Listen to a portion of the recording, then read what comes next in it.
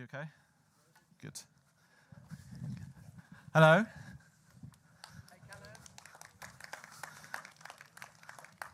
That was a bit lackluster. How are you feeling? Good. This isn't the actual start yet. I just thought I'd come and say hello very quickly and just give you some housekeeping. I'm pretty known for my directional attributes, especially in my other jobs that I have going on as well. So especially when it comes to emergency exits, which I'll point out in just a second for you. But welcome to Flight Sim Weekend 2026 for everybody here at the Aviodrome Theatre here at Lillestad, and to everybody online at home as well watching. A big, big welcome to everybody who has joined us today. So I want to just give a very brief overview of today's schedule. I'm sure many of you are looking forward to Microsoft coming online in just a few moments now to talk about Microsoft Flight Simulator 2024. We're really, really excited that they have chosen to come here this year. This is the first time Microsoft have come to Lillestad, and they've got some really cool stuff to show us shortly. Then we have WinCTRL. Then we have Bluebird Simulations to talk about their 757, which is going to be fun. Plus, if you're in the room, we have some games to do as well where you can win a copy of the 757, which should be pretty fun. Followed by Navigraph at 12 p.m. Then FeelThere, OnAir, Meridian GMT comes after lunch. And then we've got some other cool prize giveaways as well. And then we conclude today with Aerosoft with ToLiss to talk about their A340-600. And then finally, we end the day with Moza. So a really jam-packed day full of product reveals, announcements, trailers, and much more. But what we do want to do this year, which we've never done before, is do some incredible prize giveaways. And I'm not just talking about the occasional digital voucher or an aircraft, for example. I'm talking about PlayStation 5s. Ooh. Xboxes. We've also got some Honeycomb hardware, Rousefire hardware. We've got Cockpit Masters hardware. We have some really cool prizes to give away. And all of that can be done today for everybody who is in attendance at the Aviodrome Theatre, plus everybody who's watching online as well. So if you haven't done so already, you can scan the QR code behind me, and it will take you to our competition page. Once you're there, you'll be able to then follow or like any of our social accounts, which is dead easy. But for every time you come to a seminar, we are going to give you an unlock code. That unlock code, very similar to test one behind me, will appear on screen before every major presentation. So you'll be able to unlock additional points in order to win those prizes as well. So the more times you come and watch a seminar, you get an amazing talk, you get to see the latest products revealed, plus you can increase your chances of winning an incredible prize. Callum, sorry. Just a heads up, the signal in here is terrible in the theater. Ah, well. So you can scan the code, but it's still loading. Just so you know. Thank you very much. So the Wi-Fi and the data is not great in here. We can try and figure something out for you guys. Just too many people. Worst problems to have, but thank you for the heads up. So, as I said, some really cool prizes to give away. If you can't scan it in here right now, feel free to connect to the Wi-Fi or when you go outside later on. The QR code does have a short link as well, and it's also going to be on some flyers we're going to distribute as well. So do keep your eyes peeled for that. And the competition doesn't end until tonight anyway, so you have plenty of time just in case. So, Microsoft. Woo! So they're going to be on stage in just a few minutes' time, but we just wanted to test out this QR code thing. I know we just said about the issue in the room, but you can watch this back at any time, and we will also publish a list of all the codes as well later on for anyone who didn't get the opportunity to. But this code, if you want to jot it down in your notes or take a picture of it, is MSTF1. So Mike, Sierra, Tango, Fox 1. So all you need to do on that link is then put in the QR code and then put in that code as well. So, who's ready for Microsoft? Well, they're going to be here in just a few minutes' time, but before we do, we have some special trailers that I would like to play from you as well. So, X-Crafts. If you haven't heard of them, they are a developer who have made the E-Jets on X-Plane. They have a trailer they want to share with you today.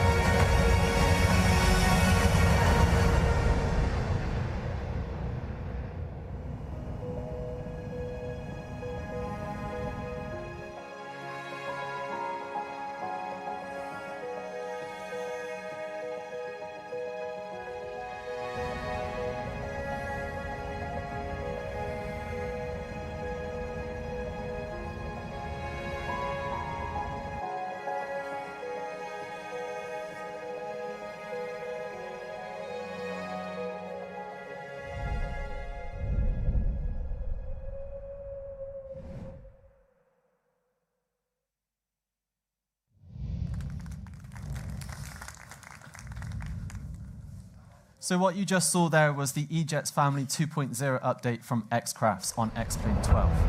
Here is a trailer from TFDI about their MD-11. With the new MD-11, McDonnell Douglas once again sets a standard for commercial transport excellence and technological innovation.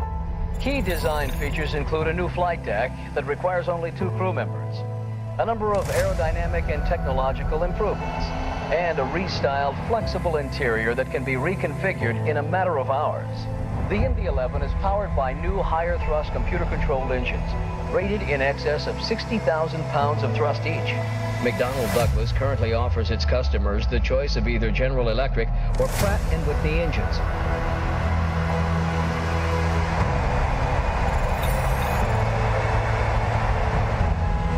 Today, we'll look at these and other features that make the MD-11 the most advanced and automated commercial aircraft in the world. The MD-11 design heralds the era of the pilot once more being able to concentrate on flying the aircraft, while the automation ensures the most serviceable systems possible are available. Stabilizer motion. Lufthansa Cargo 8262, ready to come in. Zuschauer, ich möchte Sie recht herzlich willkommen heißen auf unserer Frachtmaschine der Lufthansa Cargo, eine McDonnell Douglas MD-11. Können wir externe Power abziehen? Ja, bitte. Externe Power geht weg. Ready for pushback, park brake is released. Engine number 3, start. Lufthansa Cargo 8274 requesting taxi. 8274, taxi 1 here, 61 BTC. Lufthansa Cargo 8274 clear for takeoff, runway 36. Okay, take off, you have control. I have control.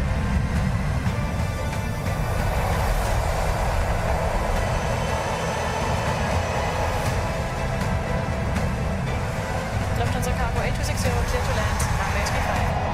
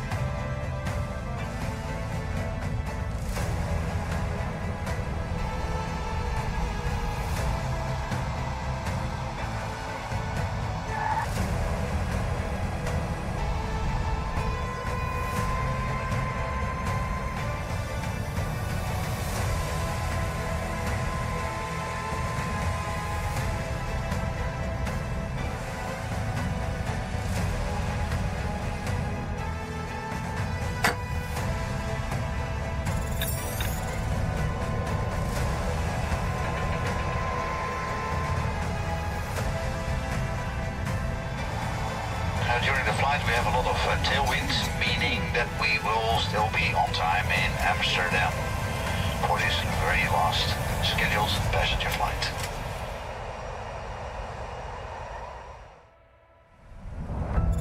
We thank you very much for joining us on this flight. Wij danken u heel hartelijk dat u bij ons op deze vlucht aan boord heeft willen zijn. Dank u wel.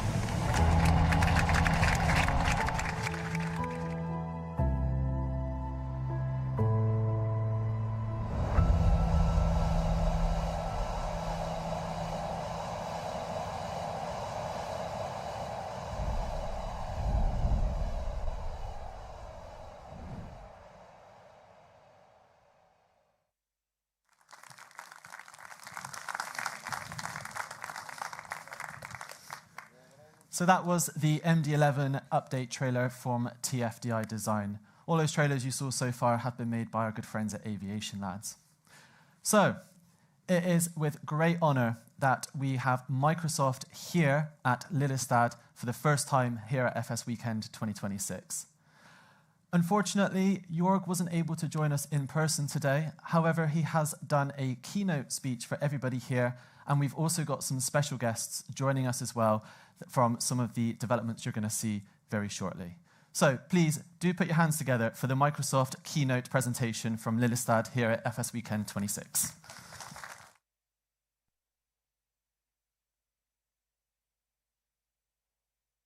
Hey everyone, my name is Jörg Neumann. I am the head of Microsoft Flight Simulator. And first of all, I really wish I could be there with y'all today in Lillestad. I have been so looking forward to finally attending one of the famous FS weekends. We even got ourselves orange t-shirts for the occasion. But unfortunately, my mom is going through a severe health emergency, and I'm currently in Germany taking care of my parents. And I really hope you understand and maybe share that. Like, for me, family is critically important and comes first. But we do have a great show. We have lots of things to announce. We have new trailers, and we even have a live demo. And to kick things off, when we come to a show like the FS Weekend here in Holland, like we did when we went to FS Expo in Houston or later in Las Vegas, we like to celebrate the region where the show happens. And in this case, we made a city update trailer. And I'm very proud to announce City Update 14, the Netherlands and Belgium. Here's a trailer. Enjoy.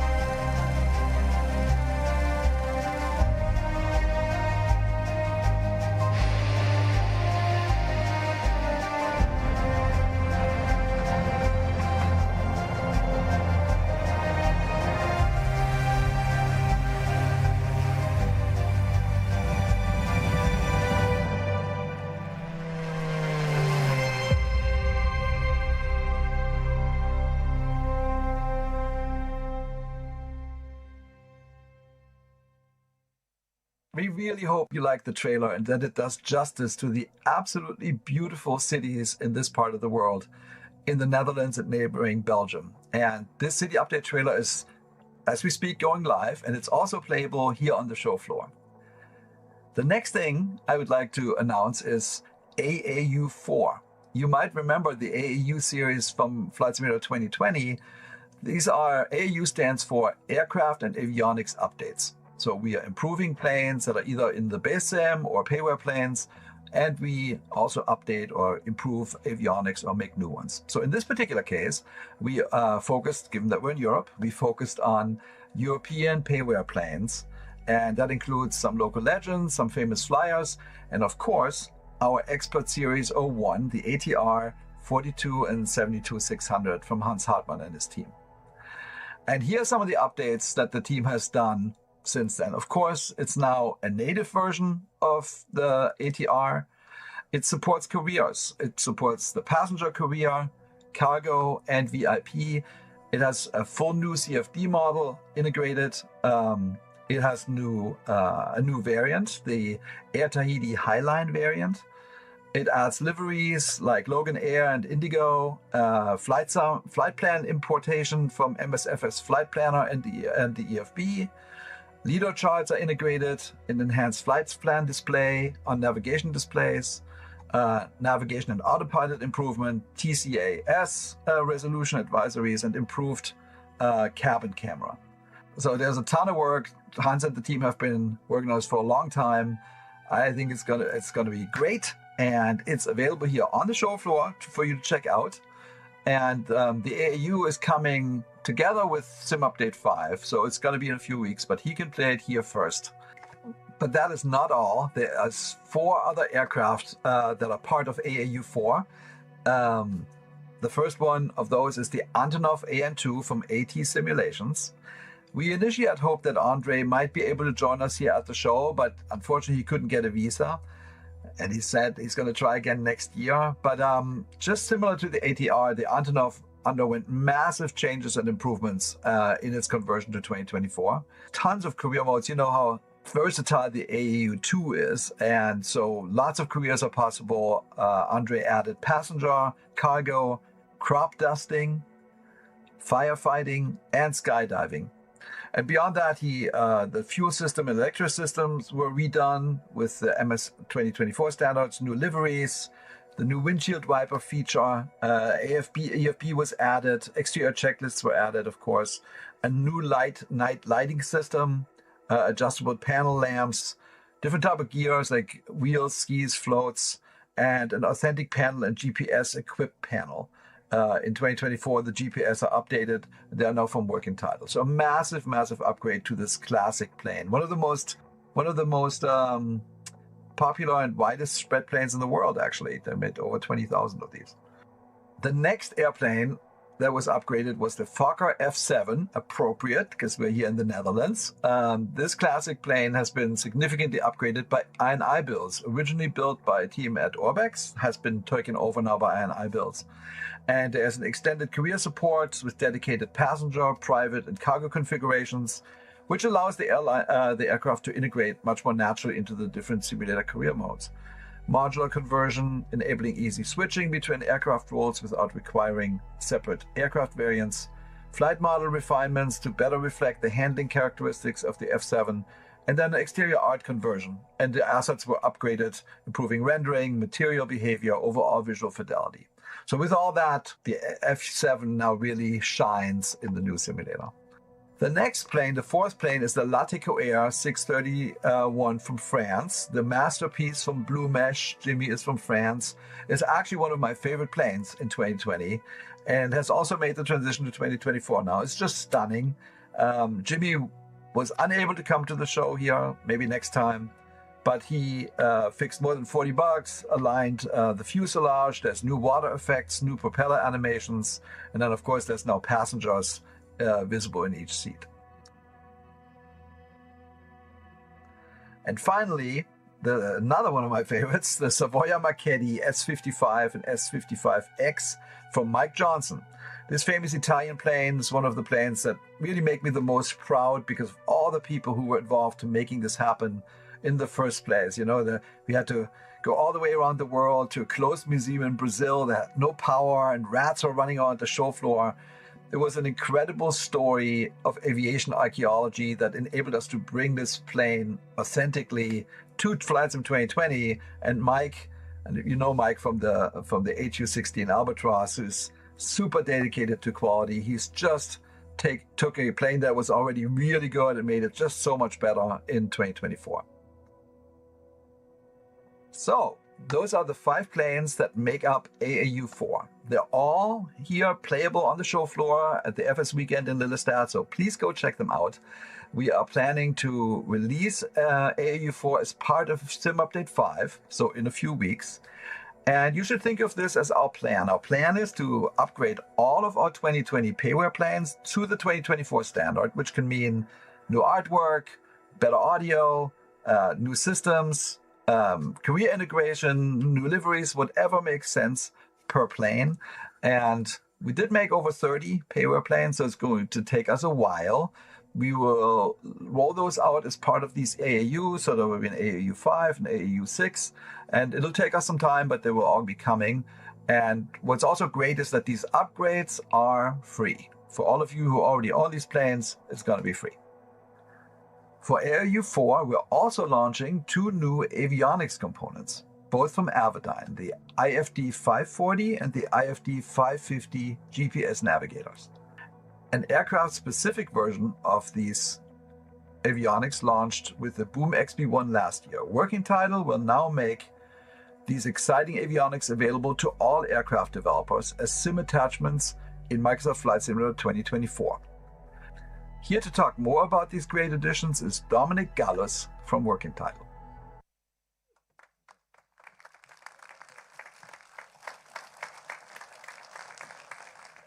So, hi, thank you. So I'm here to talk to you real quick about the Avidyne IFD we're doing for Sim Update 5.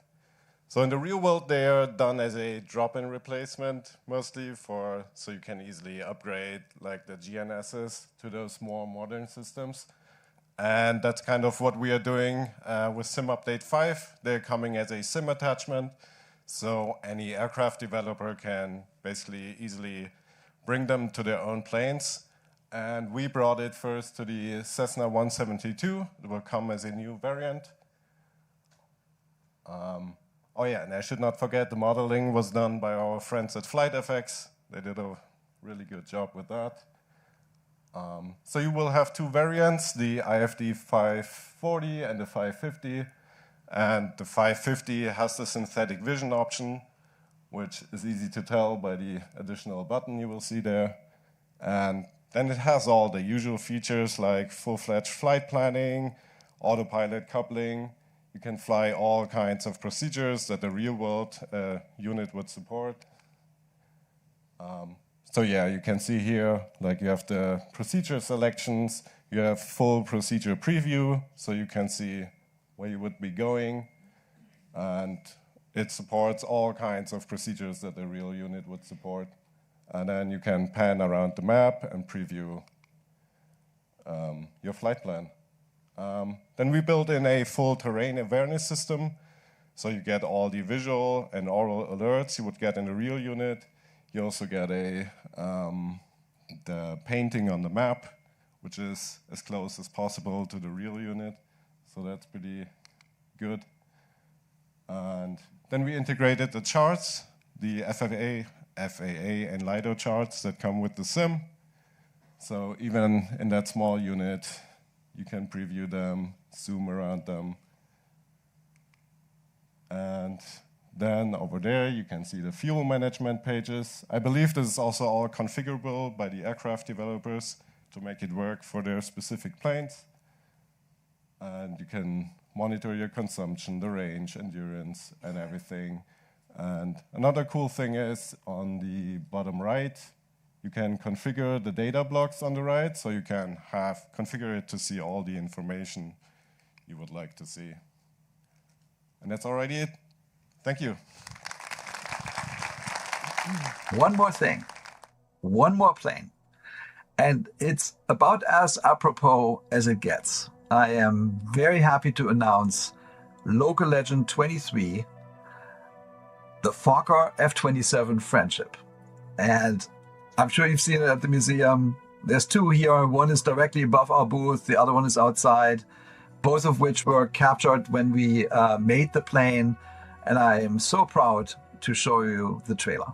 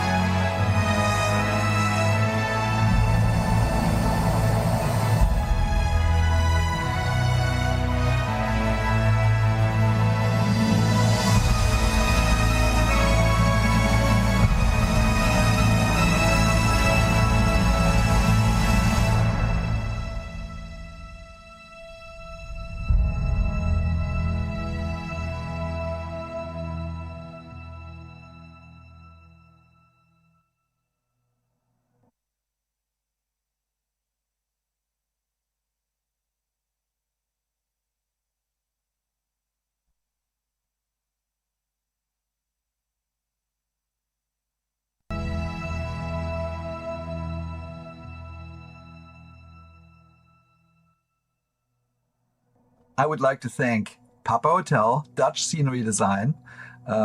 Roland allowed us to use his excellent rendition of Lelystad Airport to introduce the F-27 in the trailer.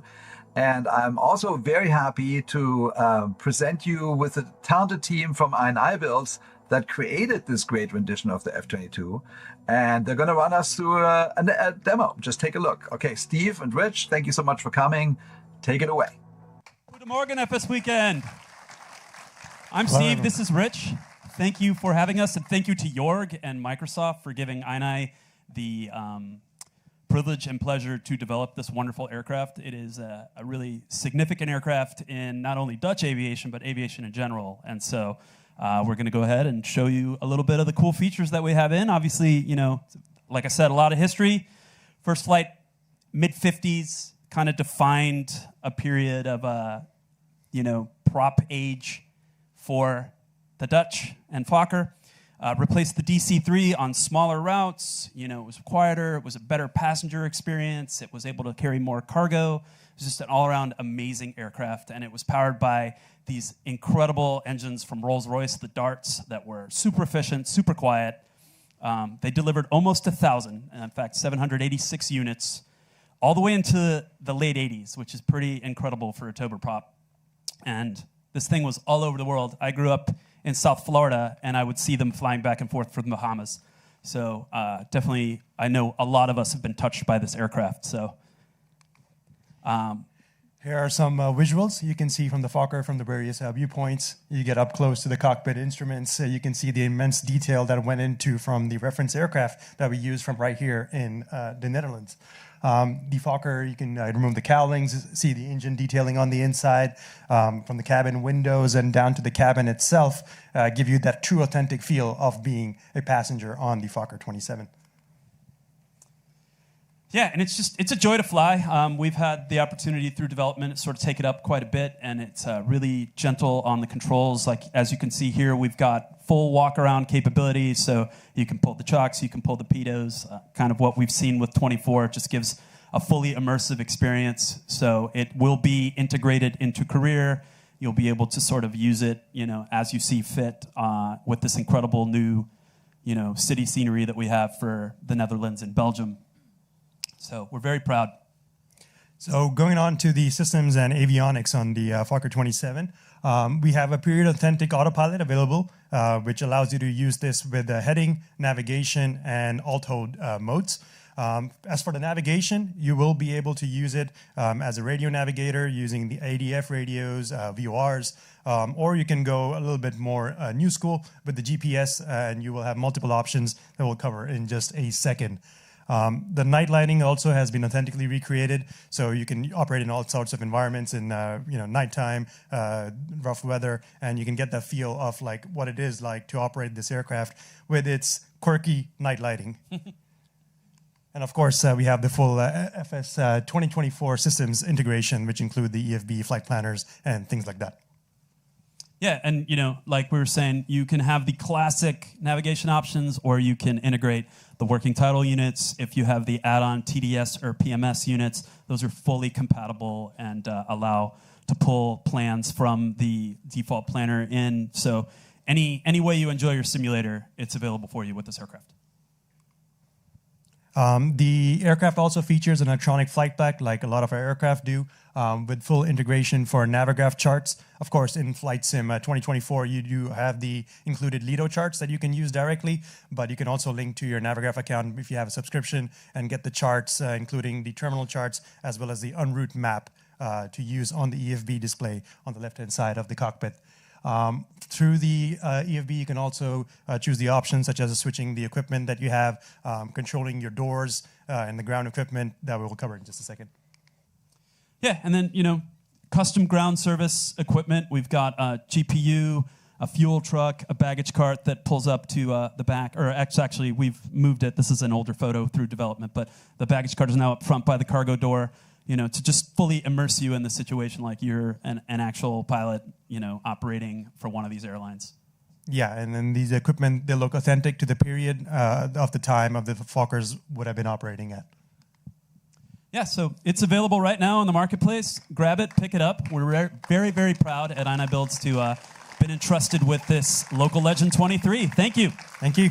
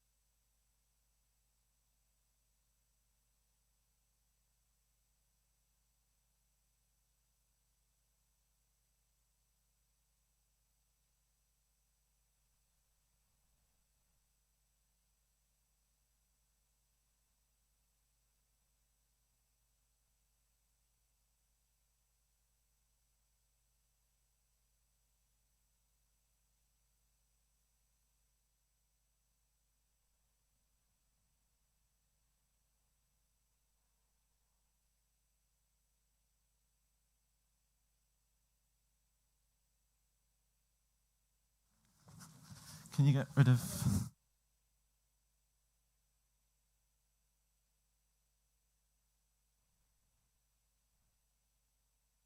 Hello, everyone. I'm so sorry. Technical difficulties.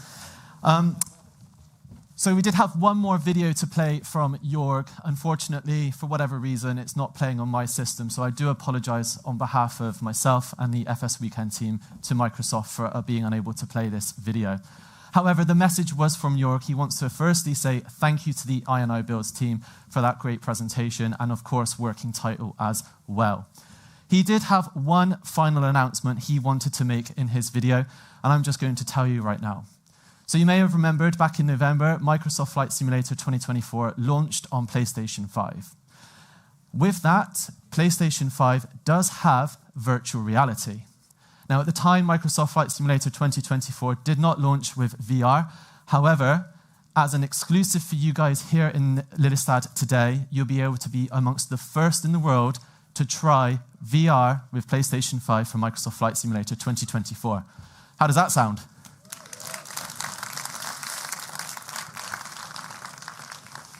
So once again, thank you so much to Microsoft in order for us to be able to present that. They have told us that the virtual reality will come with Sim Update 5 along with AU4 as well, and that's going to be launching later this spring. So please, once again, put your hands together for the Microsoft team who have done an amazing job at supporting us. And once again, apologies from myself for the technical issue there.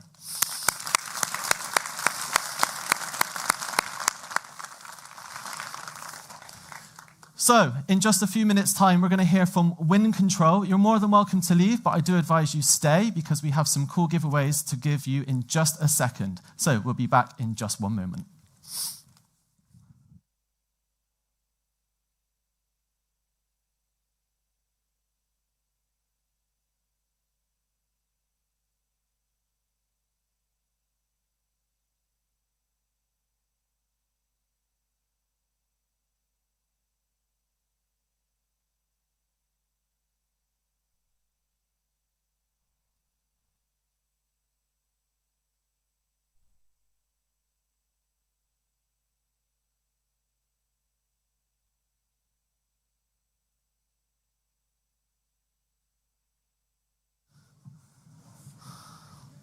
So, that's it.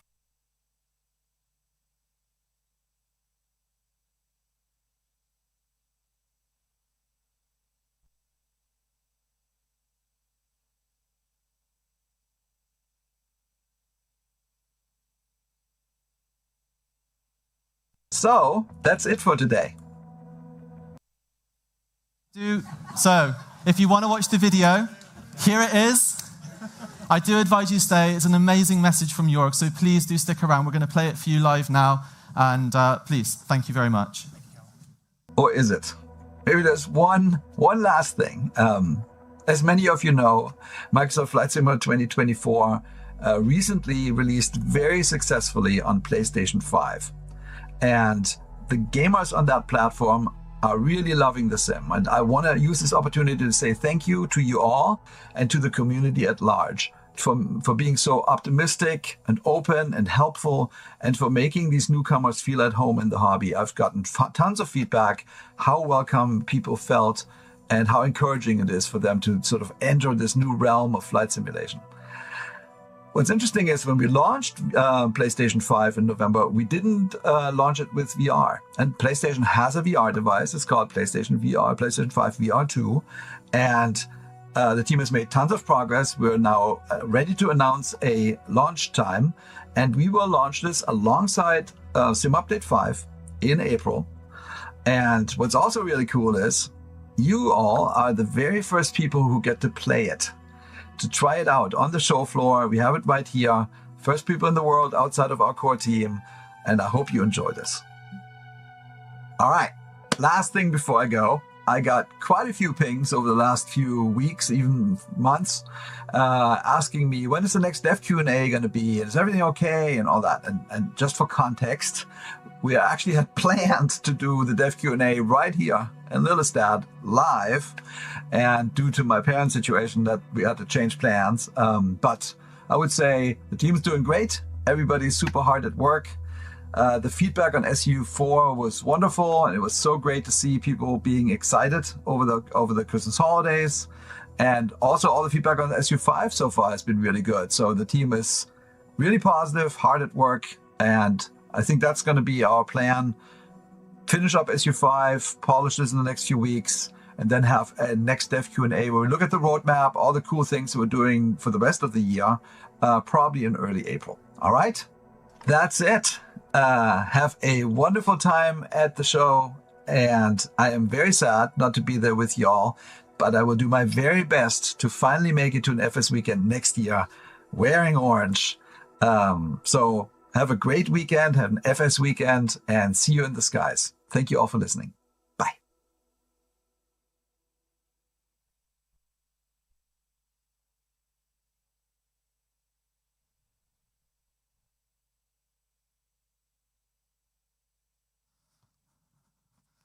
Hello again. Whew. Whew. Nothing like a bit of live drama, eh? Well, thank you very much for sticking around. Apologies again to Microsoft, and thank you again to Jörg for putting together such a wonderful message on behalf of the entire team here at Lillestad as well. So thank you for those of you who are stuck around. For those of you watching online as well, thank you for tuning in. We really do appreciate it. The online support wouldn't be possible without our support and sponsor from Honeycomb Aeronautical. So thank you very much to Honeycomb for sponsoring the online segment today. Now, I promised giveaways. So we have the raffle, but we also have some giveaways right now live in the room. With thanks to Just Flight and a couple of other sponsors as well, on some of your chairs, you may have seen an orange envelope when you sat down. Did anyone have an orange envelope on their seat when they sat down? If you have, please hold it high in the sky for me. Did any of you wonder what they were for? That's it, yep. So inside of there is a free prize. Simple as that. So congratulations to our orange envelope winners.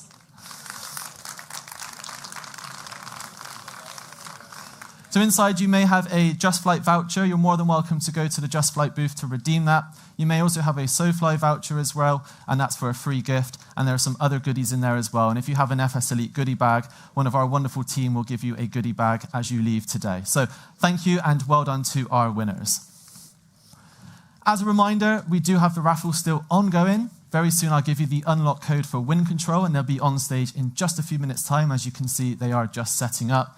As a reminder, or if this is your first time coming into the theatre today, all you need to do, scan the QR code when you get decent Wi-Fi or data, and then input the code I will give you shortly as well in order to unlock additional points to win some incredible prizes such as a PlayStation 5, an Xbox, a Rousefire equipment, Cockpit Master stuff, and also some Honeycomb hardware too. So plenty of stuff happening. Now, I do have to say, as an avid user of Flight Sim, I tend to fly a lot of complex airplanes, and sometimes having too many buttons can be a bit cumbersome, and this is where Flight Panels comes in. They've done an amazing job at helping support the show throughout, so I just wanted to spend a few minutes talking about exactly what they do. So they make Stream Deck profiles. You may have seen them online already, but they take the Elgato Stream Deck. You can add an aircraft profile, and then you'll be able to instantly access hundreds of different controls, all from your Stream Deck. It's dead simple. They were established back in 2022. They have sold over 13,000 customers, and they've made over 20 products in the last couple of years. They continue to grow and to continue to expand, and are doing an amazing job at keeping simmers engaged through frequent updates and making sure that their profiles remain current with all of the changes we get from things like Phoenix, PMDG, and so forth. Now, the reason that they've decided to make these products is because they found that the freeware stuff eventually got abandoned. When Stream Decks got updated or the aircraft got updated, they could no longer be compatible. So that's where flight panels come in. They really wanted to make sure that they continuously update to support all simmers as well. They also have a companion app, meaning you can keep everything all together, which I think is a really cool idea. I use it frequently at home. I have way too much stuff otherwise on my desk, so just having that access is super easy. They did want me to just mention a couple of cool updates that they've got coming. First of all, they've got a brand new companion app coming in April. This app will allow you to manage all of your flight panels installations, look at your accounts, and do frequent updates. Very easy. If you're a customer already of flight panels, this will be a real game changer in order to make sure all of your stuff stays in sync. But their big announcement is the fact that they're coming to X-Plane 12. They have been extremely focused on Microsoft Flight Simulator for the past few years, but they're now expanding to thousands of different simmers who want to experience flight panels with X-Plane 12. That is coming later this month, starting with the Cessna aircraft, and also coming to the Zibo 737-800 mod as well, which is really cool. And finally, for MSFS users, they are developing a brand new Generation 2 of their PMDG 737 pack. So again, you'll be able to instantly access over 500 different controls, all from your Stream Deck, over 29 different pages as well. Now, if all of that sounds really enticing to you, then great, because we also have a Stream Deck to give away, and that is part of the grand raffle, which we'll be giving away later on today. So if you haven't done so already, we're going to hand out some leaflets very soon, and you'll be able to scan that QR code and input the codes in order to enter the raffle.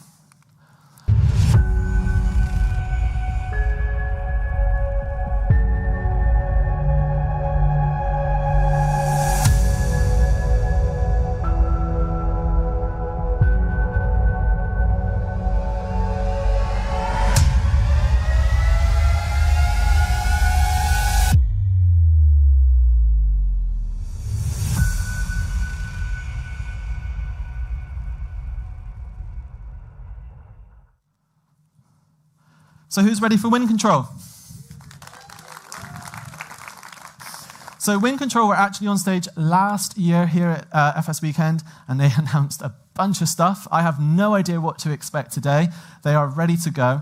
But before we do get them on stage, I want to give you the unlock code. So if you are part of our raffle, whether you're doing it in person here today or online, either scan the QR code now. If you don't get signal or anything, I advise taking a picture of this slide right now. And when you do get data, you can just put in Whiskey 1 Tango Charlie Tango, and that will give you another 5 additional points for our raffle, where you could win some of those incredible prizes. They are just going to be here in 1 minute's time. I've got a couple of quick trailers to play for you, and then Wind Control will take to the stage.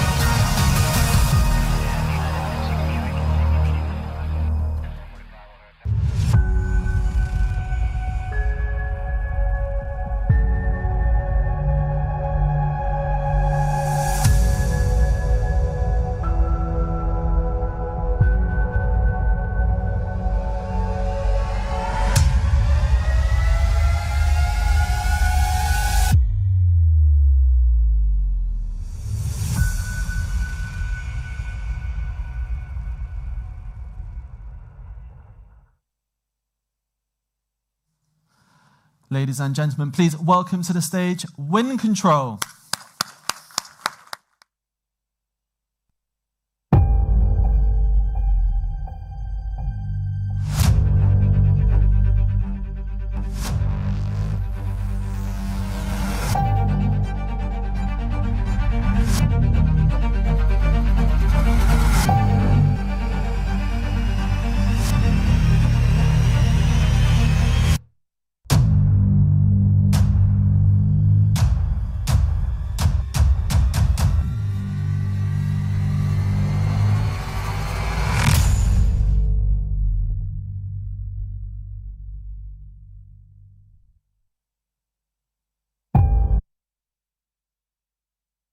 All right, hello everyone. How are you guys doing? Hello.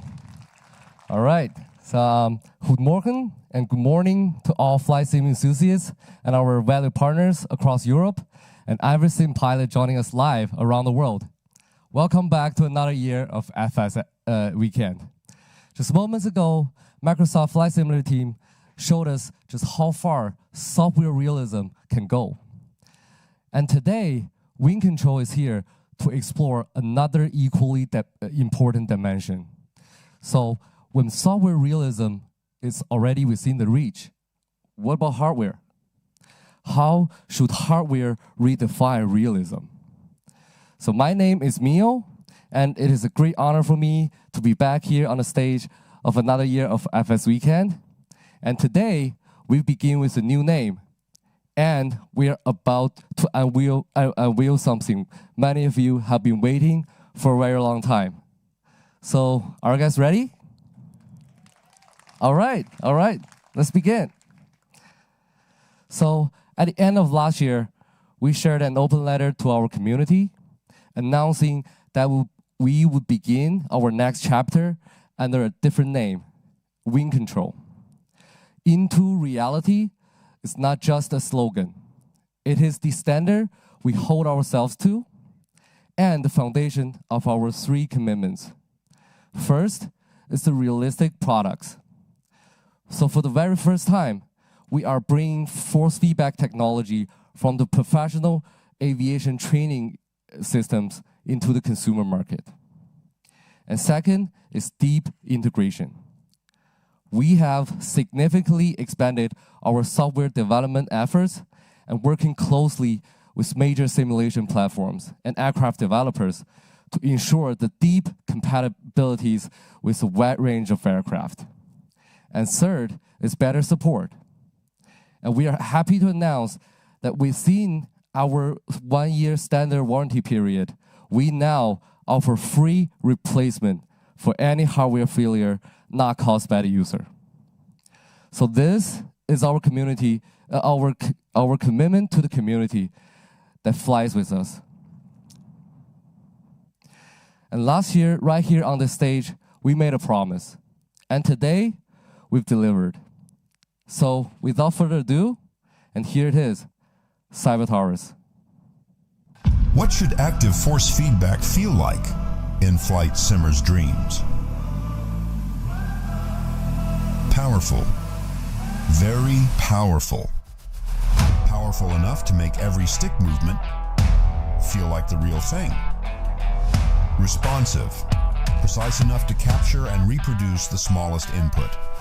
Intelligent. Delivering seamless synchronization. Zero interference. True realism. And of course, and control. Real-time linkage for real dual cockpits.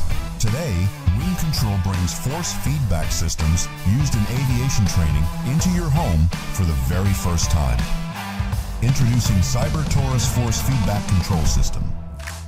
Cybertaurus series delivers an extraordinary performance envelope, reproducing the control forces and physical motion of real aircraft across a wide range of flight simulation modules. Now, from your home, you can truly become a rotary wing pilot, a propeller pilot, a second or third generation fighter pilot. Flight simulation is no longer limited to avionics and software. Now it's physical.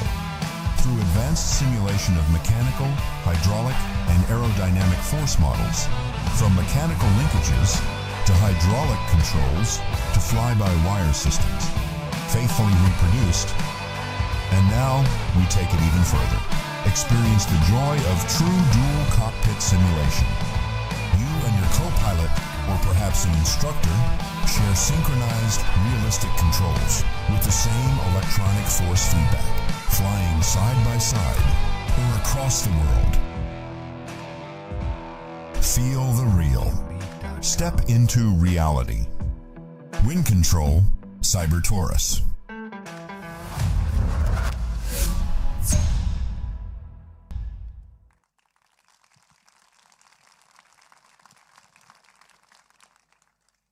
Thank you guys.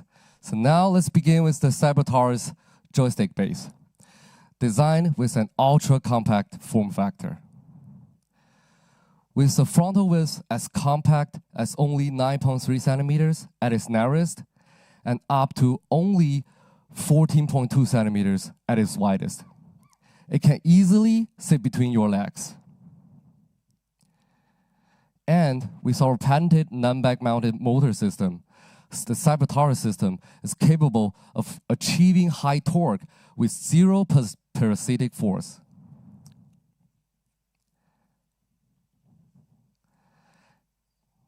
And it features a four-way low-balance core mechanism, precise, stable control in every direction, and perfectly balanced load across all axes, and with zero mechanical play. The Cyber Taurus joystick base introduces a new language of flight control. For pilots with different preferences, we offer two options: the EB belt-driven version and the ED direct drive version. One is built for power, and the other is built for precision. The EB23 belt-driven version, and after a year of intensive testing and tuning, it can deliver up to 30 Newton meters of torque in peak axis output, and 23 Newton meters of torque across all other axes, providing enough force to cover the full envelope of classic aircraft control field. And the EB64 belt-driven version is our high-torque brute force edition, refined through the same rigorous testing process, reaching up to 80 Newton meters of torque in peak axis output, and 60 plus Newton meters of torque across other axes. It is designed to push the limits and faithfully reproduce all the control force range from mechanical, hydraulic, to fly-by-wire aircraft. And the ED16 direct drive version is the world's first direct drive force feedback joystick base for flight simulation. It featuring fully rigid mechanical connection, milliseconds response, and zero latency. So one is focused on the raw force, and the other is on absolute precision. Traditional mechanical smoothness brought to life by dynamic force feedback. And the price of our Cyber Taurus joystick-based lineup stays the same as we originally announced, and this is the price. And next, let's take a look at our Cyber Taurus rudder pedals. The Cyber Taurus rudder pedals featuring electronic spring and dampering. It can deliver synchronized control, and with vertical stabilizer aerodynamic feedback and realistic rudder trim movements. And this is the price reviewed last year for EB140. With 140 Newton of force, it delivers the level of precision most pilots need for everyday flying. And now, after the same year-long testing and tuning as our joystick bases, it is upgraded to EB195. And yes, it is with 195 Newton of force, and at the same price. And the next one is our EB400, our 400 Newton rudder pedal, something the industry has never seen before. And now, we're happy to announce that it is now EB 590, delivering a maximum force of 590 newtons of force. So if you are looking for the uncompromising realism, this is built for you. And I know all of you are wondering, this looks good, but when can I get one, right? So I'm happy to announce that the pre-order of the Cyber Tower series starts in 2 weeks, and with shipping starts at the end of April.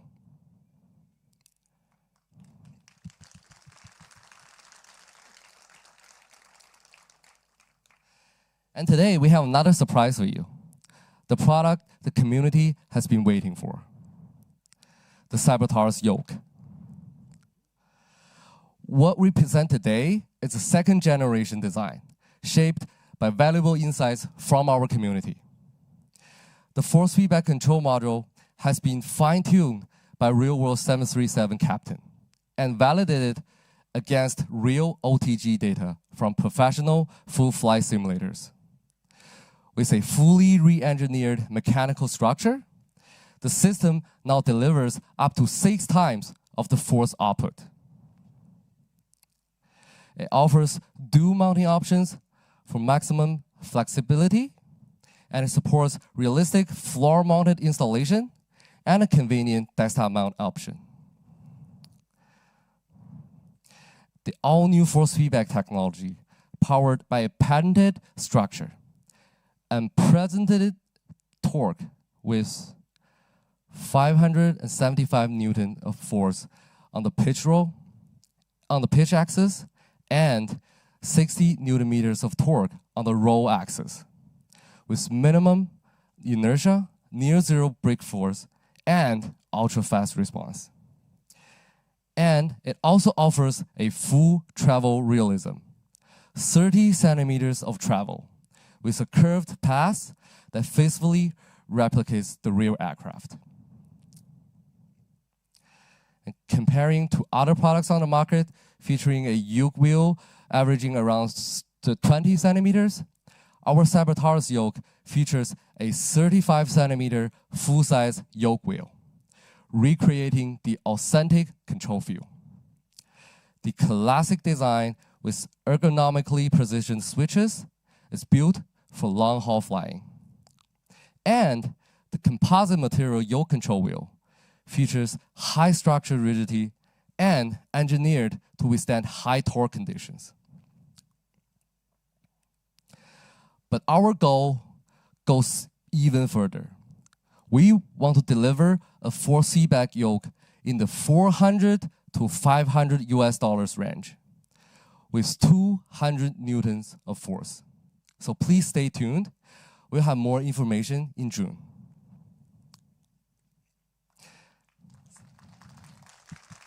Thank you. And at FSWeekend 2026, WinCTRL and PMDG are showing the Cyber Tower's yoke together. And we invite you to experience the realistic dual cockpit yoke connection at both of our booths. So make sure you guys go and check out. So the next one is a welcome surprise. A powerful hardware needs an intelligent brain behind it. So let me quickly share some exciting updates coming to you very soon. The WinCTRL SIMAP Pro 2. Completely rebuilt from the ground up with optimized user experience. And this is the all-new SIMAP Pro 2 user interface. We will review more details upon the launch of Cyber Towers. And over the past year, we worked closely with aircraft developers on more than 7,000 integration refinements. We aim to continue connecting and advancing the standardization of software and hardware interfaces, enabling every aircraft and every piece of hardware can be truly plug and fly on our platform. We warmly invite every developer here at FS Weekend to visit our booth, talk with us in person, and explore the future we can shape together. Today, more and more sim pilots are choosing to join us. Over the past 2 years, together with the community, we have taken it step by step, from the FCU, EFIS, and MCDU to the PAP series, and now the full center pedestal, turning the home cockpit many of you dreamed about from concept to reality. And today, this ecosystem becomes even more complete. Before we show you some exciting new products, let's take a look at our previously announced products. And here's the latest timelines of these products.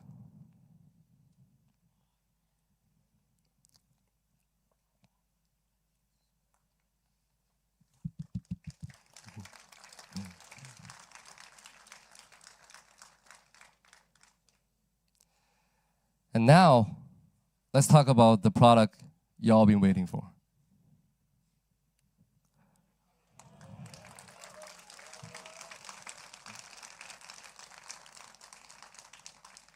Introducing the Overhead 32 SOP. Not every overhead panel can truly match the operation standards defined by real-world SOPs. The Overhead 32 SOP faithfully recreates every switch, every knob, and every indicator that found in its real-life counterpart, transforming your cockpit experience from merely close to truly identical. And our goal is simple. Every sim pilot should be able to afford an Overhead 32 SOP. And here's the price.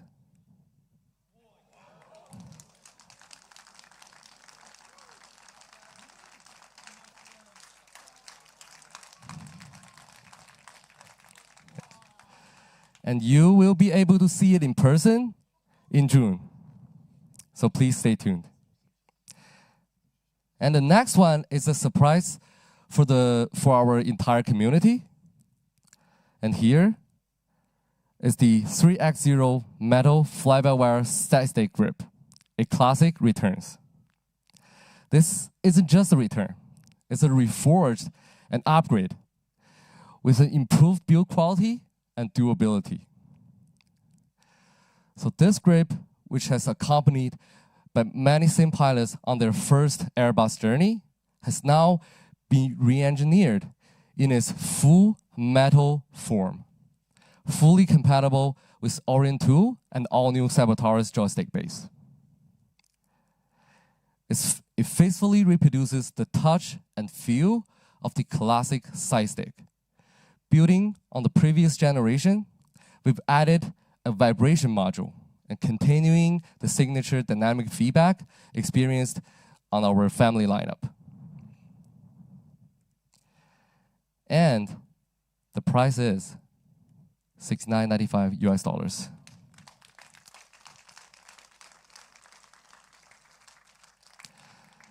The 3x0 metal fly-by-wire joystick grip will be available later this year. Next is our desk mount expansion system.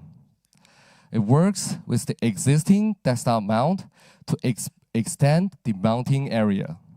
It supports MCDU, RMP, and all the other panels, enabling a more complete pedestal setup or customizable expansion to suit your needs. One package comes with 4 mounts, and the price is $29.77 US.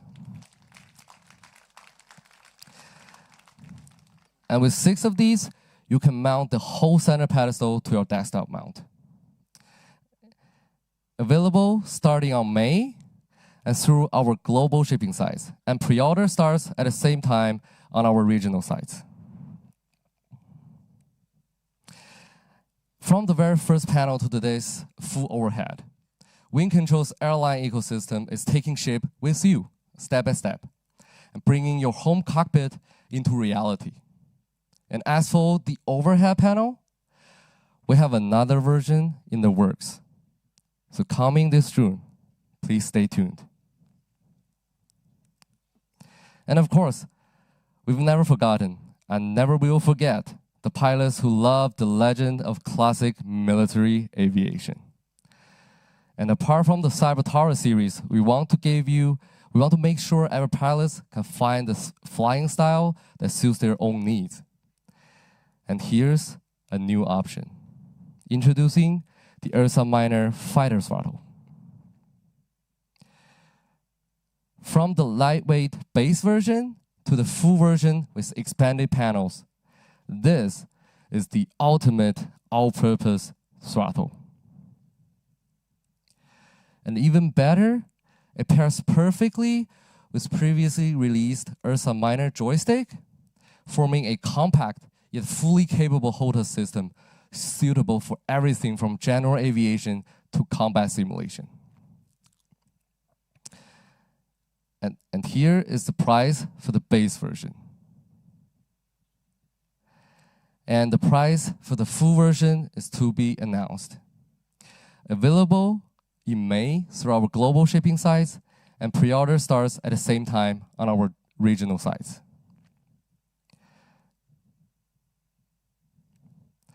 And the next one is an upgraded version of a classic. Introducing the Viper Ace Throttle Grip 2, purposely built for the Orion 2 base to deliver a more immersive control experience. Built for Viper pilots, dedicated to realism and faithfully recreating the authentic control feel of the real aircraft.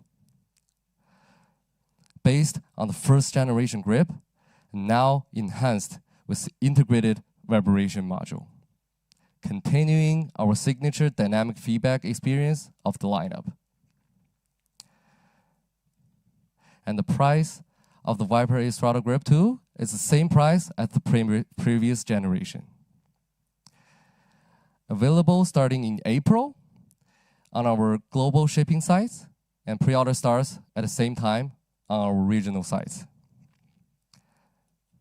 And the next one is also an upgraded version of one of our classic products, the MIP UFC Panel 2, the upgraded version of the core cockpit panel. Silicon buttons have been upgraded to hard keys, delivering a crispier and tactile feedback and improved simulation experience.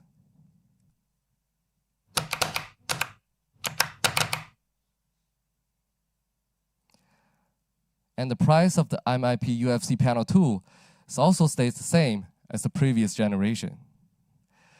Available starting in May through our global shipping sites, and pre-order starts at the same time on regional sites. And today, we continue our close collaboration with our longtime friends at Eagle Dynamics, creators of DCS, a global leader in combat flight simulation. During FSWeekend 2026, we will debut two Cold War classics, the F-100C Super Sabre and the MiG-17 Fresco. These iconic aircrafts represent a pivotal era in aviation, the transition from transonic to supersonic flight. And at the WinCTRL Combat Sim cockpit at our booth, you will have the opportunity to experience their world premiere firsthand. And that's not all. Here at the show, an even more hands-on experience awaits. First is the dual cockpit co-op experience. We have built a two-seat linked simulation cockpit for the Apache. Bring a fan and experience the unique coordination of a two-person crew, from hover control to mission operations. And next is the classic aircraft experience. The DCS classic carrier-based aircraft and the MiG-29 are ready to fly. Experience the authentic control forces with true-to-life side-stick feedback. Last but not least is the legendary aircraft experience. Step into the cockpit of a P-51 and immerse yourself into a timeless cross-generation flying experience. The collaborations we've announced today are only the beginning. The entire WinCTRL product lineup is built on higher standard hardware platform and unlocking new possibilities for the flight simulation experience. And today, we extended a sincere invitation to all aircraft developers around the world, whether you are focused on airliners or combat aircraft, whether you are an established commercial studio or an ambitious independent developer. So please join us. Together, on this hardware platform, we can create a level of realism for pilots around the world that has never been possible before. Our booth is now ready to welcome all of you. So for those of you who are here today or planning to come during this weekend, come and experience the linked force feedback yoke at WinCTRL and PMDG, including features like hydraulic failure simulation, and experience the flawless compatibility between the Cybertaurus and DCS. And for our friends watching online, we prepare something special for you as well. Leave a comment in chat on YouTube or Bilibili with your favorite aircraft and your country. After this presentation, we will select 3 lucky winners to receive a gift from WinCTRL. The winners will be announced through our official community channels. And once again, I'm Mio. Thank you so much for your support and trust. We'll keep pushing forward and live up to your expectations. And see you at our booth and see you in our online streams. Thank you. Thank you, Will.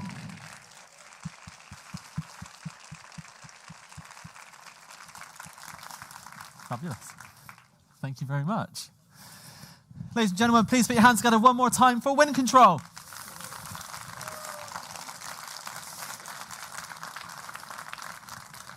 Incredible. I did not expect so many announcements from one presentation, but the audience in the room seemed to love it. The guys online also seem to love it. Some incredible products that you get to try out here at Lillestad during FS Weekend 2026. So, just as a recap of what the schedule is for the rest of today. So, very soon, we're going to be doing a competition where you can win a 757 from Bluebird Simulations, and we've got some brand new information to share with you all about that aircraft. So stay tuned for that. If you're still in the room, do stick around. Some really cool games and giveaways to happen as well. If you are leaving, please do come back for later on, because Navigraph will be on stage to unveil some incredible new products. If you didn't already watch yesterday, we had the Flight Sim Awards ceremony take place live here at Lillestad. And Navigraph won not one, but 2 different awards. So Magnus won the Lifetime Achievement Award, and then Navigraph VFR Charts won the Best Tool Award as well. So they promised us some really cool announcements, so stay tuned for that as well at 12 p.m. Followed by FeelThere, and again, we've got some giveaways and some games to play there too, which will be really fun, and we look forward to inviting some volunteers up on stage. Then we have OnAir at 12:30, and then this afternoon, following a lunch break, we'll have Meridian GMT talking all about their hardware, and then we conclude today with Aerosoft and ToLiss, and then Moza at the end. So, still plenty to come, still plenty to check out, more product reveals and announcements, and plenty of cool stuff for you to win. So, for those of you in the room, I need 5 volunteers who would like to win a free copy of the 757. Who would like to play? So those of your hands up, my team on the sides are going to take 5 of you just to the side and explain exactly what the rules are and how you're going to play. So whoever my guys on the side want to take, we need 5 people in total. You're going to play a little game on the stage, so make sure you feel comfortable with that. And if you got your hands up, my guys on the side will take you in just a sec. But for everybody else in the room, we've got a few trailers to play as we prepare them. So sit back, relax, and enjoy these short videos. What if every takeoff had a purpose? In OnAir, every flight earns and every action counts. Join thousands of pilots in a living aviation community, fully compatible with your favorite simulators. What's new in OnAir for 2026? Some features are already available, and some are coming soon, with more planned later this year. Let's start with dynamic 3D objects. From remote islands to deep wilderness, the world is yours to shape. Place dynamic 3D objects to create your very own functional airport. Every OnAir player will see your base camp directly in Sim. Now, let's move on to freelance tours. Tours are now available for freelance pilots also. Whether it's official OnAir tours or community-made adventures, just pick your destination and fly. Explore the world instantly. Let's continue with the 24-hour Freelance Pass. The 24-hour Freelance Pass is the perfect solution for casual pilots and virtual airlines. Buy in bulk, activate when you're ready, and enjoy 24 hours of unlimited flight time as a freelance pilot. We're also introducing a brand new version of the OnAir Companion application. Designed as a lightweight mobile companion to the full desktop client, it lets you keep an eye on your airline when you're away from the PC. App available on Windows, Mac OS, and Linux, plus web access through your browser. You can check on your operations, explore the world map with live MTAR weather, and handle essential tasks like launching flights or managing your dispatch. Monitor your fleet, manage your employees, and keep tabs on your FBOs. And finally, local radio. Every landing tells a story. With OnAir, arriving somewhere doesn't mean the experience stops on the runway. After your flight, the system can tune into a local radio station from the region you just landed in. Local news, regional music, the real sounds of the place you've arrived. Land in Brazil, and suddenly you're listening to Brazilian radio.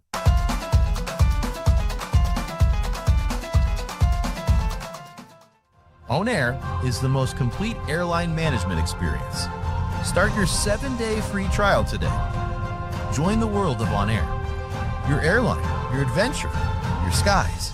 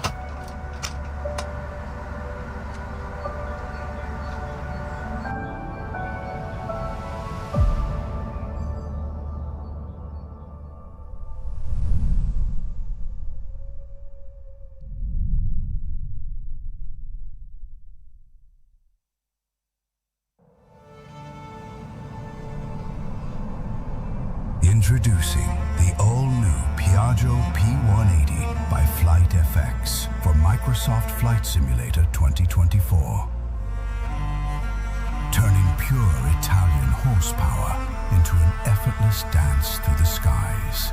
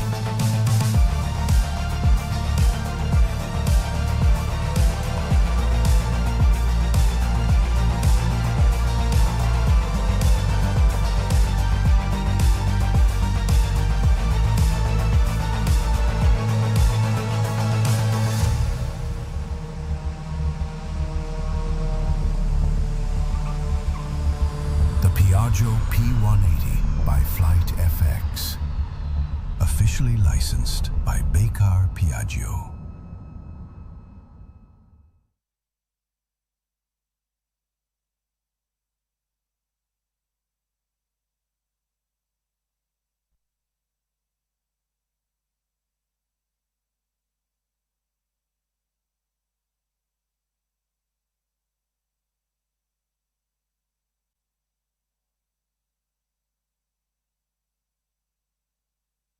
Okay, welcome back. Still feeling awake? Try again. Still feeling awake? I like your energy. How would you like to win something? Yeah?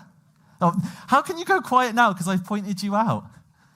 Your energy was great. Here, I got a gift for you. Ugh. Here is an FSElite goodie bag just for you. Oh, you've already... You can gift it to a friend. There you go. Enjoy.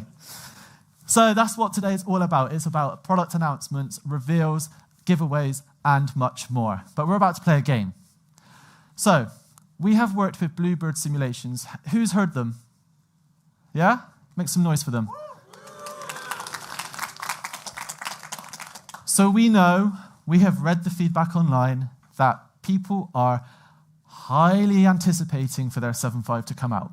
They announced it a long, long time ago, but we know it is coming this year, which has already been announced by Bluebird. They were very kind, and they gave us some more information to share with you on stage today, and for those of you watching online. Sadly, they weren't able to be here in person. They do commit to coming next year. But before we do, I want to give you the unlock code if you are playing along with our raffle.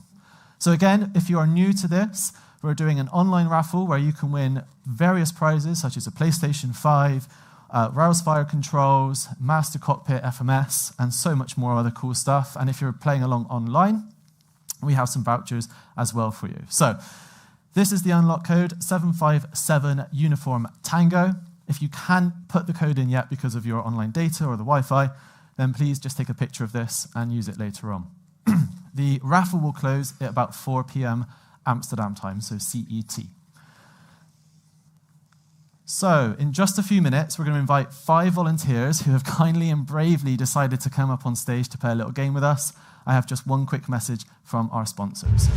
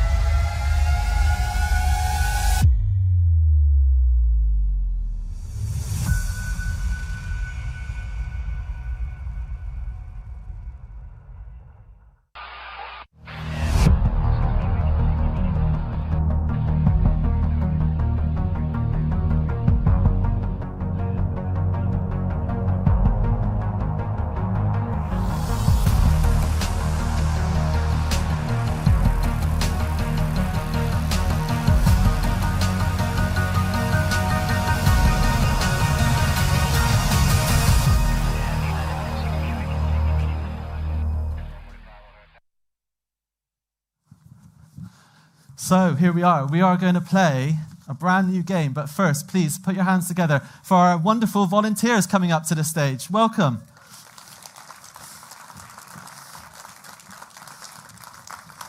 So, you've been briefed. So we have 5 very fearful-looking volunteers. So, for those of you who didn't hear the brief earlier, they're going to be doing a livery painting contest live right here on the FSElite Stage here at FSWeekend 2026. So, I'm going to use this mic. So please just tell us your name and then tell us where you come from. I'm Jonathan. I'm from the Netherlands. Excellent. Welcome, Jonathan. Thank you very much for coming. Put your hands together for Jonathan. And yourself? I'm Maurits and I'm also from the Netherlands. Please put your hands together. Hey, my name is Elon and I'm from Ukraine. Fantastic. Thank you very much. Welcome. And yourself? I'm Oscar. I'm from Cape Town, South Africa. Wow, you've traveled a long way. Welcome. And last, but by no means least. I'm Tristan. I'm from the UK. Oh, UK, yes. Excellent. So a big, big thank you to all of our volunteers for coming up on stage. So each of them have been given this 757 on an A3 sheet of paper and a bunch of crayons. So whilst you're going to be watching the brand new trailer from Bluebird Simulations and a short message as well from the developer, our 5 wonderful volunteers here are going to be using their creative muscles to come up with the best livery design. And who gets to vote on who wins? Our wonderful in-house audience. So we're going to play the trailer. You 5, are you ready? Yeah. Try again? Yeah. We're ready? Yeah? Excellent. So your crayons are in front of you. Start designing. You have 5 minutes, and we'll see who's going to do the best livery design for the upcoming 757 from Bluebird Simulations.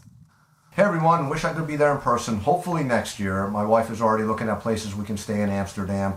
So once we figure out the dates for FS Weekend in 2027, we're going to book our trip and get everything set up and see you next year. But in the meantime, the next best thing is we're going to show you a trailer video of the 757. I want to thank Practically Geek for putting together the video. I want to thank Callum and the entire FSElite crew for organizing the prize giveaway of the 757. I want to thank all the organizers of FS Weekend. And last but not least, of course, I want to thank all of you that attend these events and help support the hobby. So thank you so much.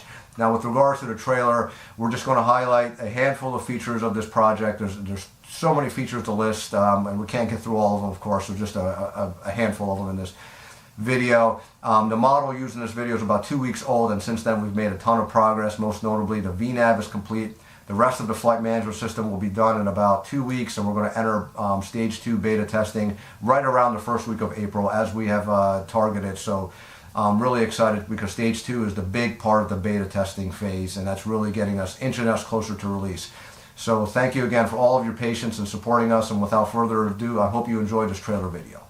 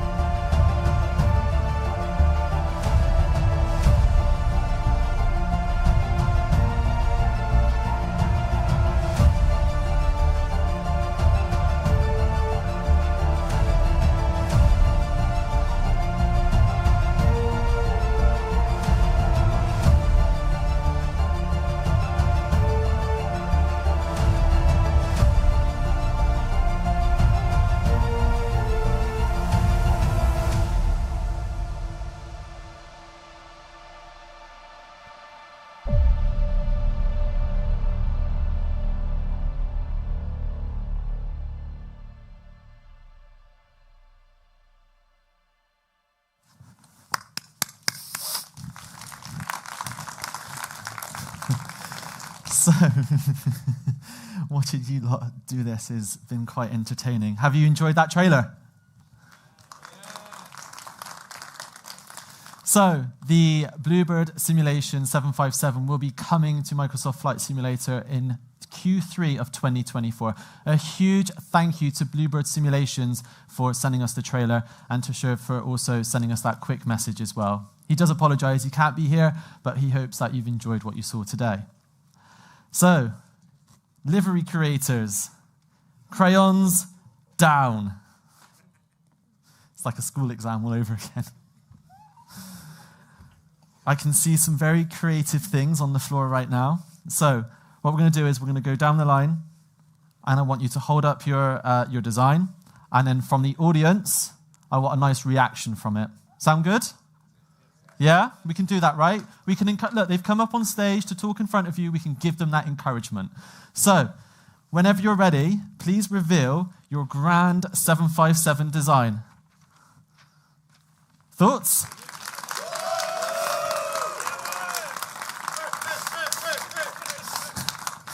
Cool, wonderful. Number 2, let's go.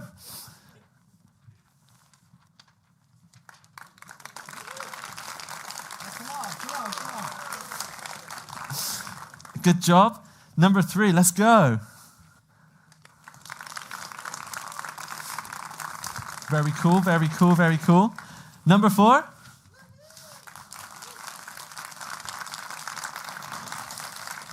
And last but not least, number 5. Oh, a bit of a woo there. Nice. So let's try again. Number 5. 4. 3, 2, and finally number 1. So how much did you pay them for that? Just a little bit. Well, I think we have a very clear winner. So congratulations to our prize victor of this incredible 757 paint. Would you like to say anything? Well, thank you all. It was fun. Excellent. Very, very Dutch response. Thank you very much. Lovely. Please head to the side, and then we'll take some details and get you all some goodies as well. So thank you very much. Please put your hands together for our wonderful volunteers, and take your liveries with you, and we'll do some cool stuff with them as well. Amazing. Thank you so very much. So in just a few minutes' time, Navigraph will be taking to the stage to talk about some upcoming exciting product reveals and announcements. We'll be sharing their unlock code in just a few minutes' time, but we're going to take a short break just to relieve ourselves, and then we'll be right back with you. So please do stay tuned, stick around, make sure you do enter our raffle in order to win some of those incredible prizes, and we'll be back with the unlock code for Navigraph very soon.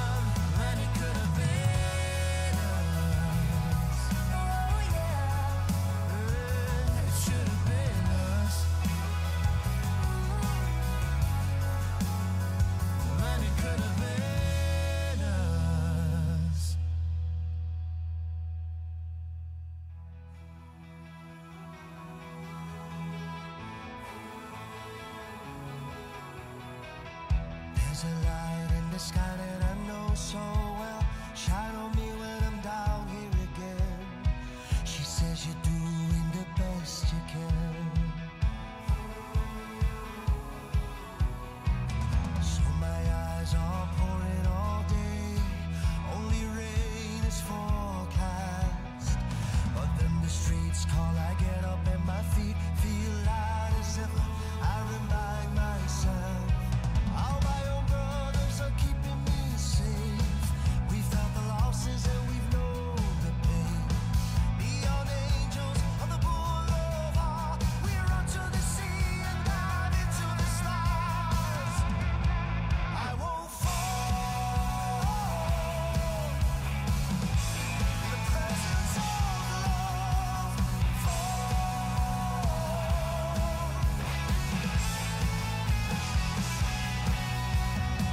I'm on the road, but the signs are gone.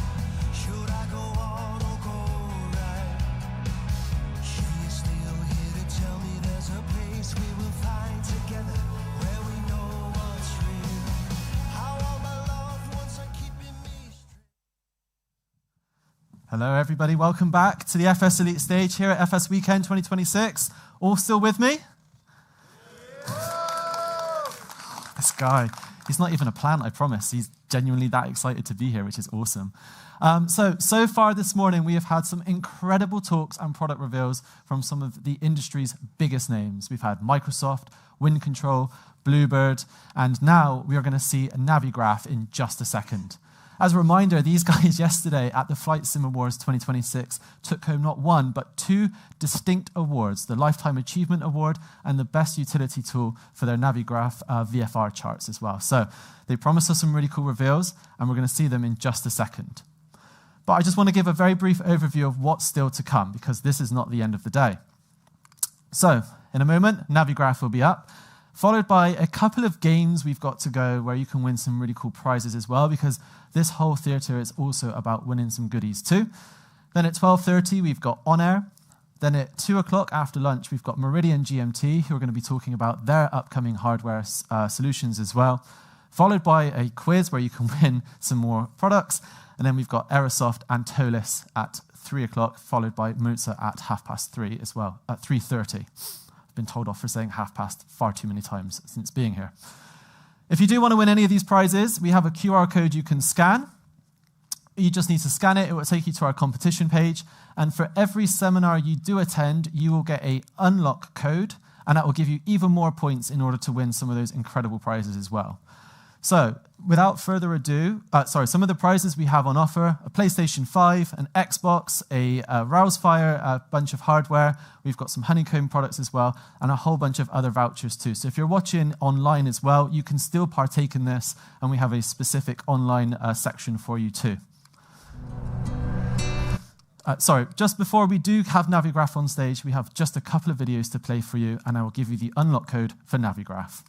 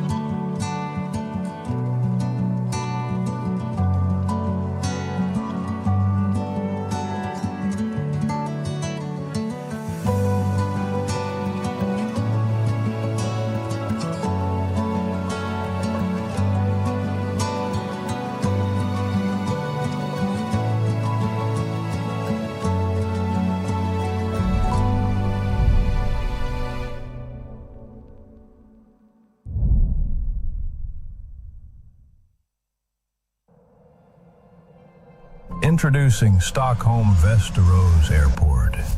Developed by MXI Design for Microsoft Flight Simulator 2024. Not only an airport, but also including a highly detailed aviation museum for you to explore a piece of the Swedish aviation history.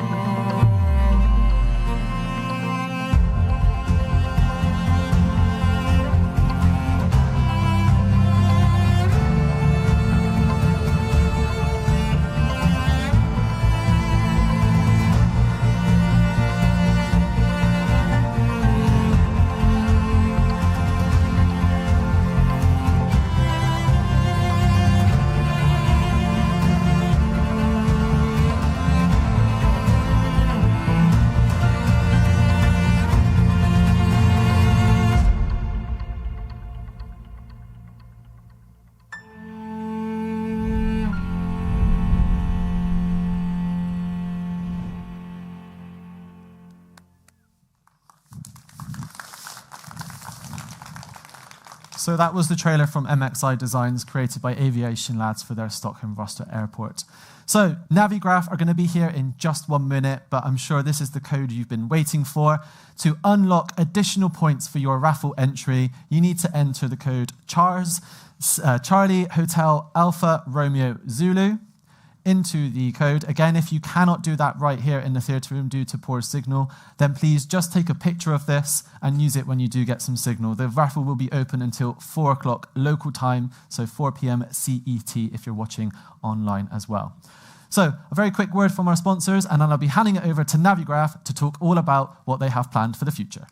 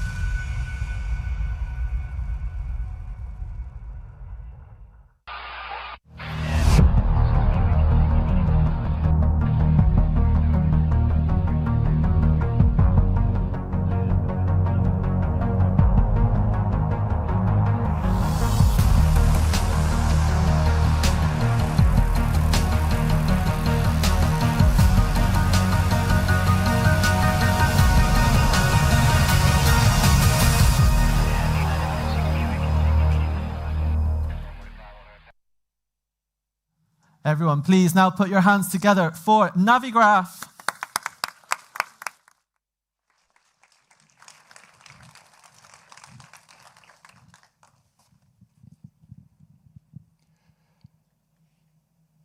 Are you guys superstitious?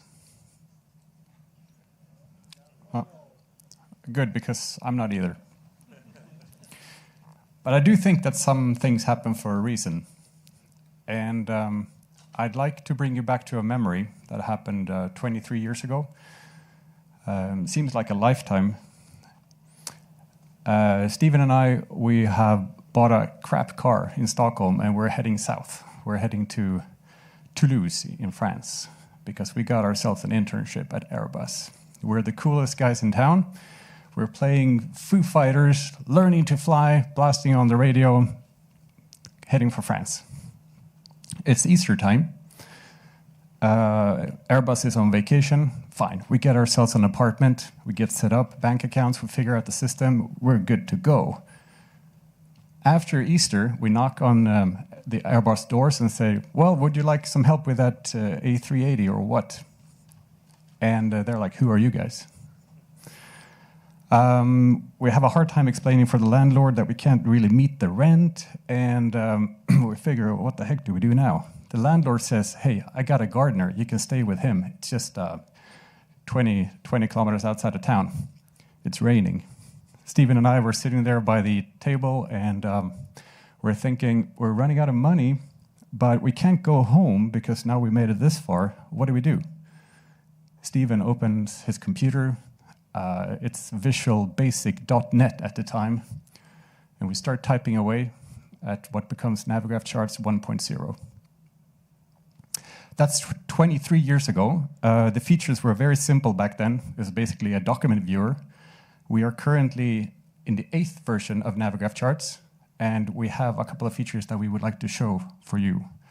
What I've learned since then is that software development is something that comes with passion, and that certain things should be done in writing. My name is Magnus. I'm the CEO of Navigraph, joined on stage Steven, CTO, and Albin, our product owner from Navigraph Charts.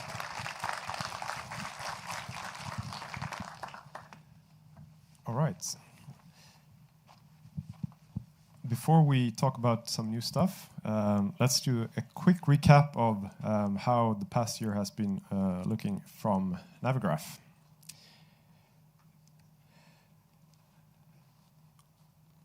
Let's talk about the weather. Weather is very important, especially in aviation.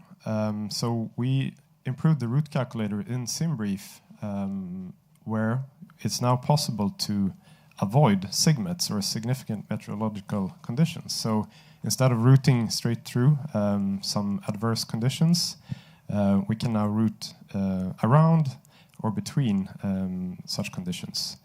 So this greatly adds realism and provides for a less bumpy ride.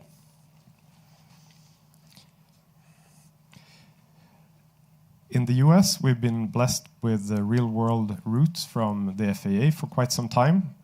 But in Europe, we haven't been as blessed until now that we released real-world routes from Eurocontrol. So now we've added a lot of realism to European route planning in SimBrief.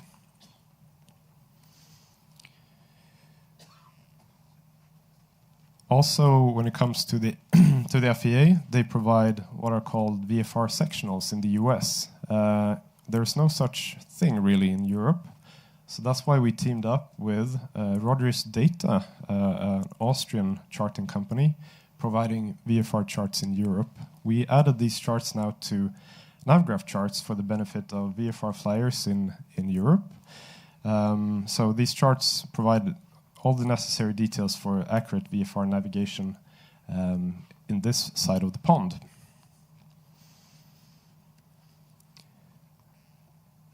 A bit more VFR focus with the Jeppesen VFR charts that we added also at the end of 2025, where approximately 2,000 airports in Europe are now covered with airport diagrams, procedures, VFR reporting points, waypoints, flight paths, everything needed for VFR navigation at small airports around Europe. And of course, these come from Jeppesen, so they're used in the real world, adding again realism into Navigraph Charts. And for those who like to fly helicopters, especially in the US, we had a release with FAA helicopter sectionals. I know some people have been waiting for those. So if you fly around the big metro areas in the US, we now have the charts available in Navigraph Charts where we show low altitude routes, obstacles, terrain, airspaces, everything needed for helicopter flying. Navigraph Academy is something we released at the end of last year. Basically a free set of courses, online training for flight training, where you can fly, you can learn, and you can test yourself, your skills. So basically we have a set of online content, we have YouTube material where you can sort of learn the theory. Then you can hop into the simulator and you can test that theory. We then have some pretty advanced algorithms that analyze what you actually did in the simulator, rate you and grade you, provide feedback on what to improve. And then there are also some tests that you can take to sort of pass an exam. And in the end, you will earn a virtual PPL. How many in here have a Navigraph Academy virtual PPL license? One. Okay, so for the rest of you, head to academy.navigraph.com and enroll.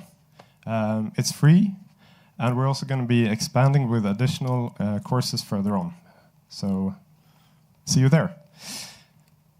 Finally, I'm going to mention Scratchpads, which we actually announced a year back at FSWeekend, where we said it's going to be released soon after. Define soon. We actually... So we just released this a couple of weeks back. We had to iron out a few kinks before we were really done with this. We needed to make sure that it works as intended on all platforms, and that's the thing with Navigraph. We try to be on as many platforms as possible. So Scratchpads are great for preparing and organizing yourself before a flight. You can note down clearances, ATIS, performance data, etc. So you have it readily available when you fly. Of course, you can use your mouse, you can use a keyboard on PC, and you can use your finger on a tablet. But we put a lot of effort into what is called smart stylus support. So if you have, for example, an Apple Pencil, try that, because it's really the equivalent of writing on paper. So that's, plus we had tons and tons of third-party integrations that are too many to mention here, but it's been a very, very busy year at Navigraph. But we're not done there, so we have some new stuff to show as well.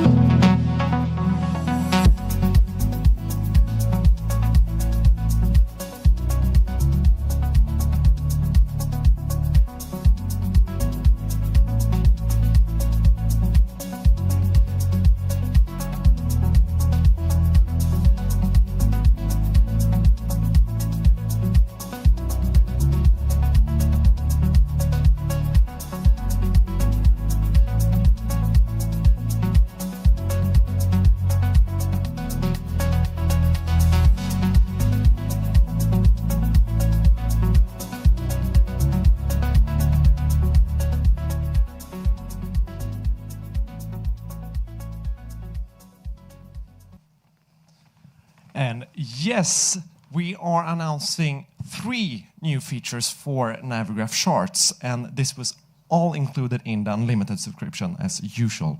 And as Magnus said, I'm Albin. I work with the Charts application, and I'm gonna try to do a live demo here. Let's keep our fingers crossed that technology and Wi-Fi is good and stable, and we'll try to do this live on an iPad. So you saw these 3 new features, and I'm gonna dig into it now, and yeah, let's do it. So let's see if this works. Yes, okay, good. Here we have an iPad. This is running these new features, and let's start off with approach feathers. So when you are on an approach, it's a very time-critical situation, right? You're preparing your aircraft for landing, looking at your charts, preparing the checklist, talking with ATC. It's a time-critical situation. And everything that can reduce that workload is typically a good thing, right? And if we zoom in here, we have a flight from Stockholm Arlanda to Amsterdam Schiphol. If we zoom in here to this approach, we now see that we have selected runway 27. We have an approach feather here. These approach feathers show you all the basic information that you need to do a secure landing. This is an ILS approach. We have a course of 265. We have the Morse identifier if you want to tune in the frequency and actually listen to the Morse code to confirm you're right. You have the frequency 111.55 and the identifier that will show up on your avionics. This is all integrated in your route, so when you select an ILS approach, localizer, or instrument-based approach, basically, this will appear automatically. But of course, you can add it for any approach that has instrument-based equipment. So you can add it for any approach. But it will automatically show up there for your selected one. If we turn this around slightly, so we see that it's front-facing. You can see that it's shadowed on the right-hand side, right? And this is the normal case for an approach feather. What this actually means is that you are front-facing the localizer, which is a good thing. And if we instead go over to another one, so let's unload this flight. Let's head over to the United States here. I prepared a flight here from JFK to Kilo Golf Foxtrot Kilo. So, if we open this flight menu again, we can see that our selected approach here is localizer. It states that it's a back course approach for runway 17 right. So let's take a closer look at this one and zoom in here. So if we turn this around, we can see that yes, it is a localizer. It states here, localizer back course approach, course 174, identifier, frequency, everything you need. But if we turn this around, we can see that it's shadowed on the left-hand side. This is to make it easy for you to quickly identify that this is a back course approach. It's shadowed on the left-hand side. And we also show it for the opposite one, which is the front-facing. And what is a back course approach? So what it is that the runway 17 right here utilizes the localizer for the opposite runway. So it doesn't have a localizer for this approach, but you still might want to be able to do an instrument-based approach. So it's utilizing the localizer for the opposite runway. So back course approach. And if we unload this flight, I'm going to show you one more example of the approach feathers. So let's move back to Europe. Let's go a little bit north up to northern Norway. We have Bodø here. And Bodø and north of Norway typically has a lot of terrain.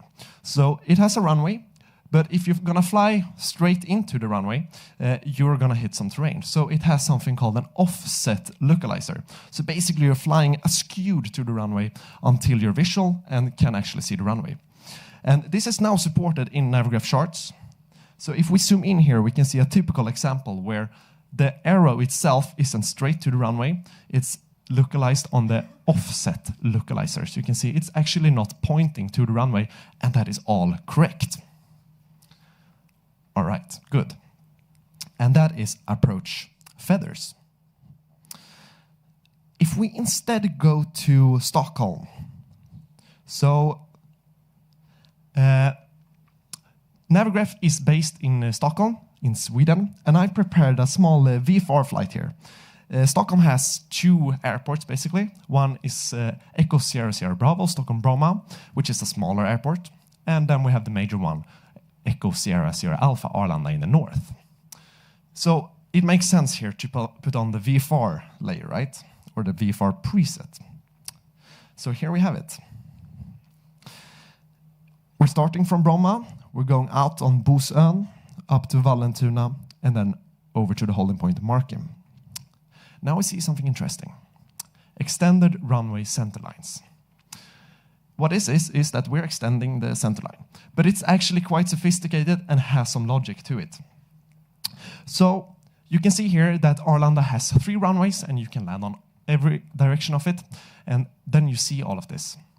This is very handy when doing visual navigation and actually landing on a runway by visuals. Here we have selected runway 26. It's marked as this approach orange, which you use in Navigraph charts. And you can see that we see all the different lines to every runway here. And the length of this line corresponds to the length of the runway. So if you see a very long line, you have a very long runway. This will show up for your arrival airport, but also your alternates. And in this case, I have selected an alternate airport here just east of Arlanda, which is called Echo Sierra Sierra November. It's a VFR airport. And you can see the length of the arrows are a lot shorter here, which corresponds to a very short runway. And each of these arrows corresponds to 1 nautical mile. So you not only know the direction to the runway, but you also know the length to the runway, or your distance to the runway. So if you see 8 of these in front of you, you have plenty of time. If you have 1, you might start to look out of the window, okay? And this is extended runway centerlines. But we're not in Stockholm right now, so let's head over to Amsterdam and the Netherlands, Lelystad. The third one, the third feature, is a very requested feature. It's a measurement tool. It has a lot of different use cases, but on the left-hand side here of the screen, you see the VFR preset, you see the layers, day-night mode, online networks, and then you see a new icon here. If we press this one, we turn on something which is called the measurement tool. You see a new bar down at the bottom of the screen, and you see a node in the middle of the screen as well. This node will stay here if you are on a touchscreen device as an Android or iOS. And what we can do with this one is that we can measure distances. So we can place down a node, we can drag this across the Atlantic if you want to, and let's measure the distance to somewhere around New York. And we can quickly see that we have a distance of almost 3,200 nautical miles or so to this. Of course, this is a very long distance. You can see it's a fairly straight line. But you might want to do some more precision measuring, right? So if we go into Amsterdam Schiphol, I've noticed that Amsterdam has a runway which is quite far away. And I've always wondered, like, how far away is that runway? So, hey, let's start measuring. It's placed in the middle, which allows us to measure with very high precision, okay? So let's start from this apron here. Let's go on to taxiway Bravo here. Let's turn left. Go north onto Delta. Cross the runway. Head over to Victor here. It's a very far away. And let's go over to Victor again here. And holding point Victor 4 for runway 36 left. You can put down multiple legs, and at Amsterdam, from the apron here, you have almost 2.5 nautical miles to do before you're actually gonna take off. So this is one use case where you can use the measurement tool. And you can place down many different nodes. You'll get the course to and from and the actual distance. And this will be available for all platforms. This is one use case where we could use measurement tool. Of course, you might want to deviate around some weather. You might want to cross-check the localizer in your avionics. Does the course and distance actually correspond to what it says? You might want to measure the taxiways in this case, or measure your running path in the forest. You can use it for a lot of different things. And this is all our 3 new features which will come to charts. And this is not a teaser, so this is actually our next release, which will be in your hands pretty soon. And it's live in our booth, so come by and check it on our iPads. And try it out, let us know what you think. I still have a little bit of time, right? Yeah, 2 minutes, plenty of time. Okay, so we're gonna add a 4th one for you. It's a smaller one. So if we go over here, we press down, we close this measurement tool, and let's go back to Stockholm. I had this flight, you remember, right? From Bromma to Arlanda. And we see that, okay, I've selected runway 12. It says not in use. And this is based on the ATIS report of this runway. Or, from this airport. If we press this not used, we'll see the ATIS that actually is available. And in this case, it's Say Intentions. And this is a new source that will be available in the next release of Navigraph Charts. So yes, with that said, I'm handing over to you, Magnus. Thank you, Albin.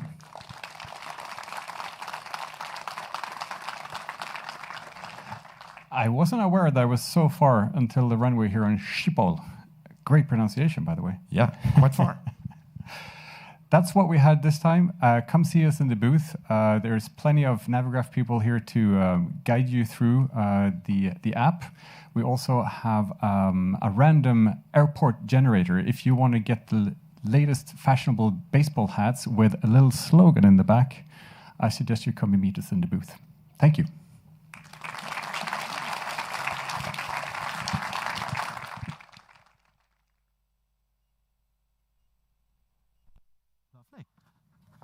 So, ladies and gentlemen, please put your hands together one more time for Navigraph.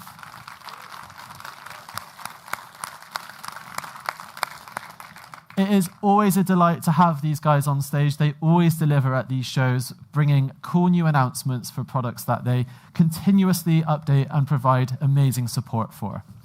So I know some of you are about to leave the room, but we have another game planned, and I am seeking 6 volunteers to win some cool prizes. If you would like to volunteer, raise your hand. So my team of wonderful volunteers from FSElite will take those people with their raised hands. So just make your way to the front of the stage if you want to volunteer, and we'll take 6 people to play a game with us.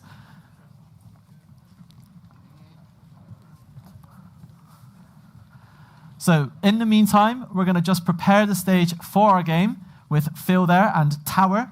So we need 6 of you to stay behind at least and have a fun little game with us. And we're just going to take the volunteers now. So if you are looking to volunteer, please make your way to the front. And then my wonderful team will take you from there as well. I think this gentleman's volunteering, Mac, if you want to. Beautiful.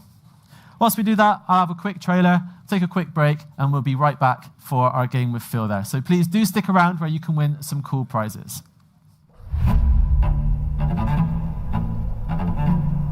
Introducing the Boco BO-105 helicopter, developed by Stratoware in partnership with Miltech Simulations,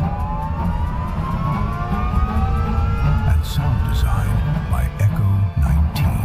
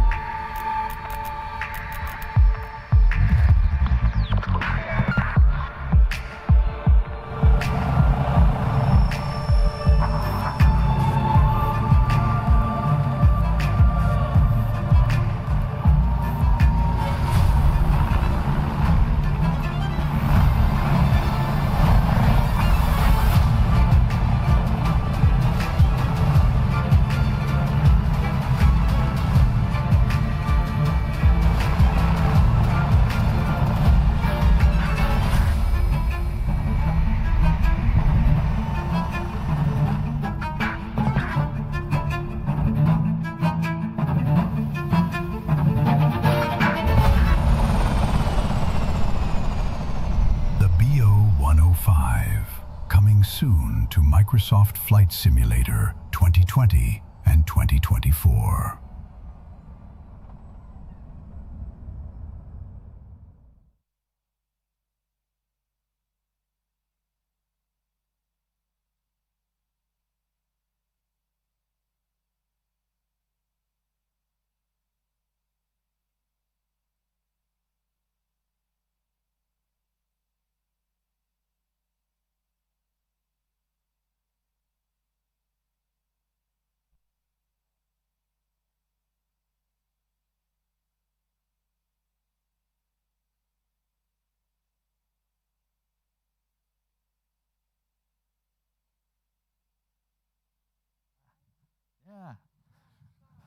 Excellent. So, thank you for sticking around. We have a very fun little game about to play on stage now. So this is in a partnership with FeelThere. So FeelThere, if you don't already know, have developed Tower Sim, which is a standalone simulator, so nothing to do with Microsoft Flight Simulator or X-Plane. It is purely driven by its own software, where you can be the air traffic controller. So we have a game to play. We also have an amazing fan of FeelThere as well to come up on stage and talk to you a little bit about it. But first, let's invite our volunteer tributes to the stage to play and introduce the game. So please put your hands together for them. Come on down, come on down. So you've been briefed. So I need a team of 3 on this one, and then a team of 3 on this one here. Do you all know the game Jenga? Little bit. Okay. So a very, very quick explanation of the rules of Jenga. So very simply, we've got these 2 towers here made up of all these 3x3 bricks. So in a group, they're going to take it in turns. So 1, 2, 3, and then rotate. 1, 2, 3, and then rotate again. And you're going to take a block from on there, place it on top, and you're going to keep taking it in turns until eventually the tower will topple. Okay? So the winner will be whoever was the last person to place a brick on top of the tower. Does that make sense? Yeah. Audience, does that make sense? Excellent. So your role in all of this is to obviously watch and support, but also give them words of encouragement. But whilst they are playing this game as well, I'd like to invite Chaz as well onto the stage, who's going to talk to us a little bit about FeelThere. So please put your hands together for Chaz. Thank you, thank you, thank you very much indeed. Hello everybody, hope you're all enjoying the show here this weekend. I'm Chaz Draycott, I am the community manager of FeelThere. We developed Tower Simulator 3. I was originally just a YouTuber that played the game and was brought on board basically as part of the team to run the community and help work with all the wonderful people at FeelThere. As mentioned, Tower Simulator 3 is its own standalone game. It doesn't tie into Microsoft Flight Simulator or X-Plane. You are placed solo in the tower to control airports all over the world, whether it be a small airport, whether it be a massive airport. We are even demonstrating Amsterdam Schiphol here this weekend, but you could do somewhere like Princess Juliana in the Caribbean, where you probably get about 10 flights a day, and it's a very chilled stint.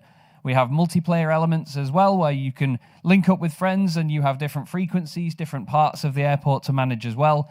And it's just a very customizable game where you can do what you want with the job of air traffic control without the pressure of always getting it right and without the pressure of obviously upsetting anybody if you were to try and do it on VATSIM and obviously get it wrong.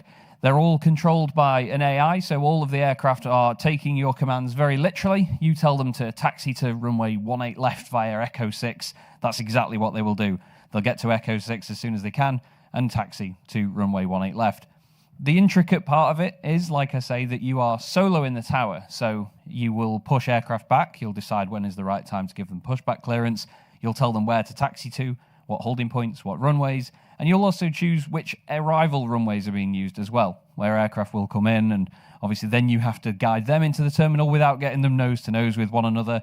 It sounds very basic when you put it that way, because we all know that's how air traffic control works. But when you're placed in the tower like that, it's a bit more of a challenge than you'd expect, and it's a hell of a lot of fun. Like I say, I've been playing the game now since release day in 2022. I was picked up by FeelThere to come and represent them and speak to you wonderful people at these shows. We did the Flight Sim Expo as well last year, which was a hell of a lot of fun. And now we're stood on a stage playing Jenga, which is just how these industries go, isn't it? Have we got anybody that's really... you lot won't be able to see this, but the back side of this tower has been diminished quite a lot. quite a lot.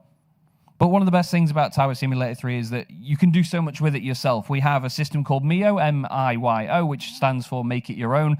Because it's built in the Unreal Engine, you can mess with all of the rendering settings. You can choose how bright certain lights are. You can choose different weather conditions. You can change so many different things and customize it to how you want. We have a bustling community full of wonderful people that build their own airports. There's an SDK, a software development kit available for it.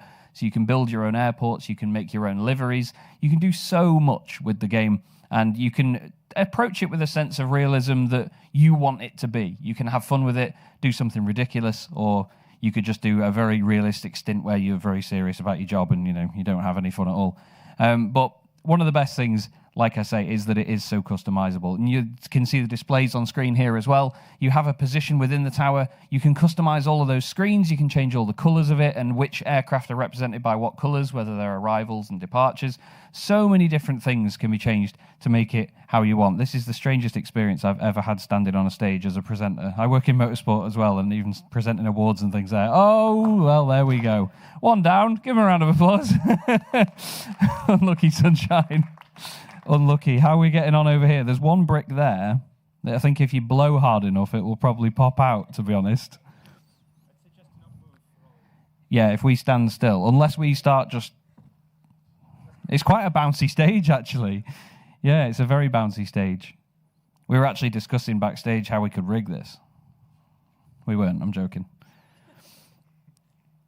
But yeah, Tower Simulator 3 is a standalone product, so you don't need to have experience on Microsoft Flight Simulator. You don't need to be a VATSIM controller or anything like that to know exactly what to do. The aircraft and the pilots, they expect commands in a certain order, so you have to know some terminology of what to do, but it's a great way of training up. I mean, we know people that have started with Tower Simulator 3 that have gotten an idea of how to control a certain airport and then gone on to become VATSIM controllers. It's a fantastic place to start if it's not something you've done before. And if you're like me, you like to just watch planes and watch the airport sort of operate and tick and see it all work, We all love to be behind the controls of aircraft, I'm sure, and fly them ourselves. But to sit and watch the airport come alive, and especially at your command as well, is absolutely brilliant. And we have a lot of partners on board, such as SoFly, Fly Tampa. They've made airport scenery for us as well that they've ported over. We have a partner that makes now the models as well. You'll all have heard of Just Flight, I'm sure. And we have their models in the game as well now, which make an incredible difference to the realism of how the aircraft look and how the liveries and things all come together. But like I say, with the customization, speaking of liveries, you can not only make your own liveries in the game, but you can also choose and create schedules. So you could, like I do, I upset the Americans quite often by running American airports with only European airlines turning up. So you've got Aer Lingus narrow bodies in Tucson. Who would have thought it? But it's good fun because you can do whatever you want. I once did Dallas Love Field, for example, and it was only Ryanair. We did the whole Stansted experience and really upset everybody by doing loads of Ryanair everywhere. But it's good fun, and that's the main thing about it, because it's a very serious job, of course, air traffic controlling. There's hundreds of lives at your hands, so to speak. Speaking of at your hands, that's going to fall over, isn't it? No? See the confidence? He shook his head then, like, nah, it's not falling over, is it? It's not falling over at all. Up the challenge? Yeah, not on his turn, yeah. What's the plan? Ah, okay. They keep touching different bricks. So I think once they've selected a brick, they need to commit. So it's like the chess rule of touch a piece, move a piece, as exactly, they say. Yeah. God, I've not heard that since I was about 14. Yeah. Just boot it down. That wasn't in the rules, to be fair. Kicking it down was not something we specified. Was it not? No. That would be cruel, though, wouldn't it? Did you touch more than one brick? That's your brick, you've committed. Oh, no. It's twisted. Can we get a... Oh. Come on, audience. You can do better than that. Come on.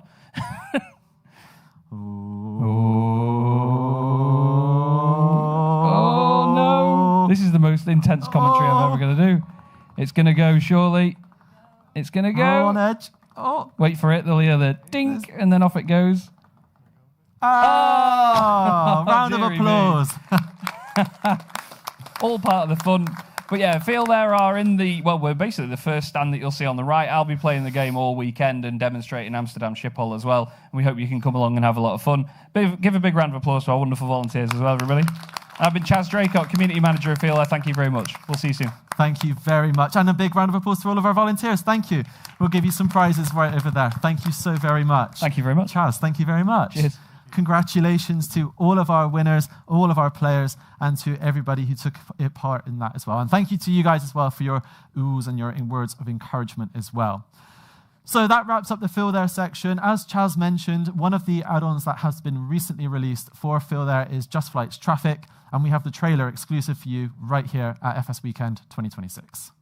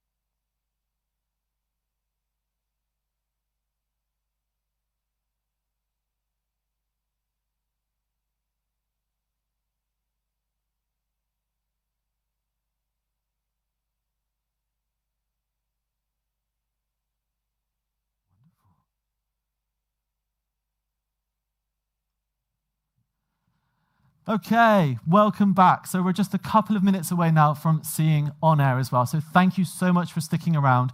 We really, really do appreciate it. Where's me? There we go. So here is your unlock code for OnAir, and they're going to be here in just a second. So it is Air87. So if you're taking part in our raffle, again, scan this QR code. It will take you to a page, and you'll be able to unlock the additional 5 points in order to win some amazing prizes. So Air87. If you can access data in here, take a picture and then use it later on. So without further ado, it is my privilege to announce and bring onto the stage OnAir. Congratulations. Welcome. Hello. We are very happy to be with you again this year. My English did not improve, so I will introduce the team. I'm Antoine, one of the developers. Today, Perrine is going to speak because her English is a little better than mine. She is our designer. And we also have Murphy with us, who many of you know him through his stream, I think. So he will talk about what he's doing with us. And we will quickly speak about OnAir. What is OnAir? Very quickly, because I think many of you know already the base of OnAir. But we will talk about what we have done this year, from the beginning of the year to today, and what we are working on, what is coming very soon, next week, or probably in 2 weeks, on your PC. So, Perrine, go on. Thank you. Hello, everyone. So let's start with a quick overview of what OnAir actually is and how it works. I don't have the remote. Non, mais clique dessus. Ouais. OnAir is a persistent world where you can create your own airline, fly missions, and transport cargo or passenger, and build your company over time. Behind that idea, OnAir is an economical platform that runs alongside your flight simulator.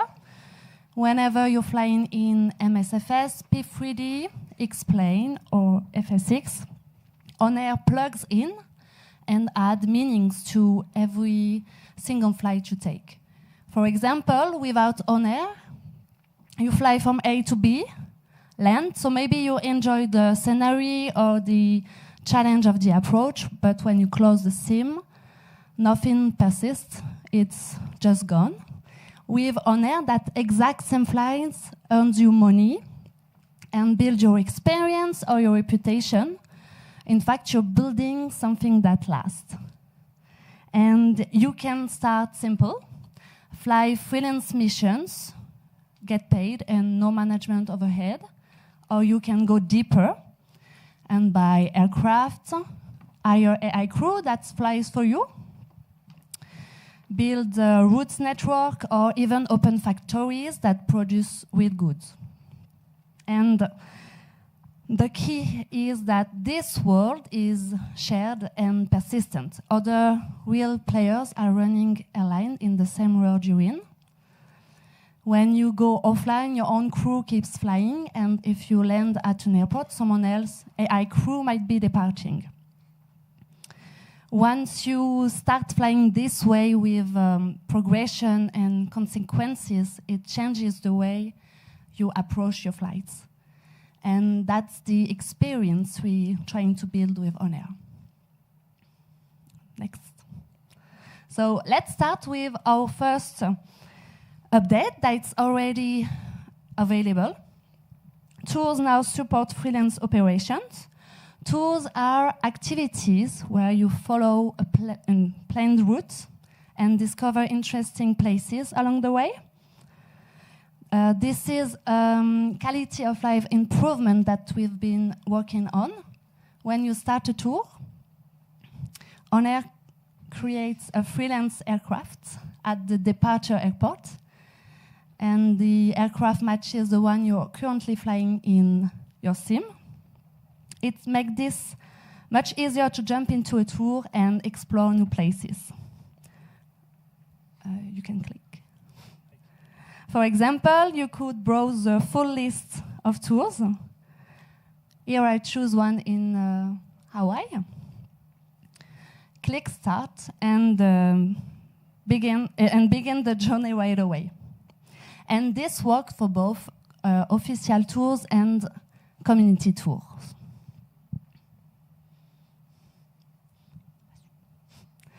All right, so next let's talk about base camp and bush pilot experience. With base camp, you can explore uncharted territories, set up outposts in the most remote location on Earth, like desert strip, mountain valley, or tropical island, places where no official airport exists.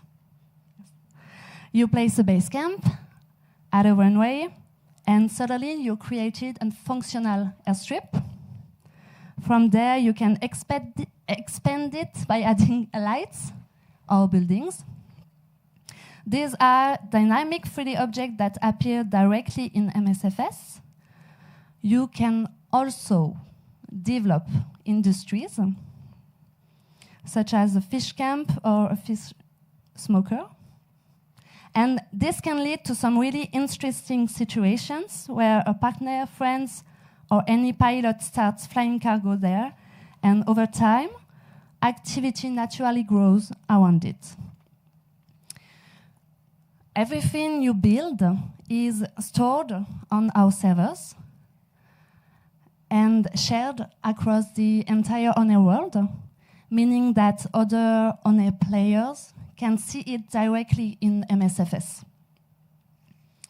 There is no download or file management, it just works. And this is only the beginning, because we're already working on the next step, letting players create and share their own assets with the entire community.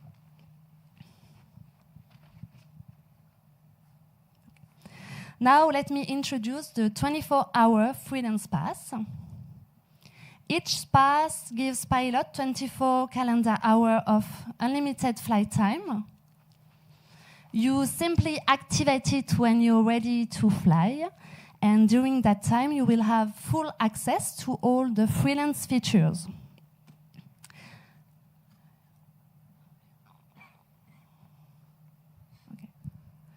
That means you can take charter jobs, or fly regular routes, or complete sightseeing tours, and also join virtual airline. You earn money, gain experience, and your progress is saved in OnAir. The system will be available next week, and we will be running it as an initial 3-month program. And any passes purchased during that time will remain valid, even if we adjust the system later. So the idea is simple, just activate the pass and fly. And now let's highlight Murph, who streams OnAir every week. Only marginally slightly better English. Very good afternoon, folks. Hope you're all keeping very well. Just to start off as an introduction, I mean, at FS Weekend, we're seeing aircraft releases, we're seeing scenery, we're seeing utilities, of course, we're seeing the hardware, which is all fantastic. But a lot of it comes down to giving purpose to why we want to fly. And what I found with OnAir, from the career mode, from anything from logging the pilot activity, all the way up to this kind of world in which you can build industry, almost like a tycoon. There's so many options with this program, and we've been having a lot of fun with this over the last number of months.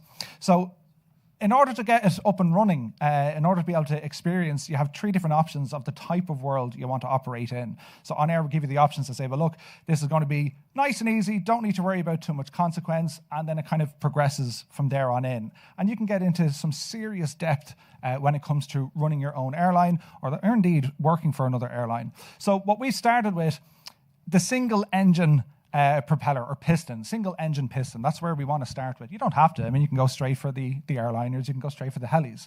But when you're looking at a career, similar to what you'd see from the base sim, this is where it really gets expanded. This is where it's giving you far more options. It's not just about having this one simple aircraft, it's in the hangar and that's the end of it. With OnAir, this thing becomes your own aircraft. You have to look after its maintenance. There's consequence if you have AI pilots flying it.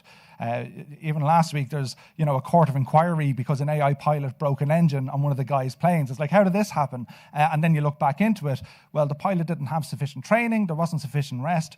That's kind of the depth in which you can get into with OnAir, which, as I said, we've been having lots of fun with it. Then you look at the types of jobs you can do. Are you trying to build an empire? Do you want to be working with another company? What's your legacy going to be? And this is, very much kind of controlled by the types of jobs you want to do. Are you just going to do kind of like tour flights, freelancing work? Do you want to start off in cargo operations? Or do you want to be, flying around VIPs? Or do you want to start looking at the medical side? It could be search and rescue. It could be air ambulance. You have all of these options as well. Different contracts. As you're flying them, you're progressing them. You're progressing both yourself as a pilot, and if it's your own aircraft, you're progressing your aircraft. If it's your airline, you can progress your own airline. And that could be anything from your ground staff, your mechanics, your cabin crew, your pilots, your co-pilots, and then you have the worry of, well, I need to recruit them. I need to, put them into position. I need to manage all of these aspects. Or again, you can just freelance it and just have your one aircraft that's up and running. So that's the building, if you like, or the building blocks of what we have. If you want to go the road of your own virtual airline, depending on the world you want to be in it, you can have your own virtual airline, Murphy Airlines, with AI pilots, or you can progress to say, well, I want real folks, I want real community members to fly along with us. You have the options to do both. And again, you have the same consequences. Are these fleet aircraft? Are these company routes that you've bid for? If you want to go the easy road and just fly on behalf of, for example, Aer Lingus. Okay, well, here's our aircraft. We will fly this route for that airline, and it's all based on what your own company is doing. And it's loads of fun to do this because you can hire these staff members, you can hire the pilots, the ground crew, you can name them. There's always been fun discussions with our guys saying, all right, what do we name this guy? Sure, call him Paddy. No, we won't. We'll call him Musefan. Musefan, sure, there's no one called Musefan. That's a ridiculous name, right? But you get the idea. It's very, right? It's very customizable, and that's what we need. We need more of this. But with all of our flying, with all of this kind of moving forward, well, what's the purpose? Well, you get progression. As I said, as a pilot, your skills increase. You can advance onto some of the larger aircraft. As your company increases, you can now go for buildings, FBOs. As you've seen, you have the ability to create your own facilities within this world, and anyone else on the OnAir network can see this. They can integrate with this, which is absolutely mad. We picked a place somewhere out in Alaska. We tried industry. We built a small little hut. The next thing we're able to put in runway lights, and here's our parking area in the middle of nowhere. And you might say, well, why did you put it in the middle of nowhere? Well, again, think of the tycoon side. We could say, well, look, there's resources here we need because we want to manufacture this and look after the logistics inside of our industry. But then if someone else wants these resources, well, we're kind of first in. This is our airport. If it's our airport, well, we control the rates, the landing rates, we control the fuel prices, we control the maintenance. So we have all of these things there for us. So outside all of that, from the progression, the career building, the management, outside of all of that, we also have then how we log our flights, the feedback that OnAir will actually give you as a pilot when you're flying. And that's anything from engine on start time, lights, landing gear retracted, your taxi speed, were you too rough? You're getting a detailed analysis of all the major functions of your flight, every critical phase. As a pilot, you're able to look back on your flight, you see your moving map, you'll see everything connected, but you're actually getting this feedback. So OnAir is helping you to identify areas you might want to be working on. And you'll probably, yeah, I remember that, yeah, I bounced the runway, or I missed the landing gear, or you can see right down to the second when that happened. So even as a way to track your flying, to keep an idea of what's happening outside of the career mode, the whole industrial side of it, you can still utilize the program just to get that detailed analysis of all your flights, which is incredible. And then to wrap it all up, we have the options of the community side as well, which we spoke about. So I'm going to be thrown off the stage, so we'll go back to Farine here, but thanks very much for listening, and try OnAir. Give it a shot. It'll change how you fly. It brings purpose to the whole flight sim. Thanks very much. Thanks, Murph. That was awesome. All right, before we wrap up, there are two more things that we wanted to show you. You can click. The first one is about making every arrival feel more connected to the place you land. When you finish a flight, the system can tune into a local radio station, discover the sound and the culture whenever you land. From local news to regional music, it's a small touch, but it adds so much immersion. And we are also working on a brand new version of the OnAir companion app. Here is a few screenshots. The companion app is not meant to replace the main OnAir application. It's designed to complement it, giving you quick access to your company when you're away from your sim. You will be able to check operation, review contracts, monitor your fleet, and keep an eye on what's happening in your company. We're planning an open beta soon, and we're really excited about this one. It's a complete redesign, so we think you're going to love it. And with that, we reach the end of our presentation. If this made you curious about OnAir, you can start a 7-day free trial on your website at onair.company. And you're always welcome to join our community on Discord. So thank you all for being here today, and enjoy the rest of the FS Weekend. Thank you very much. Please, one more time for OnAir. Fantastic. Well, thank you everyone so far for continuing to watch all of the amazing presentations here at the FSElite Stage at FS Weekend 2026. Now, just before you go on lunch, we are going to be back here at 2 p.m. with Meridian GMT, and they're going to talk about all their latest hardware. Then we have some quizzes to play in order for you to win some incredible prizes from Honeycomb. And then we have Aerosoft with ToLiss at 3 p.m. And then finally, wrapping up today, we have Moza at 3:30. So enjoy your lunch, come back soon, and we'll see you at 2 o'clock for Meridian GMT. Thank you.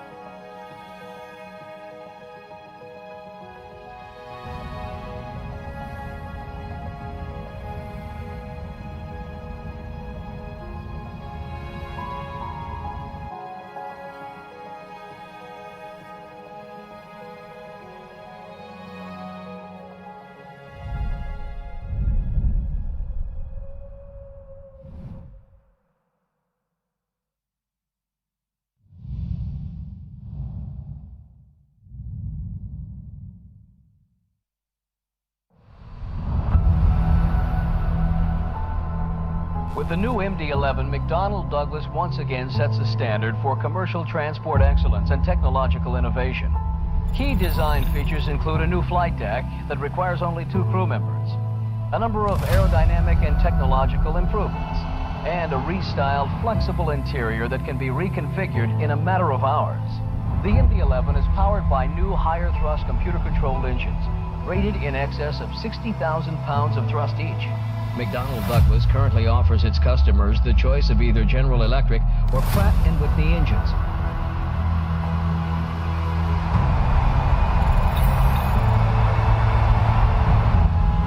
Today, we'll look at these and other features that make the MD-11 the most advanced and automated commercial aircraft in the world. The MD-11 design heralds the era of the pilot once more being able to concentrate on flying the aircraft, while the automation ensures the most serviceable systems possible are available. Stabilizer motion. Lufthansa Cargo 8262, ready to come in. Liebe Zuschauer, ich möchte Sie recht herzlich willkommen heißen auf unserer Frachtmaschine der Lufthansa Cargo, eine McDonnell Douglas MD-11. Können wir externe Power abziehen? Ja, bitte. Externe Power geht weg. Ready for pushback, park brake is released. Engine number 3, start. Lufthansa Cargo 8274, requesting taxi. 8274, taxi 1 tower here, 60.50. Lufthansa Cargo 8274, clear for takeoff, runway 26. Okay, takeoff, you have control. I have control.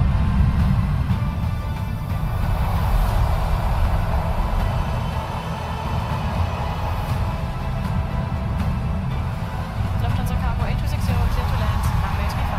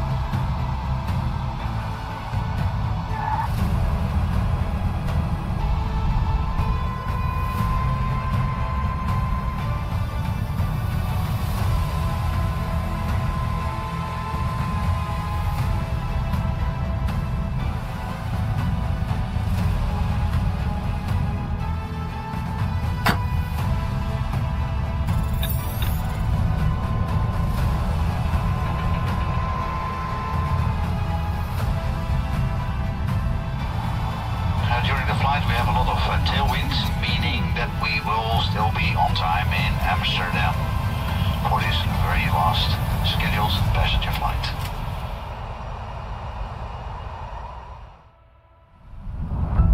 We thank you very much for joining us on this flight. Wij danken u heel hartelijk dat u bij ons op deze vlucht aan boord heeft willen zijn. Dank u wel.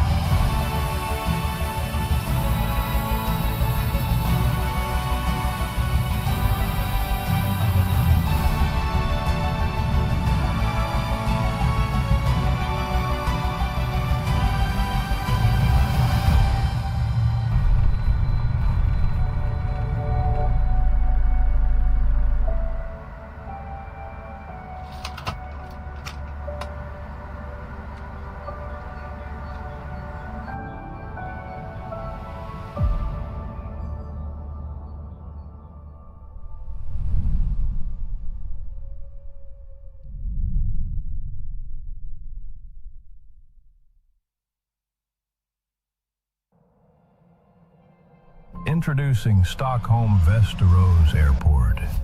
Developed by MXI Design for Microsoft Flight Simulator 2024. Not only an airport, but also including a highly detailed aviation museum for you to explore a piece of the Swedish aviation history.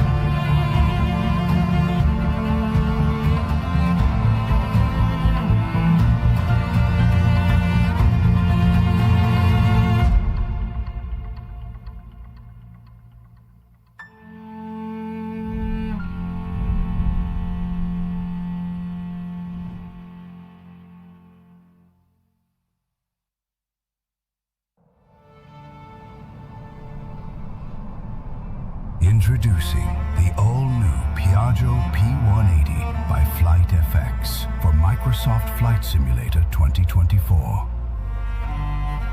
Turning pure Italian horsepower into an effortless dance through the skies.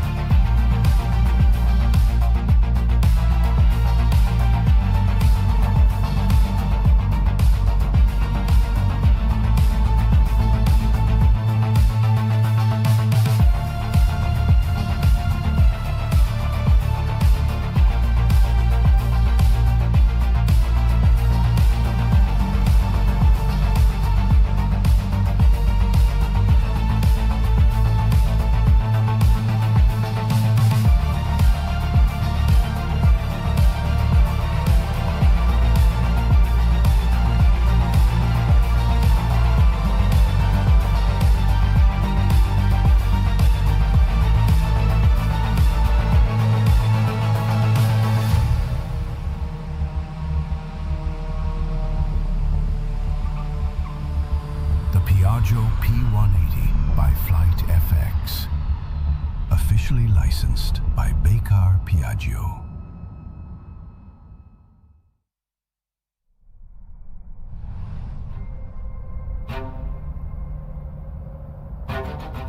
Introducing the Aerosoft Airbus A340-600 Pro for Microsoft Flight Simulator 2020 and 2024.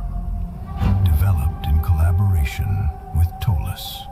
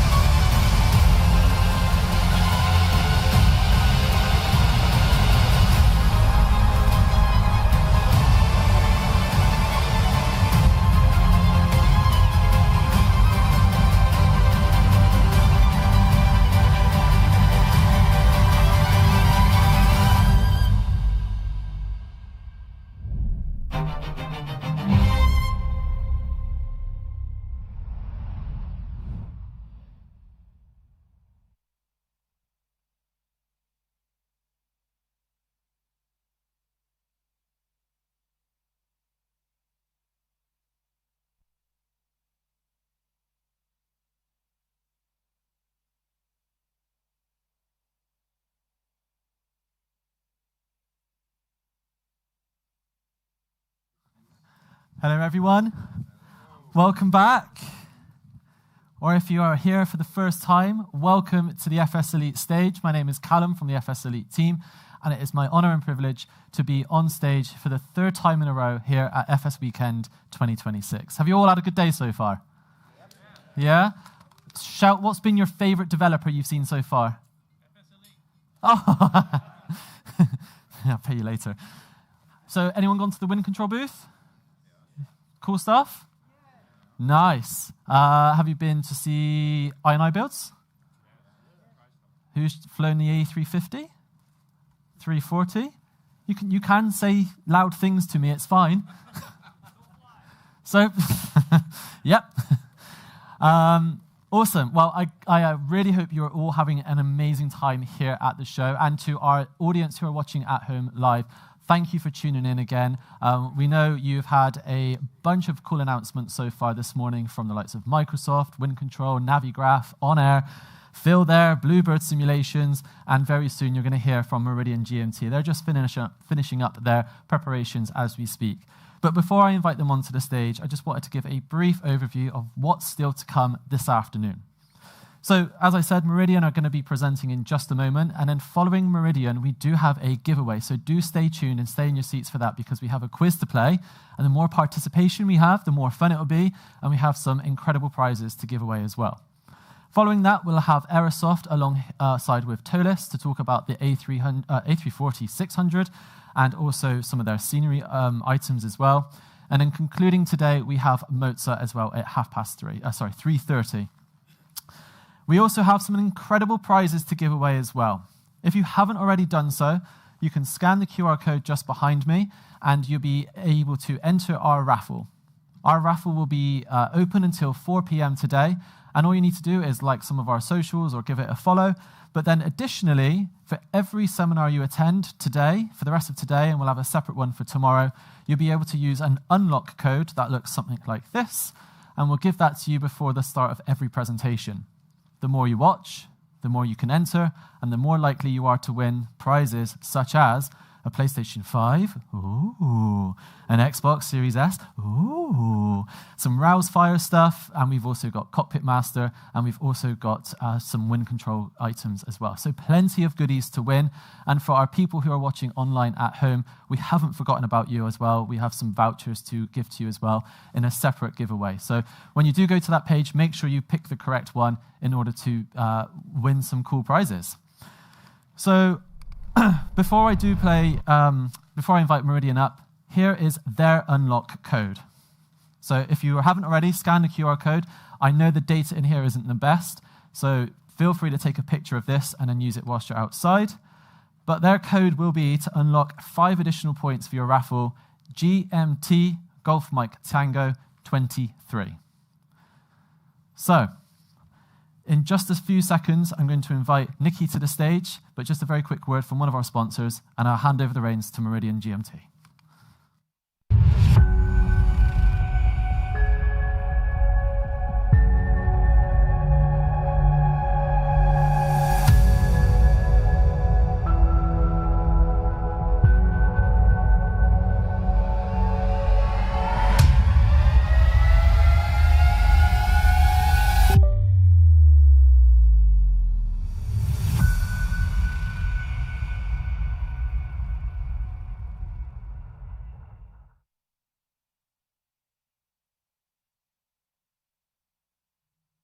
Everyone put your hands together for Meridian GMT.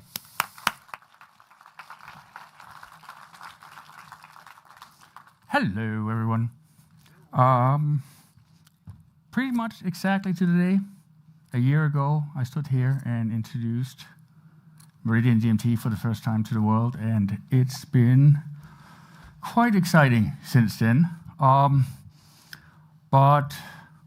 despite all the obstacles and all the successes that we've had along the way with getting these products ready, it's been incredibly rewarding to see all the support and love we've gotten for the community. So I wanted to start out with just saying thank you for that. That really means a lot to us.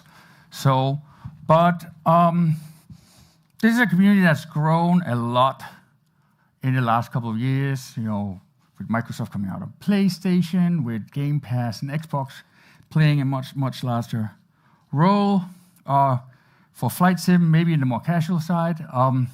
I thought we would start out with doing a little bit of an introduction to us, who we are. And so Meridian is a company with people that live, eat, breathe, sleep aviation. It's not something that plays second fiddle to making steering wheels or gaming headset. This is what we do. This is what we're passionate about. We're doing this because we believe in the community. We believe we are part of the community, and we believe the community deserves a lot better than what is out there right now. It's to become a Meridian product, there are 3 benchmarks that has to be fulfilled. Is number 1, it has to fill a gap in the market that's not currently fulfilled. If if there's a product out there that's good enough that fills that market or that need for the simmer, then we won't touch it. We're not just going to go out and try to take market share from somebody else that has a perfectly functioning product. We want to expand the market and make things available that isn't available right now. We want to make things that are innovative. That's a requirement. It has to create a higher immersion and fidelity than anything that's on the market. And most importantly, and this is something that we're really expanding on with our modular system, is it has to be affordable. You know, everybody can make really nice $1,000 yokes or $600 sticks, but the fact is that only 10% of flight simmers can afford doing that, and that's not what we're here for. We're here to give everyone an opportunity to experience a realistic, high fidelity aviation experience. And so that's our goal. We believe that every single part, everything is important. Like, we don't cut short. If it takes longer, it takes longer, but you know, this is our promise. So we might not always be on time, but we always deliver the quality that we set out to. So who's Meridian? Well, I can start with myself. I'm sure some of you know me, but I've been in flight sim about 20 years, started at SciTech, created the world's first home cockpit shell that Logitech still has on their web page, if you want to see it. Was part of the team that developed the X56 and 65, although Andrew, Richard, and Steve probably should take the majority of the credit for that. While I was at SciTech, I brewed up a business plan to start my own flight sim company. And while I'm not super proud of how that ended up, I think it's referred to as the Hindenburg of hardware, then I'm very proud of the products that I developed there. My yoga, my throttle, still class leading. And while the pedals were so-so, I have a plan on how we can fix that. So, where are we here? Yeah. So also, I've been a pilot for 15 years. I got my pilot's license back in 2011. And during COVID, I went back to school. I went to Miramar College to get my instrument rating. And now I tell everyone I went to Top Gun. So, but I had an incredible professor there. And I'm really proud that this summer my son is going to attend the same college to get his pilot's license and join the company. So that's pretty awesome. But, you know, I told you we were all living, breathing, sleeping aviation, and it goes for everyone in the company. Donnie is right here. Come on up, Donnie. Donnie and I found each other through my creator program about helping small content creators. He has the most successful accessory for shop on Etsy. But he's also now a lead designer, but incredibly talented. We have Andrew here, who actually didn't come from aviation. He journalism major from UC Davis, but I think he smoked a lot of pot in college, so he was high before us, flew way sooner than any of us. And then we have William, that did 9 years at Boeing, and we got Grant, who was a CFI, CFII, MEI, and A320 type rated. So we're all flight sim and aviation enthusiasts. That's what this is all we do. And, did I mention Adam? I did mention Adam.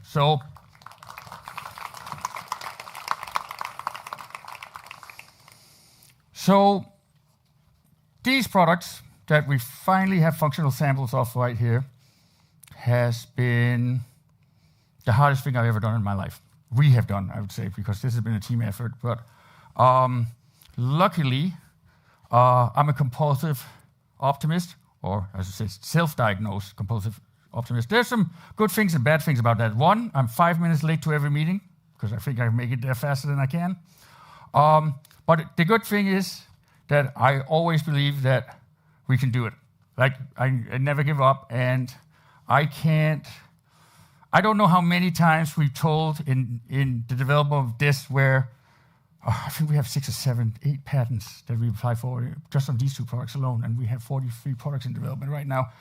Time that I've been told that something was impossible, and I also lost count on how many times that we proved them wrong. The only thing I do know is that the first number and the second number are the same. So in this cancel culture where we're told that no means low, in this case, no doesn't always mean no. So, all right. So what's our mission? I've already told you. The flight sim hardware industry has been asleep for 20 years, literally. The best-selling HOTAS on the market is the X56 that I helped develop back in 2008, 9. The best-selling flight stick came out in May of 2007. The best-selling rudder pedals use technology that's from before the Clinton administration. And currently, the Logitech yoke is back at the best-selling yoke in the world, that came out in 2006. So 20 years of just stale, like just complacency and I don't know if it's called lazy, but there's no need to do any innovation because there was no competition. Thrustmaster sat on the sticks, Logitech sat on the yokes, and then sprinkled with a few other things, right? And SciTech, and there was no need because it didn't do any more incremental sales. So what we are the wake-up call. Like, we are the ones that are going to make people understand that sleep time's over. If you want to be in this business, you got to catch up. And so that's our goal, to bring flight sim hardware into the 21st century and beyond, to develop the next generation.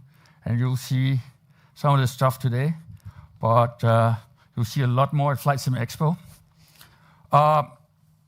And so let's dive in. So, we announced the Horizon and Latitude Plus last year, although they were called something else. But I thought instead of talking about the product, let's talk about those technologies that we have developed. Because that's really what binds everything together. We're using them not just in these products right here, but as our whole modular system expands to other categories that we're not going to talk about today. But first of all, there's our modular system. So modular, I don't know, do you guys want to maybe show? So for example, on the yoke, let me do it from here. Every module just pops out. Here's the EFIS panel. This converts into, so right now that's a Boeing DU panel. I don't know how much that, are they seeing this on the screen? No. So this pops right off. And then you can split that, swap that out. And now it's a dual engine ignition switch with spring loading. We're not going to go that far on this. Every panel is automatically recognized, and the computer inside both the yoke and the throttle will auto-configure the simulator. So no more setting up profiles, no more loading profiles, no more figuring out the sensitivity of an axis or the length of an axis or detent points. Everything is done automatically. We call it sentient flight deck intelligence, and it basically means that all that frustration is just gone. So, and it doesn't matter if it's Microsoft Flight Simulator, X-Plane, or Aerofly, or DCS, it will do it across any simulator.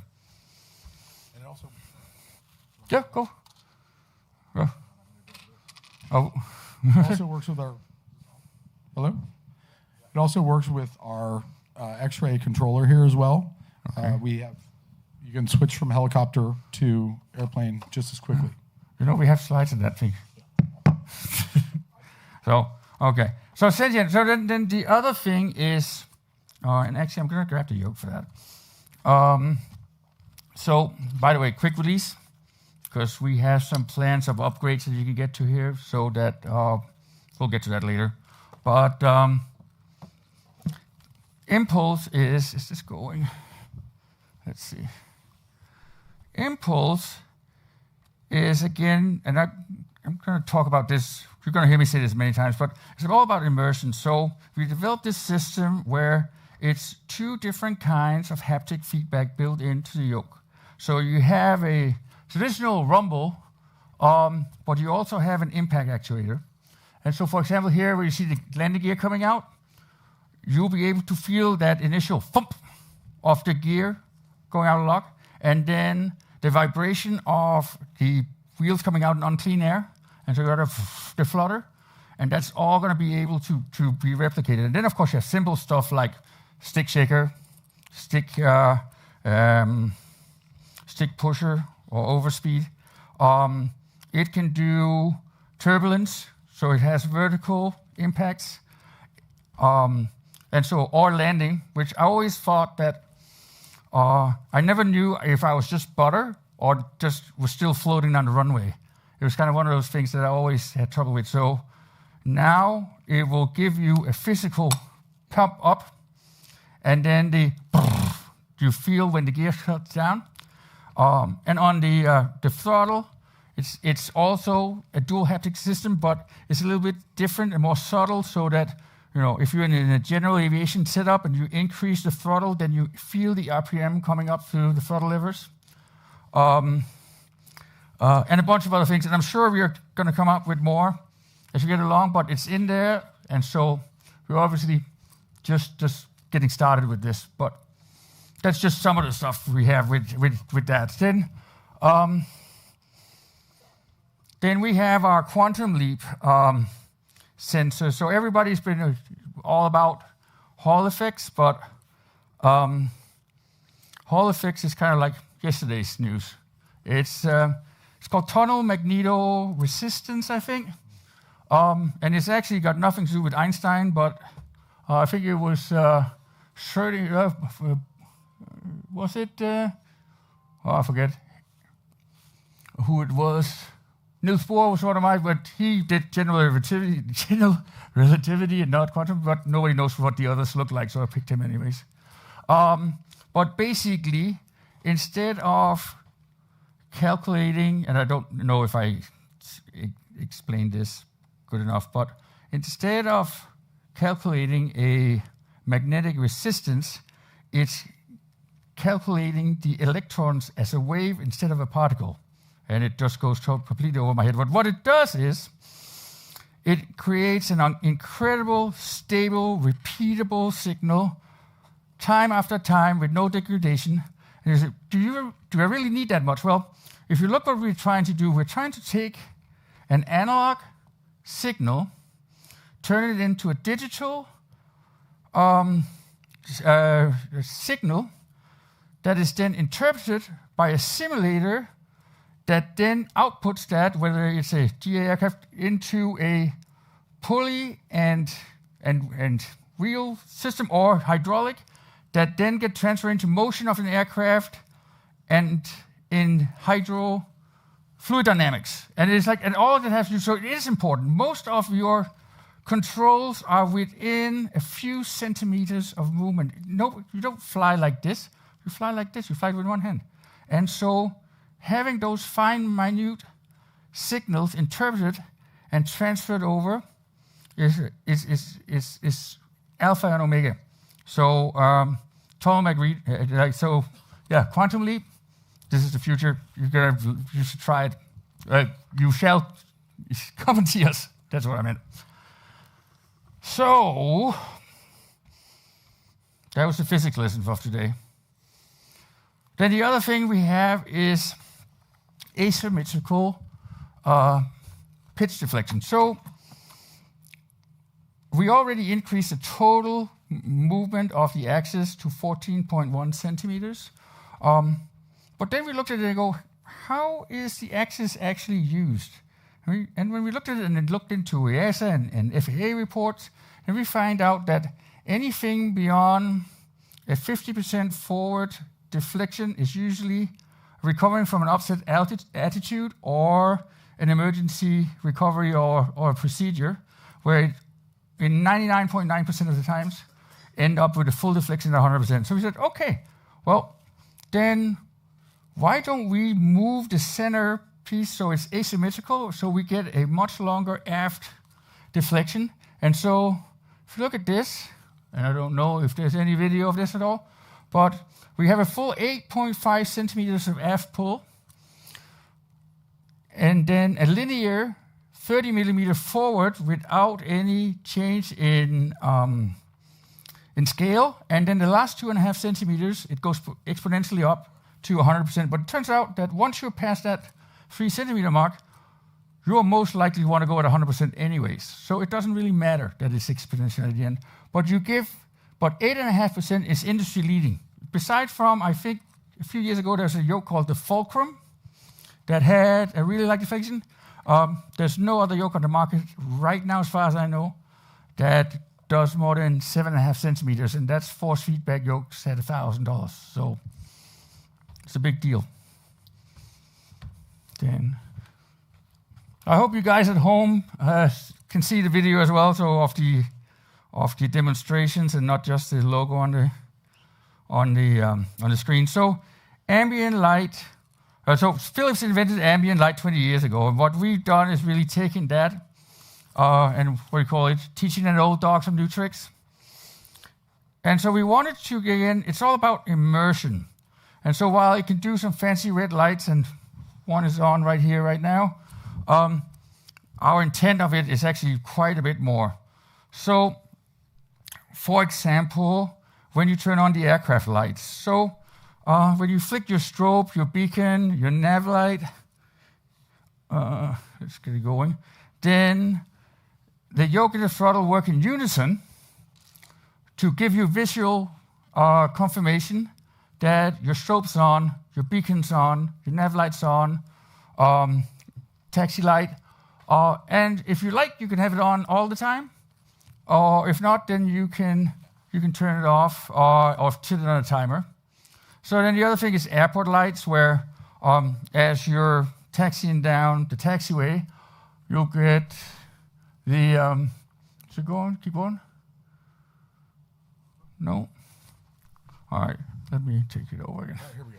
Okay. Yeah, when you go down, then you will, from your peripheral vision, get your taxi lights as you pass them going to the runway. But you can also take the outside world and put that into your home cockpit, and whether that is thunder, lightning, or something more tranquil like a sunset.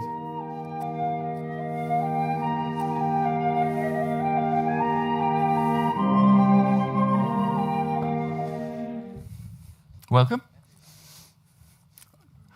So we're trying to, instead of having some mood lights or gamer lights, whatever, we actually wanted trying to create something that immerses you more into the environment that you're in and gives you visual confirmation on the things that you are doing in the cockpit. So then, mounting solution. Number one, and a constant request in the past, has been an under-table mount. Now, so we built a mount for that in. So what you do with this is, it basically just screws up under the table. Or if you don't like that, you can buy an accessory so that you can clamp it onto. But this thing is, hey, let me take a picture of this. What do you? Yeah? Yeah? Do you want to feel it? What do you think? Yeah. So billet aluminum, solid piece, affordable still. We expect a $69, $79 price point. And the smartest thing is, since this has already been pre-built for it, you basically imagine that this is attached to a tabletop. You just go click, and you're clicked in. But not only that, there's actually 2 USB plugs on the back of the yoke and the throttle. They're identical. And the under-table mount has a pass-through. So when you attach your yoke or throttle, or both, under the table, it automatically connects to your PC, and you're up and running. In fact, there are so many ports on the yoke and throttle combined that you can have a yoke, throttle, 4 avionics, and a set of rudder pedals, and only have to have one USB cable to the PC. Okay, what are we next? Latitude Plus. Okay, so let's talk about the throttle on its own a little bit. Oh, no, we'll get to it. Where did I put the zapper? That might be easier to throw it away. I had like a thing to go forward. All right, I guess I lost it. Oh no, here we go. All right, so Latitude Plus. So I put too much stuff in it. That's basically the short. So the target was to have an Airbus Boeing GA version at 349 with all whistles, bells and whistles. But the fact is that is just completely impossible. So we came up with another solution where we can still maintain the price point, because what's really important, again, is it's affordable to everyone. So, if this is a $500 product, then that's not what we do. So we came up with a solution where we have two versions of the throttle. We have an Everett edition that comes with everything you need for a Boeing setup. Everything is a hybrid, which is kind of our philosophy. So it's not an exact 737 or 787 or 777. It's kind of something in between, which means it doesn't do one aircraft perfectly, but it does all of them really well. I'm not going to go through all the features because you can read them on the website, and we don't have time for it. But included in the Everett edition is also all the general aviation levers and panels, and that will be $349. On top of that, we then also have a ToLiss edition. So ToLiss edition also includes all the general aviation parts and panels, and then also includes the Airbus avionics. So the axis cover or panel has detents for both speed brake flaps, exactly like it is in the real aircraft, and for the throttle levers. There's an expansion module if you want the A380. The avionics has an EFIS panel that covers basically from the A320, I know 1918 too, all the way to A380. So it's a hybrid between the old style and new style EFIS panel on Airbus, combined with a mostly newer style FCU, and then a hybrid auto brake panel that covers every single Airbus aircraft from A320 and upwards. Pretty difficult to fit all that stuff in. As you can see, it's pretty cramped, but it's there. Oh, and as I said earlier, the sentient flight deck intelligence will automatically detect exactly the configuration, whether it's a twin engine Airbus or you have the A380 in there, and it will configure the aircraft and the levers and, for example, the auto brake specifically to the A380, if that's what you got, automatically. There's no required action from you. And then one little thing that I haven't mentioned, you can kind of see it over on the left side. You see a little red dot and a white dot. That's actually an LED strip, so that will show you your trim position and also whether your parking brake is on or off.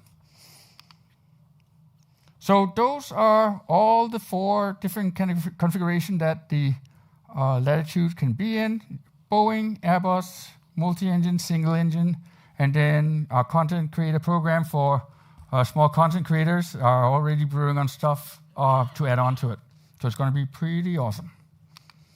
Retail price, $349 US plus tax, $369 European including tax or VAT, and $329 in the UK,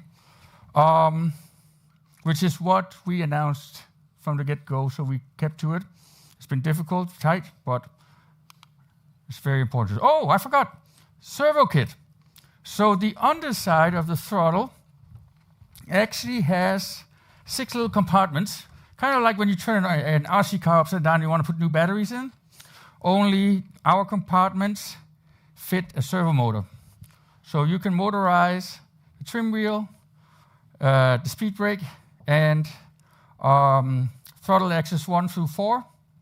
One at a time. Price point is roughly going to be $49.99. I found out servo motors are a lot more expensive than I expected.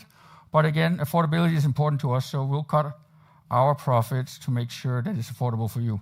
But the whole idea is that you need to move forward. Yeah, so I had to hurry. The yoke, however, is exactly how I said. So it has single engine, multi-engine, and the Boeing setup, and then a small touchscreen display. Same price as the throttle. And then, because we will soon, not today, unfortunately, but in the very, very near future, within the next couple of weeks, start our pre-orders for the first product, 90 days ahead of delivery. I want to make sure that nobody buys the product and then regret it because something else is coming along. So we're doing this a little early and showing you so you have the opportunity to say, I'd rather wait for this one. So the Horizon Pro is our top-end yoke. And by the way, you can pretty much assume on any of our products there's going to be a standard, a Pro Plus, and a Pro. So I might not have announced it, but it's probably coming down the road. So the Horizon Pro is what my son calls Dad, which stands for Electromagnetic Dual Axis Direct Drive. And so I don't think there's any yoke at the market right now that's even just direct drive on the aileron axis, but this has been a long journey to figure out how to do this. But the thing is that, again, so there was a couple of force feedback yokes that's been coming out in the past year and a half or so. Okay, 3 minutes. Two, okay. And really nice products, but all up around the $1,000 price point where everybody else is. Well, then you're not moving the needle, you're not changing anything because you're not expanding the market for more people that can afford it. So this is what the Dad looks like, and it's pretty awesome. So fully, and it fits inside that housing, whereas every force feedback yoke is like 60 to 90 centimeters. That fits in a 35 centimeter cavity. And most importantly, anticipated price point is $599. That opens up the market for 4 times the amount of users that can afford it versus a $1,000 force feedback yoke, and that makes a difference. So now I'm going to just punch through and say, big announcement, Xbox and us have agreed on making a flight sim controller together. You've seen the product before, but it's been slightly advanced since then. This is actually the old one. We've had the Microsoft Flight Sim team give feedback from the very get-go, so it's tailored specifically to the game. And so we call it the handheld X-ray plus handheld flight deck. So then you can guess that there might be something coming down the road. But what we've done that's really different from what the first edition was is that we create a controller that can be really casual and easy on the surface, but then has layers underneath where you can dive into really complex operations. So it has a full autopilot, it has a full comm panel, and you can basically do any operation. The flap levers have detents. Even the Airbus throttle levers included has the Airbus detents. And then I am going really fast there. You can see the autopilot and the radio panel. The trim wheel also doubles as a rotary for your radio frequency and autopilots. And then, of course, we have helicopter layout. Helicopter plays a huge role in 2024. And so we got that covered too, all included at $149. Pre-order starting soon. And if you buy a pre-order, you'll get a t-shirt that says, if I break the sound barrier, do I need an X-ray? Okay, fine. I'll see myself out. So that's it. We had more, but we'll save it for Flight Sim Expo, so we can go in detail. We have a lot more, actually. But I'm being kicked out. I appreciate you bearing out with me, and I hope to see you guys soon. If you have questions, come talk to me. I'll be at the booth. and you can try all this stuff out. Thank you very much. Everyone, please put your hands together for Meridian GMT. As Nikki said, they do have a booth here at FS Weekend 2026, so please be sure to check that out. If I could just ask my wonderful colleagues just to change the slide for me to the next one, then I can just give you a reminder of what is about to come up next. So here is the schedule. So in just a few minutes, we're going to talk to you about a quiz where you can win some incredible prizes. And then after that, we'll have Aerosoft up on stage alongside ToLiss to talk about the A340-600 Pro, along with some other cool information about some scenery too, which is going to be fun. And then we're going to end the day with Moza as well. So I'll be right back in just a second to talk to you a little bit about Flight Simulation Association as well. And also, as Nikki mentioned, Flight Sim Expo 2026. So give me just one moment and I'll be right back with you.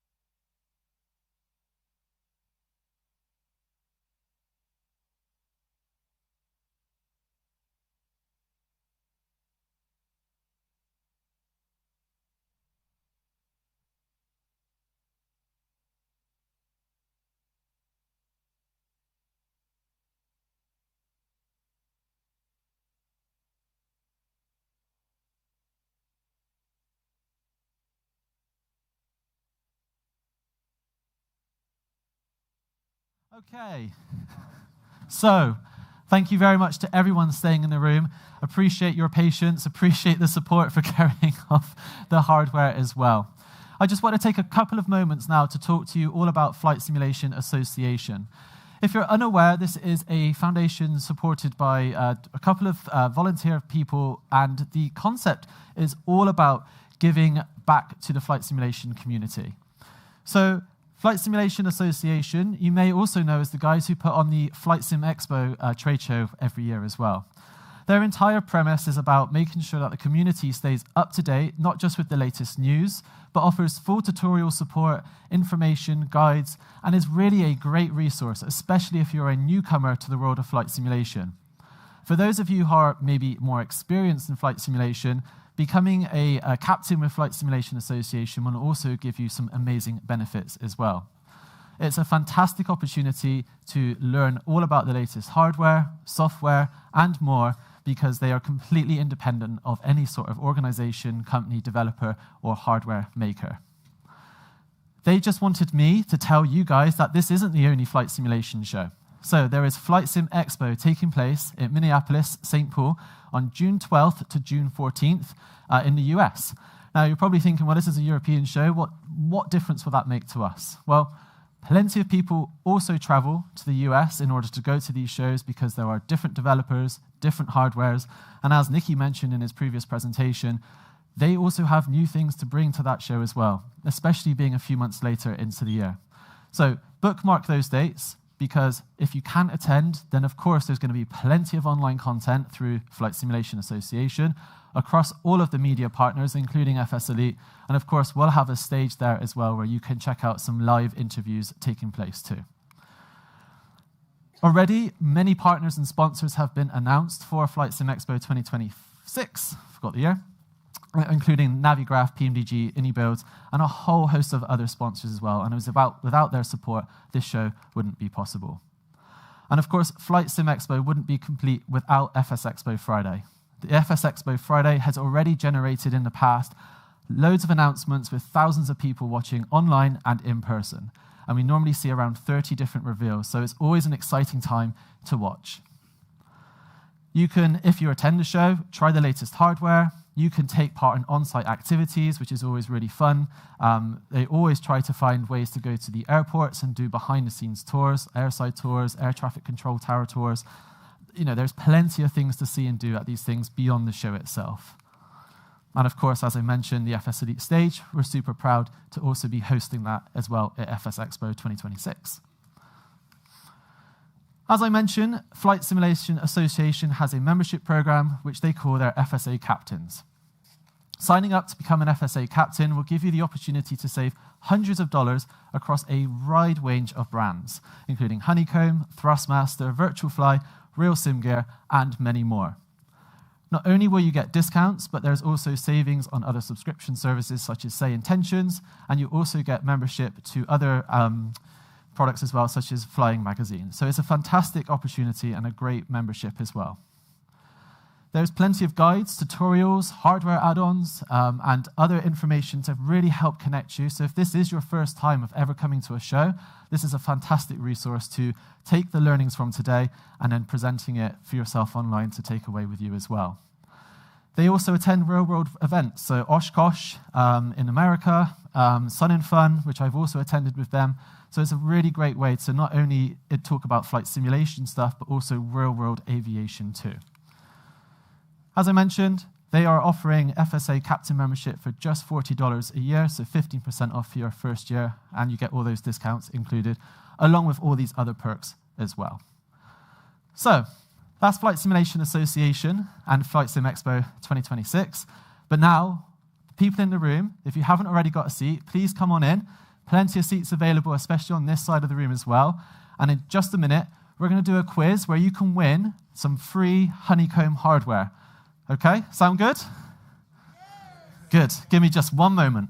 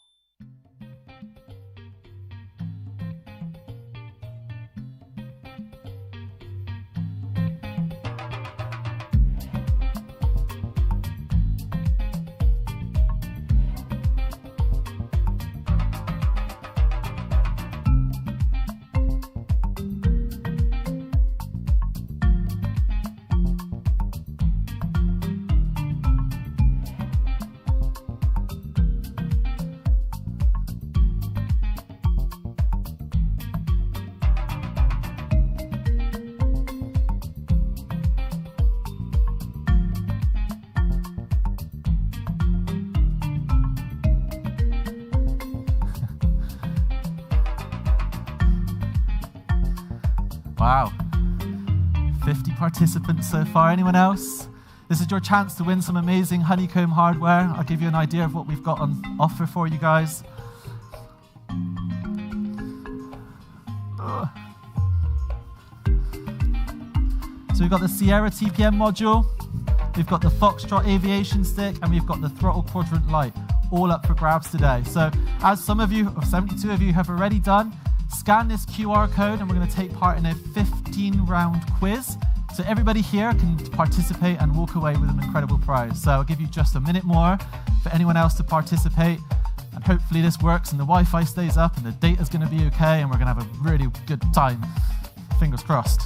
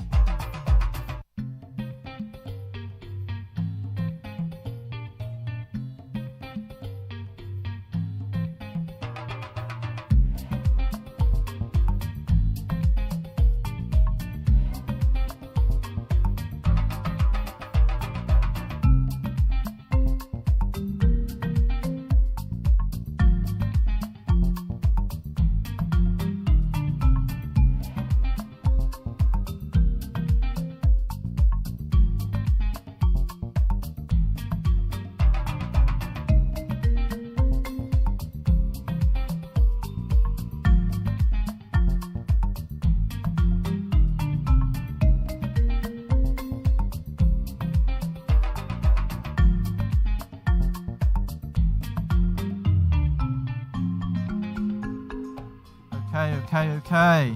150 participants. We're going to start this quiz in just a second. So, for everybody here at FS Weekend 2026, are you ready to take part in a quiz? Say yes.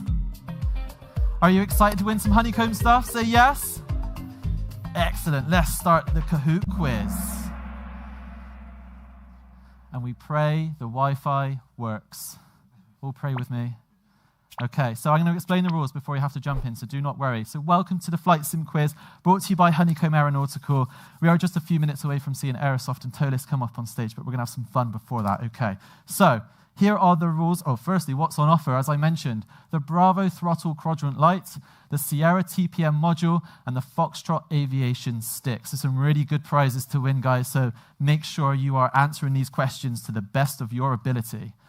So, how to play. In just a moment, a question will appear and you'll have 15 seconds to select the correct answer. So there's going to be 4 potential answers with 1 being correct. As you answer, you will be scored on how quickly you submit the answer. Look around you. There's a lot of you in this room, so you better be acting quick.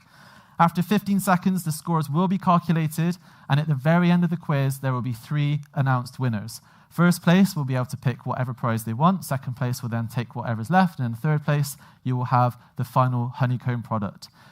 Sound good? I didn't hear you.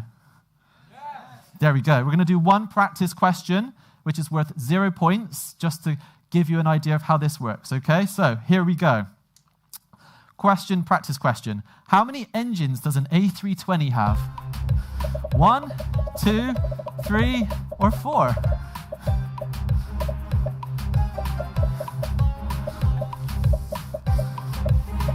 All right, Airbus guys. How on earth did any of you get that wrong? You're in the right place to learn about aviation, that's for sure, the 20-odd of you. So, that's the practice round, so everything from now on makes everything count. Are you ready? Let's go. Oh, here's the scoreboard from that. That doesn't count. Are you ready? Let's go. What does ILS stand for? Integrated Landing System, Internal Landing Signal, Instrument Landing System, or Instrument Level Stabilizer?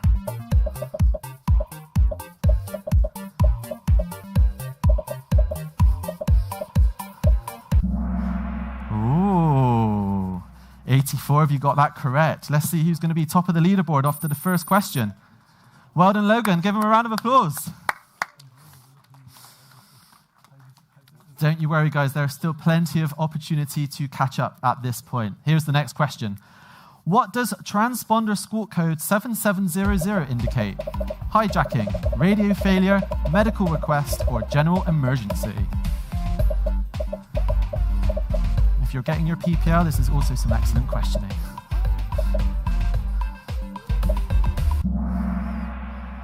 That's right, it was general emergency.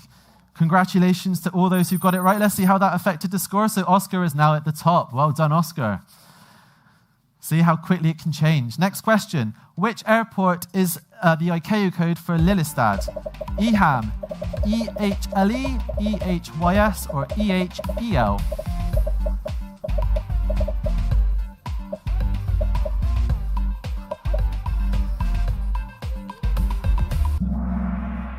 Good job to the 70 of you that got that correct. EHAM is Amsterdam, and I don't know what the other ones are, I can't remember. But congratulations to those winners. How's that affected the scores? See how quickly it can all change. So 34 of you have reached an answer streak of 4. Congratulations to those guys. And to the next question. What does FPS refer to in Flight Simulator? Frames per second, flight position system, flight planning software, or flight power system?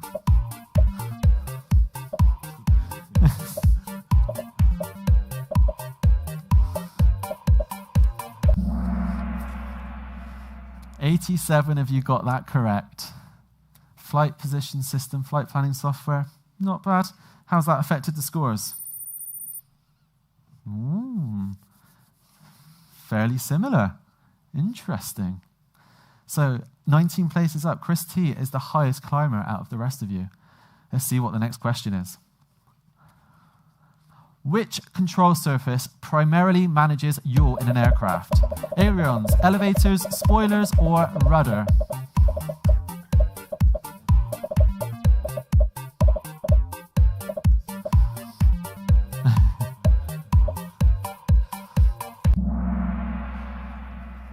Nice job. That's right. It was the rudder. And there's a change at the top. Henry is now at the top with 4,707 points. So far we've got quite a few people. 8 participants have got an answer streak of 5. That number is slowly declining. Let's see if the next question can drop that number even further. What does cold and dark mean when loading an aircraft in a flight sim? Engines running but avionics off, aircraft parked with engines running, aircraft completely powered down, or aircraft in night mode.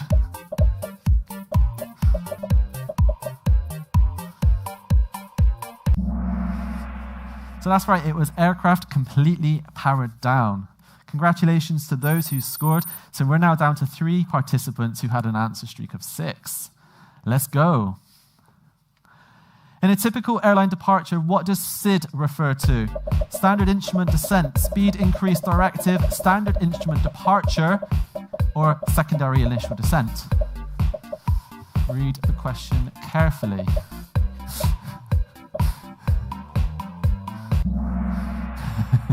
Well done to the 85 of you who got that correct. That's right, it was instrument standard departure. So we've seen a climb from Joel B. He's now in 3rd position. Congratulations. Let's see how we can continue this streak. FS Weekend is one of the largest European simulation events, but how many visitors roughly visit? 2,000, 3,000, 4,000, or 5,000?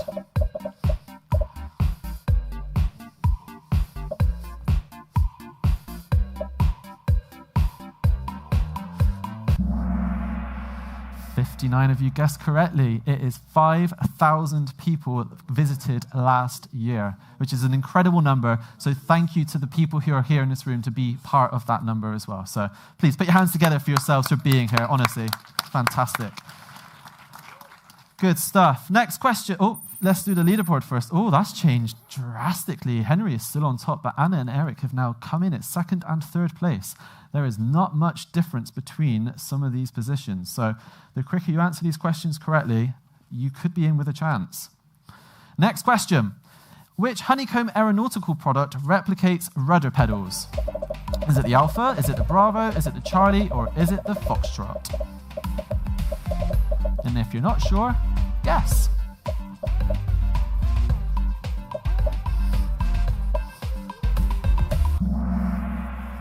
That's right, it is the Honeycomb Aeronautical Charlie is their rudder pedal system setup. So well done to the 58 of you that got that correct.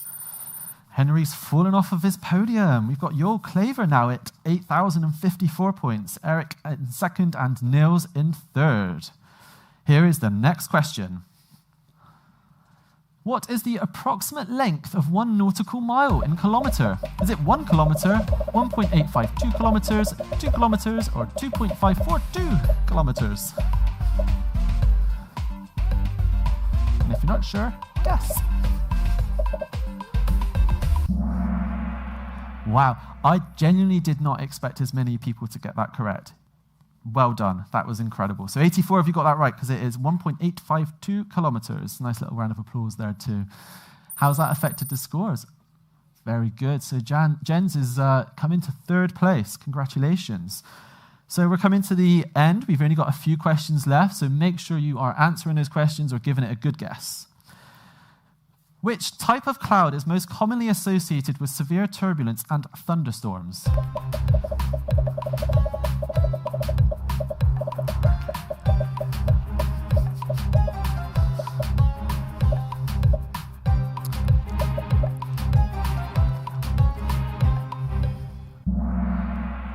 That is right. You may have noticed I did not read them out because I cannot pronounce that for the life of me. So congratulations to who got that correct.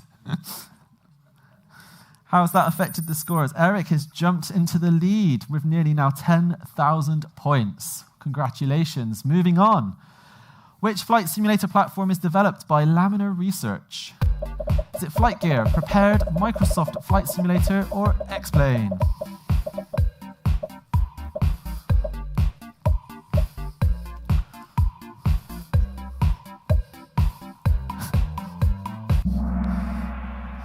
So that's right, Laminar Research has made X-Plane. So there's plenty of X-Plane content out on the show floor today, so please be sure to check it out. And how has that affected the scores? Well, we've got Eric now in first place. Niels has jumped into second, and Jens remains there in third. But fourth and fifth are not far behind. So, next question, we're nearing the end. Which navigation system uses satellites to determine aircraft position? Is it the VOR, the DME, the ADF, or is it GPS?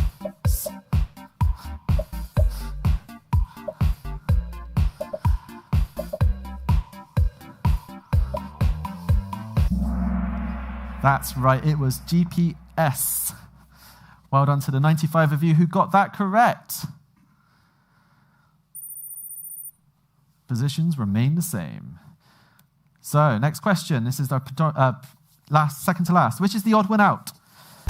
A320-200, Boeing 737-800, A340-600, or CRJ-900?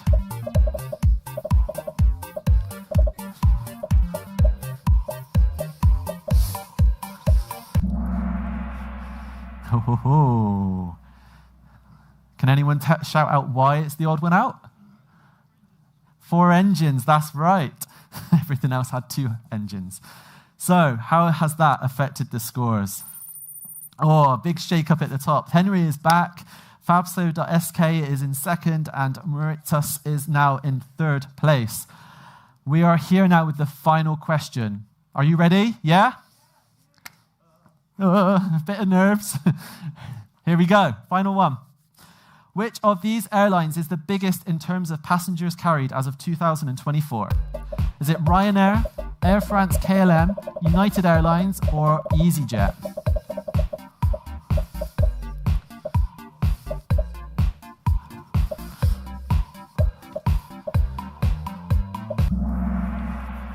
Whoa. So, Ryanair are the 3rd largest carrier in terms of passenger numbers in the world. United are 4th. Very close. But congratulations to the 44 of you who got that correct. So let's see who's on the podium. Congratulations, Henry. Yuli in second. And the winner is, drumroll, Fabsco.sk. Congratulations. And our runners-up as well. So where are my 3 winners? Are you in the room? Got one up there, down here, and here. So congratulations to the 3 of you. After the presentation from Aerosoft and ToLiss, please come to the front over here, and we'll make sure you get your prizes to you as well. Did you enjoy that? Bit of fun? Excellent, good. So in just a moment, we're going to invite Aerosoft and ToLiss to come up on stage to talk all about what they have. So stay tuned. We'll be right back in just 1 minute.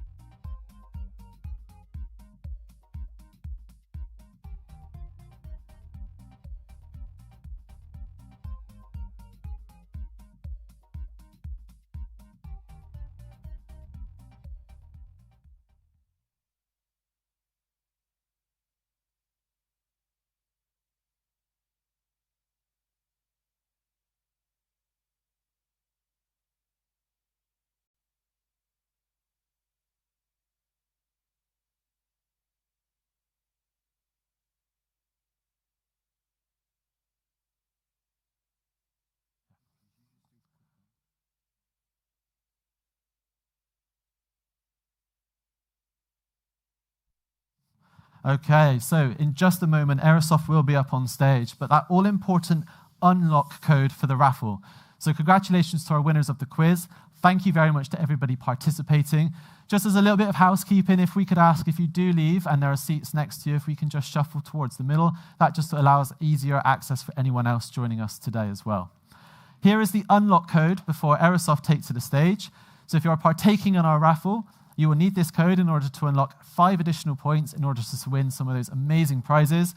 So it's A346T, A346T for Tango.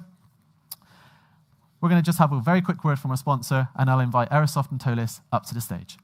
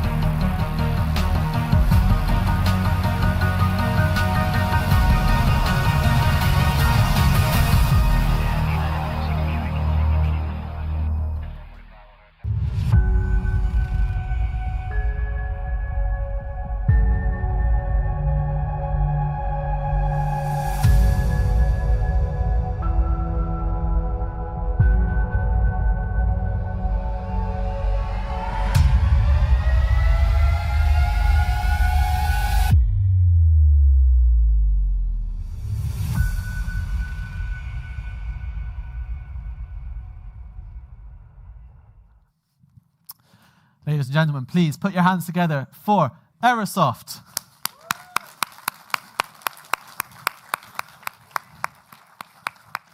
Hallöchen, everybody. My name is Rafi, and I'm the Aerosoft Content and Community Manager. And today is my job, to introduce the one most important man within the last, let's say, 3 months in my life and in an Aerosoft life. Let me introduce Thorsten from ToLiss. Give him a big applause.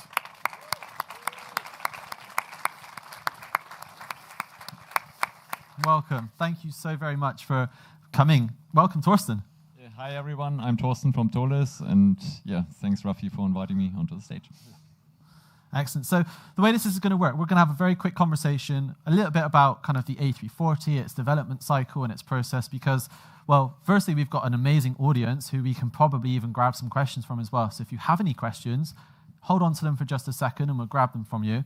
But, it would be really good to understand, how did this project go from kind of just a conversation over like a beer or something to actually coming to full fruition? Because this is, ToLiss is your first product properly on Microsoft. I mean, there's probably quite a good development story behind all of that. I mean, I guess you can tell more a little bit about that because he was in the first minute there, but it started like exactly almost 2 years ago in February 2024. And it was basically Thorsten, Juliana, I guess, and Winfried having a talk. Hey, let's do something together. And maybe you can share some insight out of that. Yeah, so funny story is for the first time in my life that I actually went to FS Expo, I then met Winfried at that time, and then short after he actually called us and said, hey, we need to talk. And I was wondering like, okay, why do we need to talk? Now, we had been selling through the Aerosoft store, so I was wondering, is there something going on there? But no, then he ended up having a meeting with him. He said, yeah, what do you think of getting your systems into Microsoft? And well, I had thought about it before, but at that time we thought about it, now it's too much work. We are happy in the X-Plane world. That's where our ecosystem works.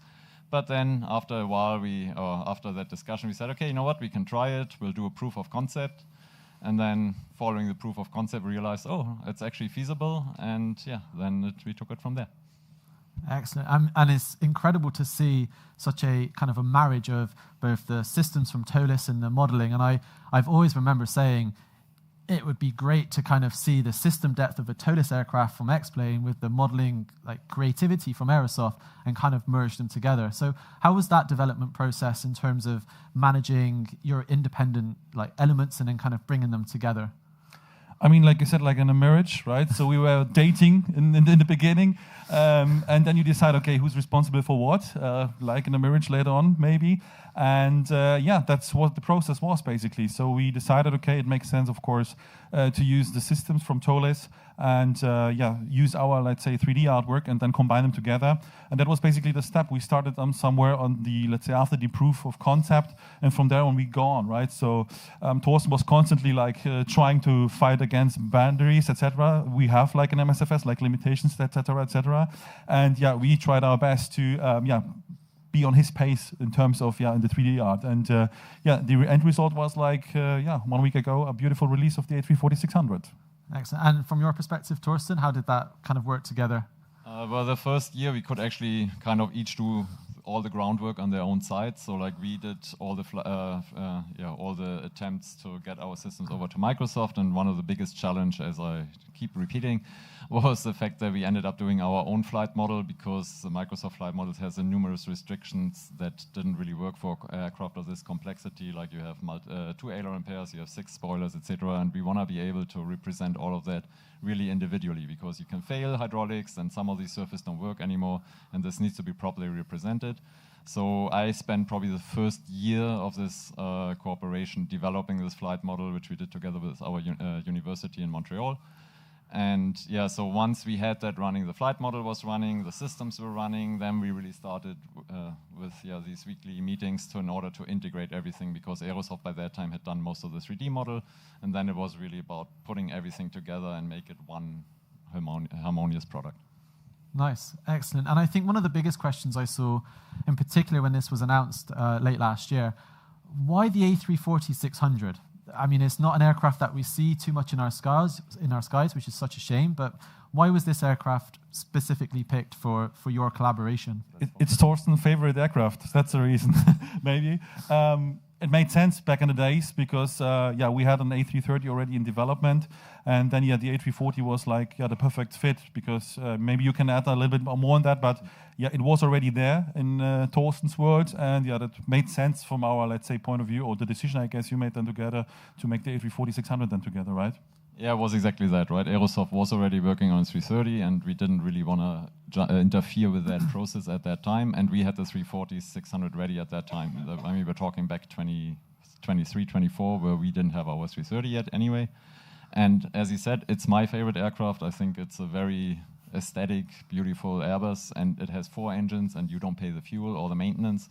So from a flight sim perspective, it's much more fun, right? You have more to start, more to stop, more possible failures you can inject, etc. So it has a more higher entertainment value, I find, than a twin jet. So that's why, 340-600. Excellent, thank you. Is there any questions here from the audience? Yes, sir.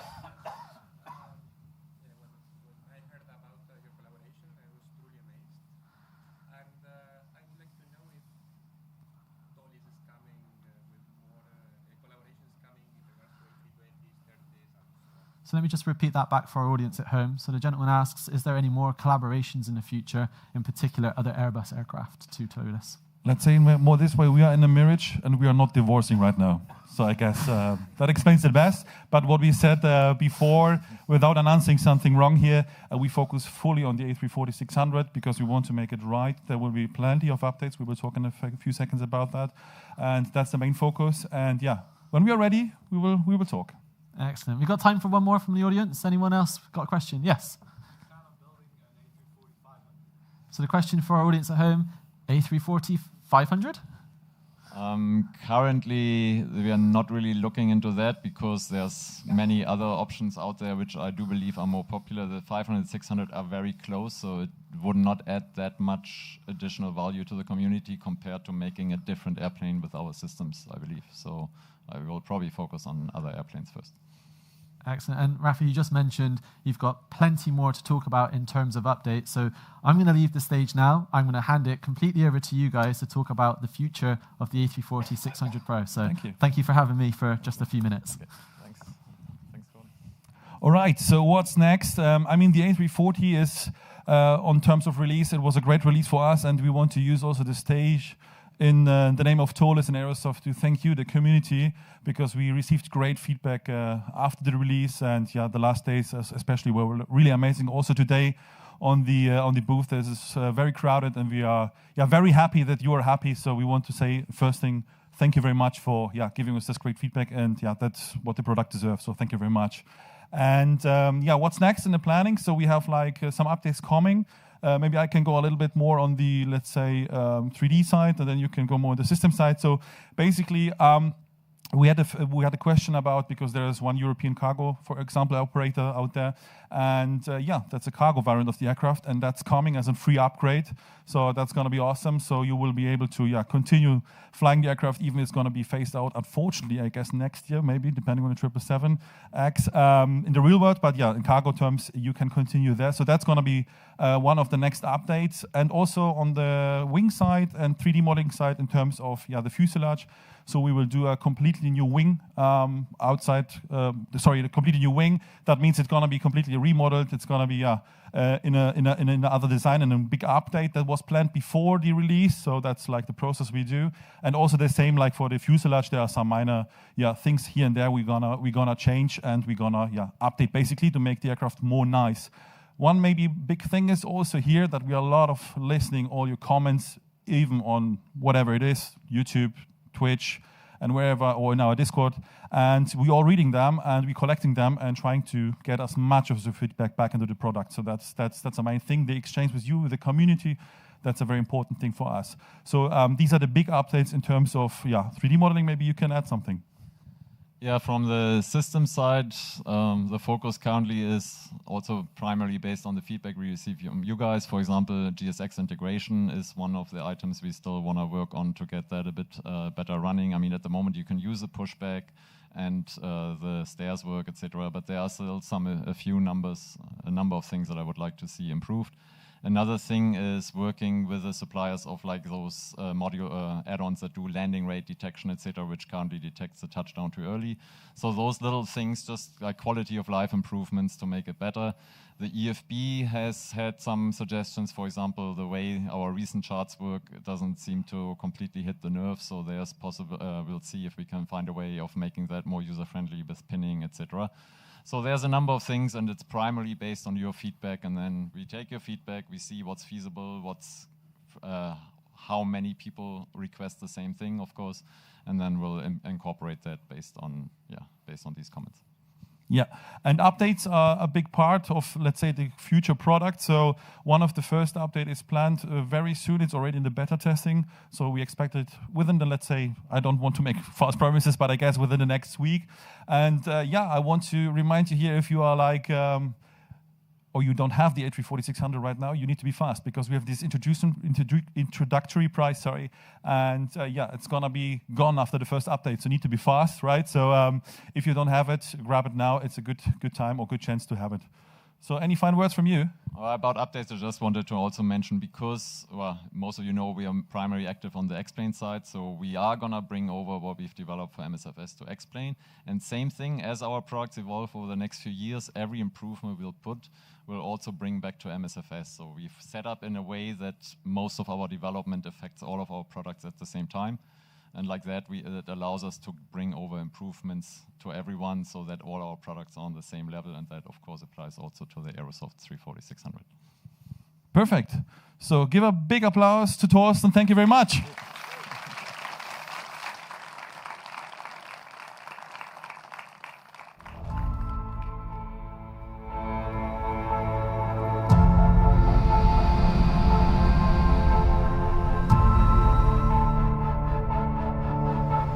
Introducing Stuttgart Airport, developed by the Aerosoft dev team, led by Joe Erland and Lucas from Microsoft Flight Simulator 2024, the international gateway of the Schwabenland.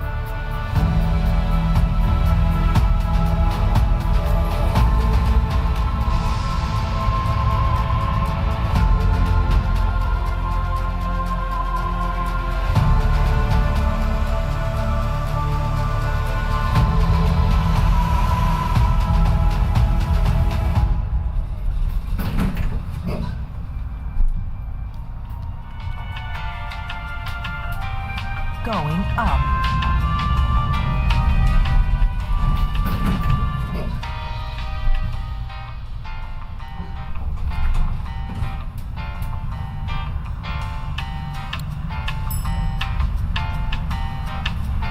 Second floor.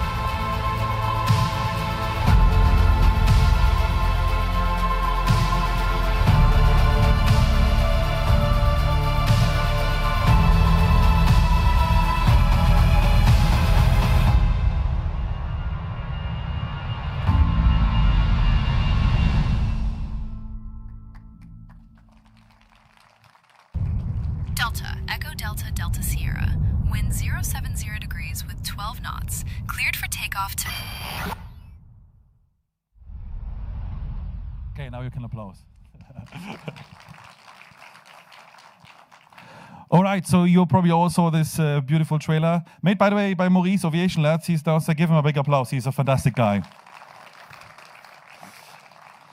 So I want to bring two very important people here because I'm just for talking here, but these are actually the two developers. So give a big applause to Joe Erland and Lucas.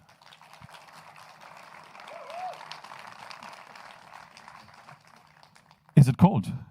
A little bit, yeah. Okay. Is it on? I don't know if it's on. Say hello. Hello, hello. Can you hear me? You did like this one. Yeah. Okay, so these are the two main developers. Maybe you introduce you a little bit yourself and tell what was your main role in the scenery here today. So my name is Joe Erland. Sorry, is that better? Yeah. Yeah. So my name is Joe Erland, or Joe Erland, if you're Norwegian. So I've basically been one of the developers, also managing the Stuttgart project. I've been doing the sceneries for a long time. I think like my first scenery was released in 2010. So it's way back in the day. And then we have you. Hi, I'm Lucas, and I've been working with Joe together on sceneries since Frankfurt, basically. We did Frankfurt, Düsseldorf, and now Stuttgart.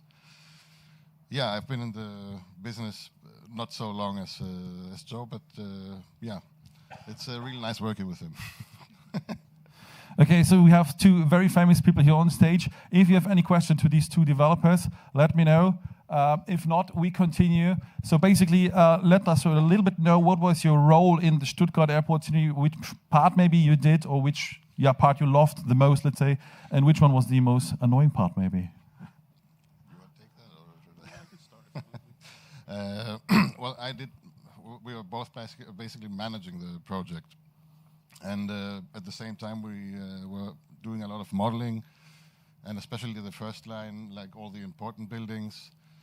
And I was also doing ground polygon stuff. Yeah. Yeah, like the biggest part of the airport that I worked on was probably like the terminal area. So like all of the assets around the terminal, inside the terminal, that kind of stuff. That's probably the... Well, you asked what the most fun thing was, and like the worst part. Yeah. I guess like it's a mix on the terminal. Like you have like areas that are okay to do, and then you have days that's a struggle, I guess, to put it mildly. Okay, so yeah.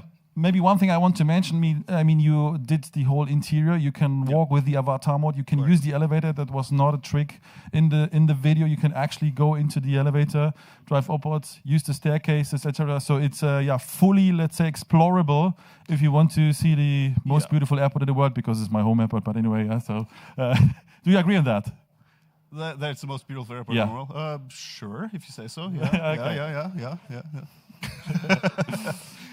No, but it's a nice airport, and it's we also went there in the early phases. We had a guided tour by Rafi. So that was that was fun, though. Interesting, yeah. No, but and like one of the coolest parts to me is the terrace, and being able to like go up there and just have a look at the whole airport from there. So, but yeah.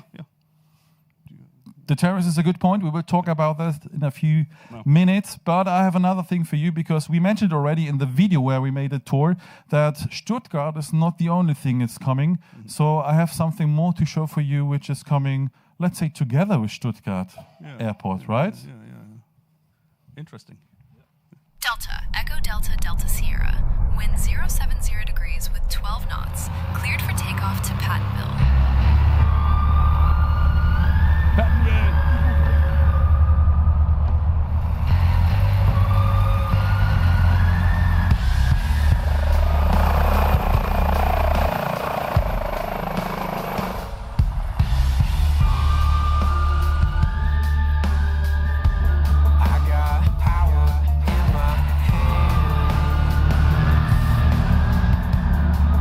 So catch me if you can.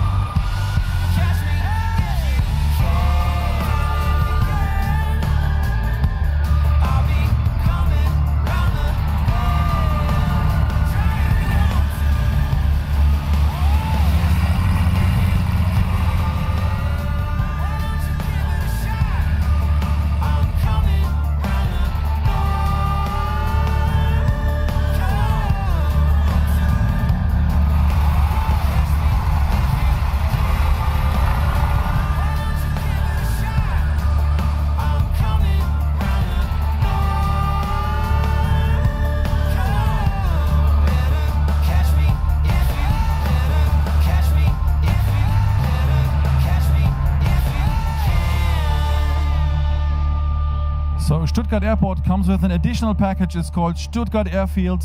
It's going to be priced for $9.99. And Stuttgart Airport is going to be on the price $22.49 inclusive taxes. And you can buy it all together as one package if you want for $29.99. Give a big applause to these two beautiful gentlemen.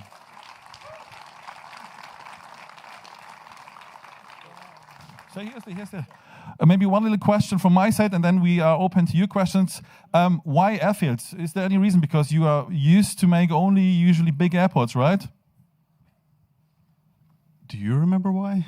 We thought it might be cool to actually have some airfields around Stuttgart, so you can use Stuttgart as a starting point to visit all the small airfields around it. They're very close, like, I don't know, like 10, 15 minutes away or something. Some even closer, so yeah, that's basically why. And since we were in the area photographing Stuttgart, we simply visited all the airfields and and had a lot of fun around, right? Yeah. Okay, so and of course there's the main question when we release it, right? So it's easy to answer. It's gonna be released on Monday, in 2 days from now, on 23rd/03.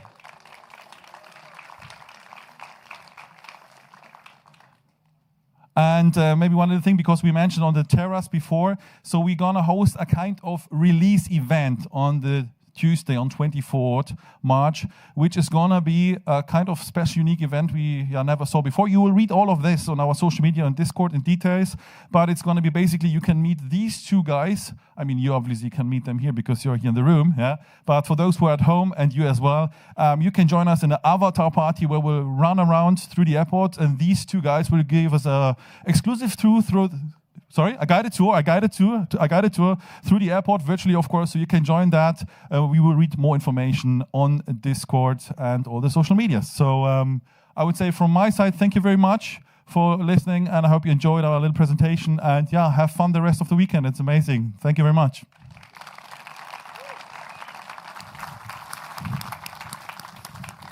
Thank you very much. Amazing. One more time, please put your hands together for Aerosoft and ToLiss as well. So we hope you've enjoyed so far this afternoon with Meridian GMT. We hope you've enjoyed the little quiz that we did as well, and of course the Aerosoft and ToLiss presentation. But do not go anywhere, because in a few minutes' time, in about 5 minutes, we're going to have Moza up on stage to give a presentation on some cool new hardware. So stay tuned. If you're watching online, we'll be back very shortly. And for those of you in the room, please watch these trailers.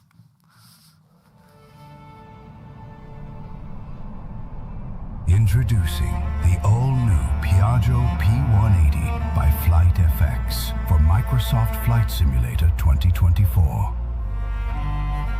Turning pure Italian horsepower into an effortless dance through the skies.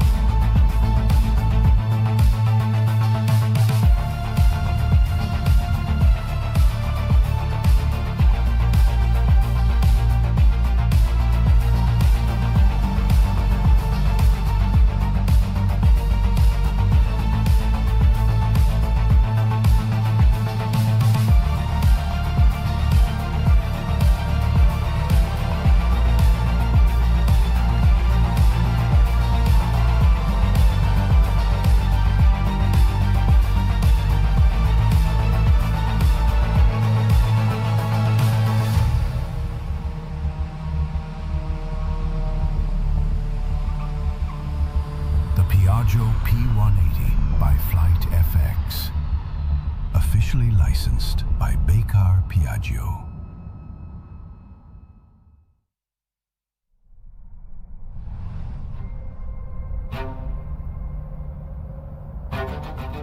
Introducing the Aerosoft Airbus A340-600 Pro for Microsoft Flight Simulator 2020 and 2024.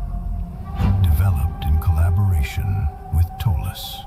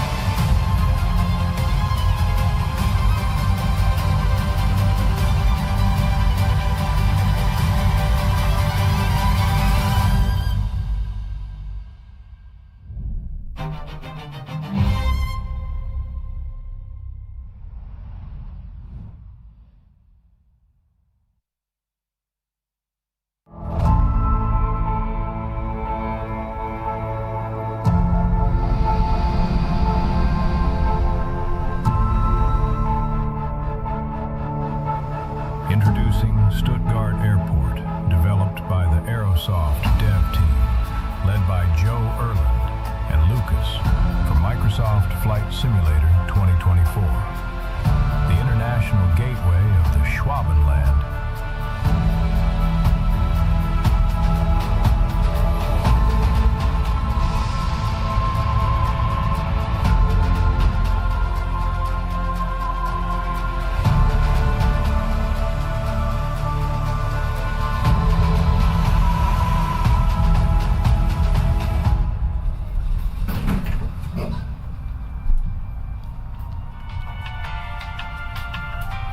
Going up.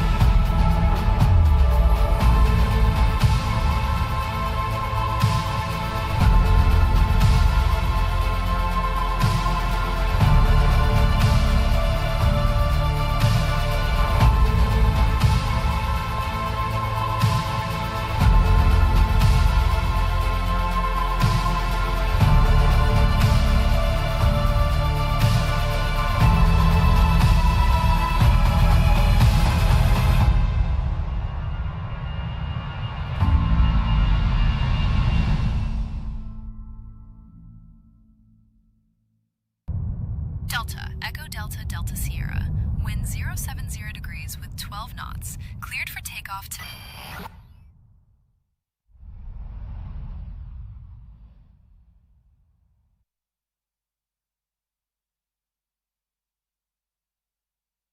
Okay. We are at the final presentation of the day. Who's still awake? Whew. Should we try that again? Who's still awake? Yay! Excellent. Guys, honestly, thank you so much to everybody who has watched one or many presentations from us today. It's always hard work to put these shows together, but it's always worth it because ultimately we get some incredible product reveals, new trailers, some new news, and also some fantastic entertainment for you guys, whether you're here in person or watching online as well.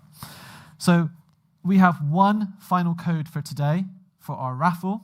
So if we just click for me, this is the Moza code that you will need. So if you haven't already done so, this is our raffle giveaway where you can win some incredible prizes. So it's MTZA1, Mike Tango Zulu Alpha 1. If the internet isn't working in here for whatever reason, feel free to take a picture of this and apply it later. The giveaway does close in about 12 minutes' time. So very soon I will going to invite Moza to the stage, but we have a very quick word from our sponsor, and then you'll be here for the final presentation.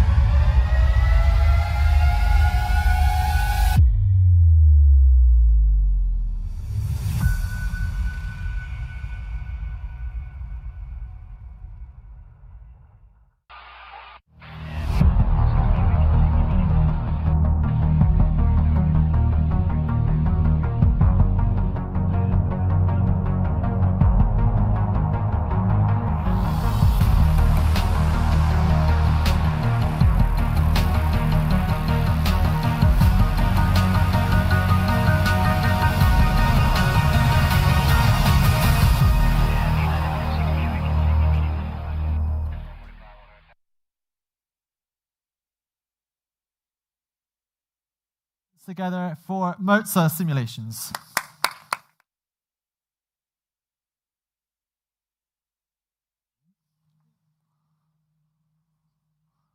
No? Is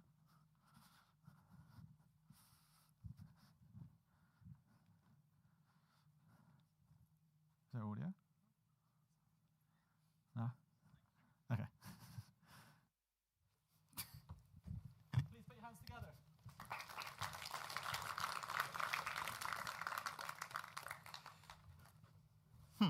Still not working.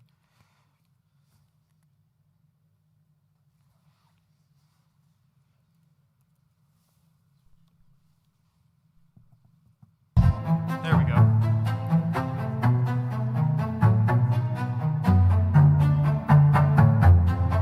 My only question is, are you ready for battle?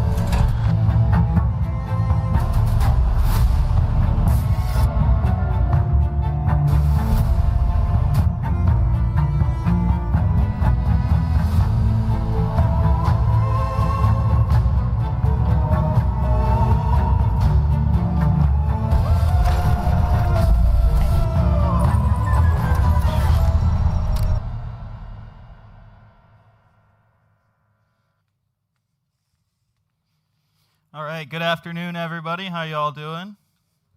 Having a good flight sim weekend. It's been very busy. My name's Zach Priest. I'm a business development manager for Moza Flight. I'm a certified pilot in the United States with several hundred hours across various types of aircraft, very active in the vintage aircraft community.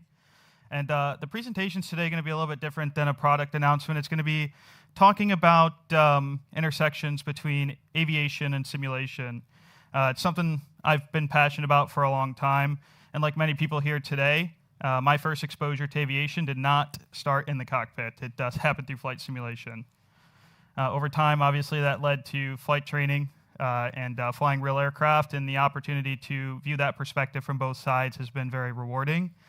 And today I'd like to talk about where flight simulation has come from and what we at Moza believe is the next important dimension in its evolution.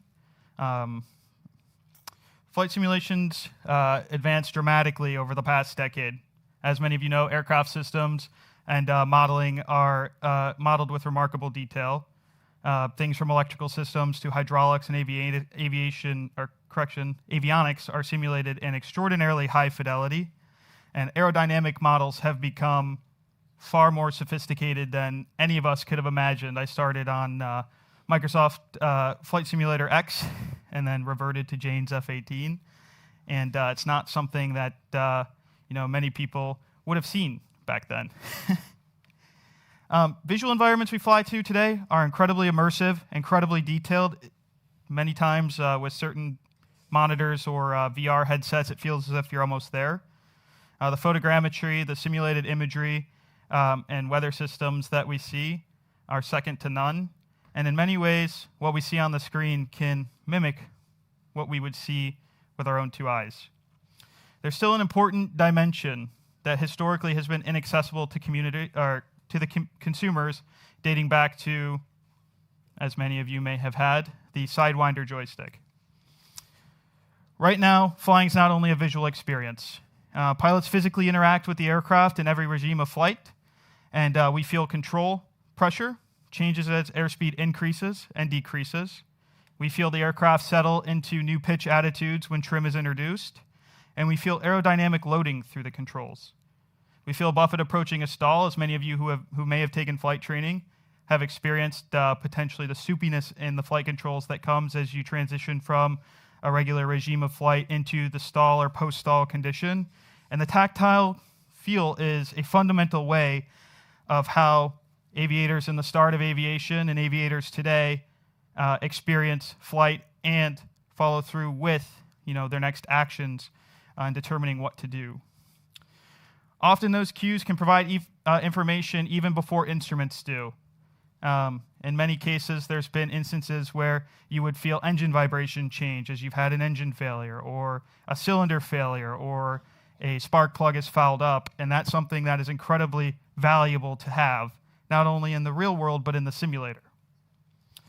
For decades, simulation has replicated these visual and procedural aspects extremely well, but the physical communication between pilot and aircraft has historically been limited. When simulation hardware can reproduce some of those physical cues, the experience begins to change. Users gain improved control awareness, they develop a better understanding of aerodynamic behavior, interaction with the aircraft becomes far more intuitive. Instead of relying entirely on visual information, the simulator can communicate through both visual and physical aspects now.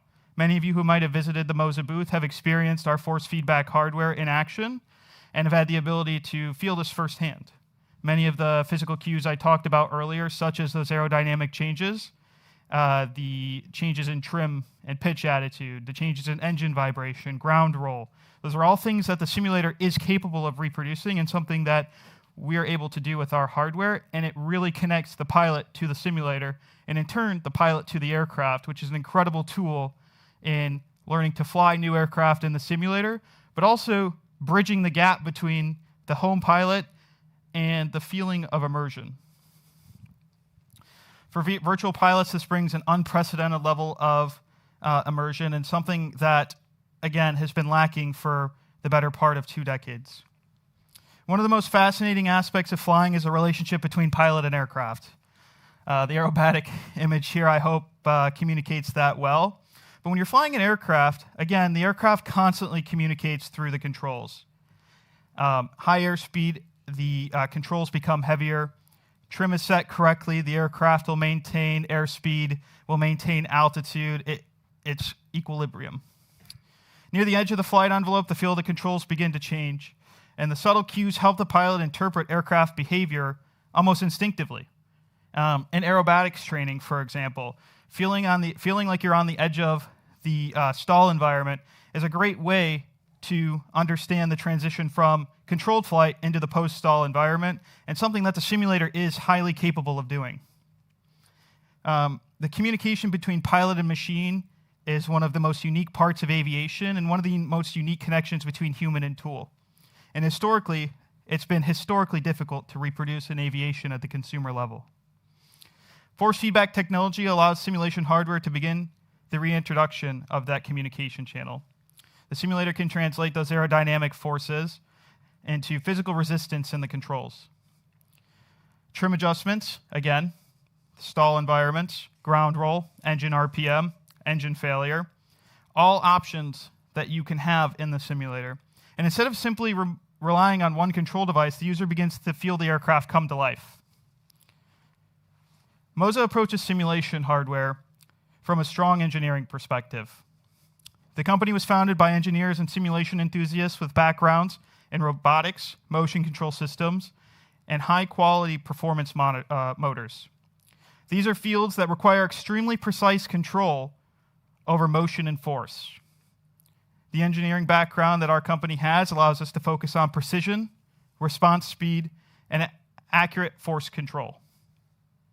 Simulation hardware is not simply about creating devices that move.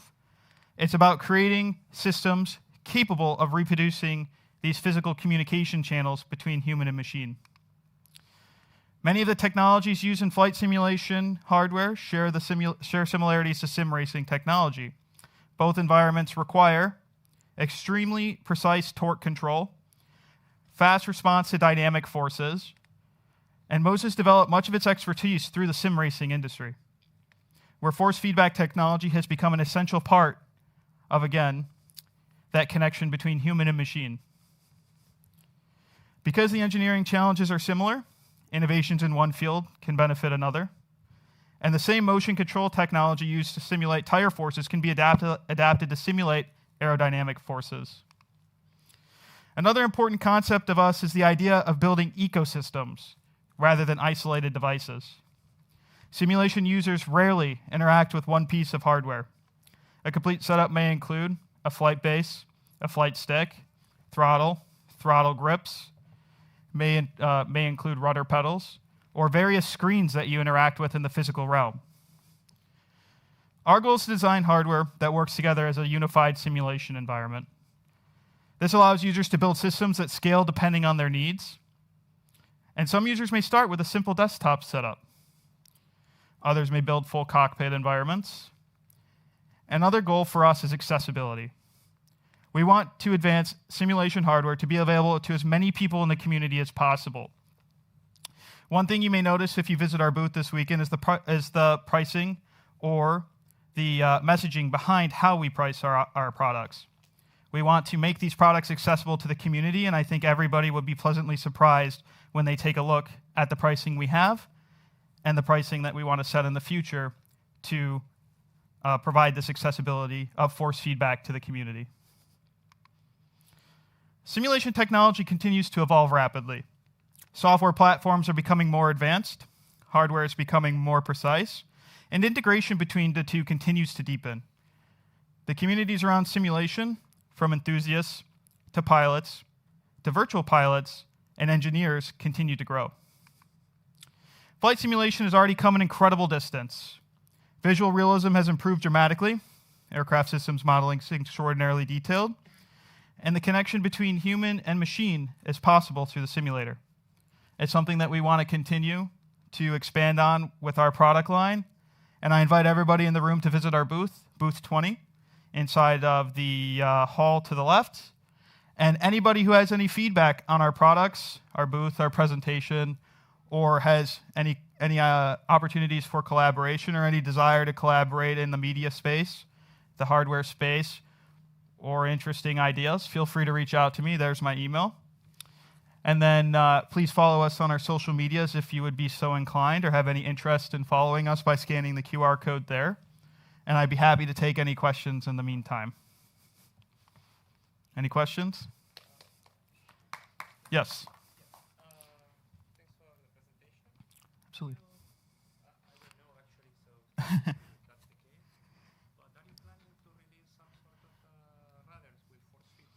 At this time, I have no information to share. If we do, it's something that we'll share in the future. His question was: is there any plans to release force feedback rudder pedals? Any other questions? Any jokes? Any questions about airplanes, hardware, anything? All right. Well, hey, I hope everybody has a wonderful remaining day, a wonderful remaining weekend. I really appreciate everybody coming out to our presentation, and we hope that you visit our booth. What's the current time? I think we have a competition still going for about 45 minutes where you can win an AB6, an MHG flight stick, or a merch bag. We're working with National Stoll, who is doing a Stoll competition at our booth. Winners will be announced tomorrow. And then today we're also doing partnered giveaways with Microsoft Flight Simulator at their booth, where you can win an AB6, MRP rudder pedals, or our MTQ throttle. Last call for questions. Yes?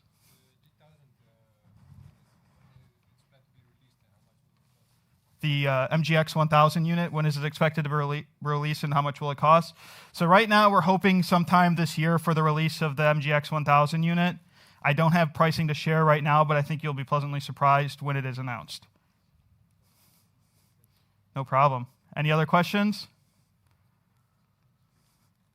All right. Well, I appreciate everybody again. Have a great weekend. And again, reach out to me if you have any ideas for collaboration or any feedback. Have a good afternoon, everybody. One final time, please put your hands together for Moza. Well done. Thank you. So that wraps up an incredible day of announcements, news, and trailers from here on the FSElite Stage at FS Weekend 2026. Have you had a great day so far? Awesome. Well, according to the clock here, you've got about 56 minutes left to enjoy what is out on the show floor. I know I certainly am, because I have not left this stage all day. So I'm going to get out there and try some stuff, and I advise you do the same. But before you go, I just want to give you a reminder of what's happening tomorrow. If we can go on to the next slide, please. There we go. So tomorrow at 11 a.m., we're going to have a slightly later start in case there's any sore heads from any parties that are happening tonight. So if you haven't got tickets, there is a party happening, which you can find out on their website, FS Weekend. So at 11 o'clock, we've got Virtual Fly. And then 10 past, we've got Tailstrike.io. And then we've got a few more product showcases in between that. And who's looking forward to a 787? Yeah? So a new developer came onto the scene just a couple of weeks ago called Vector. Now, Vector are a brand new studio. Never released anything before, but they are backed by some incredibly talented developers, and they're going to be on stage tomorrow taking your questions to talk all about a 787-9 from Microsoft Flight Simulator. So if you're here tomorrow, I highly recommend you come here to experience what they have to show. And I've had a sneak peek. You're going to be impressed, I promise. Following that, we do have XLR, so stick around for that. And again, we'll have unlock codes for all of tomorrow's presentations. And then concluding our FSElite Stage here at FS Weekend 2026, we have fly-by-wire simulations. And if you're unaware of what they've developed in the past, they have done the A320NX and also the A380 freeware for Microsoft Flight Sim 2020 and 2024. Who knows what they're going to showcase off tomorrow at 12:30. So if you're around, we do recommend you come in, enjoy, win some more prizes. But all that's left for me to say, thank you so much to everybody here watching. Thank you to everybody online who've been watching throughout the day. And enjoy the rest of Flight Sim Weekend 2026. Thank you.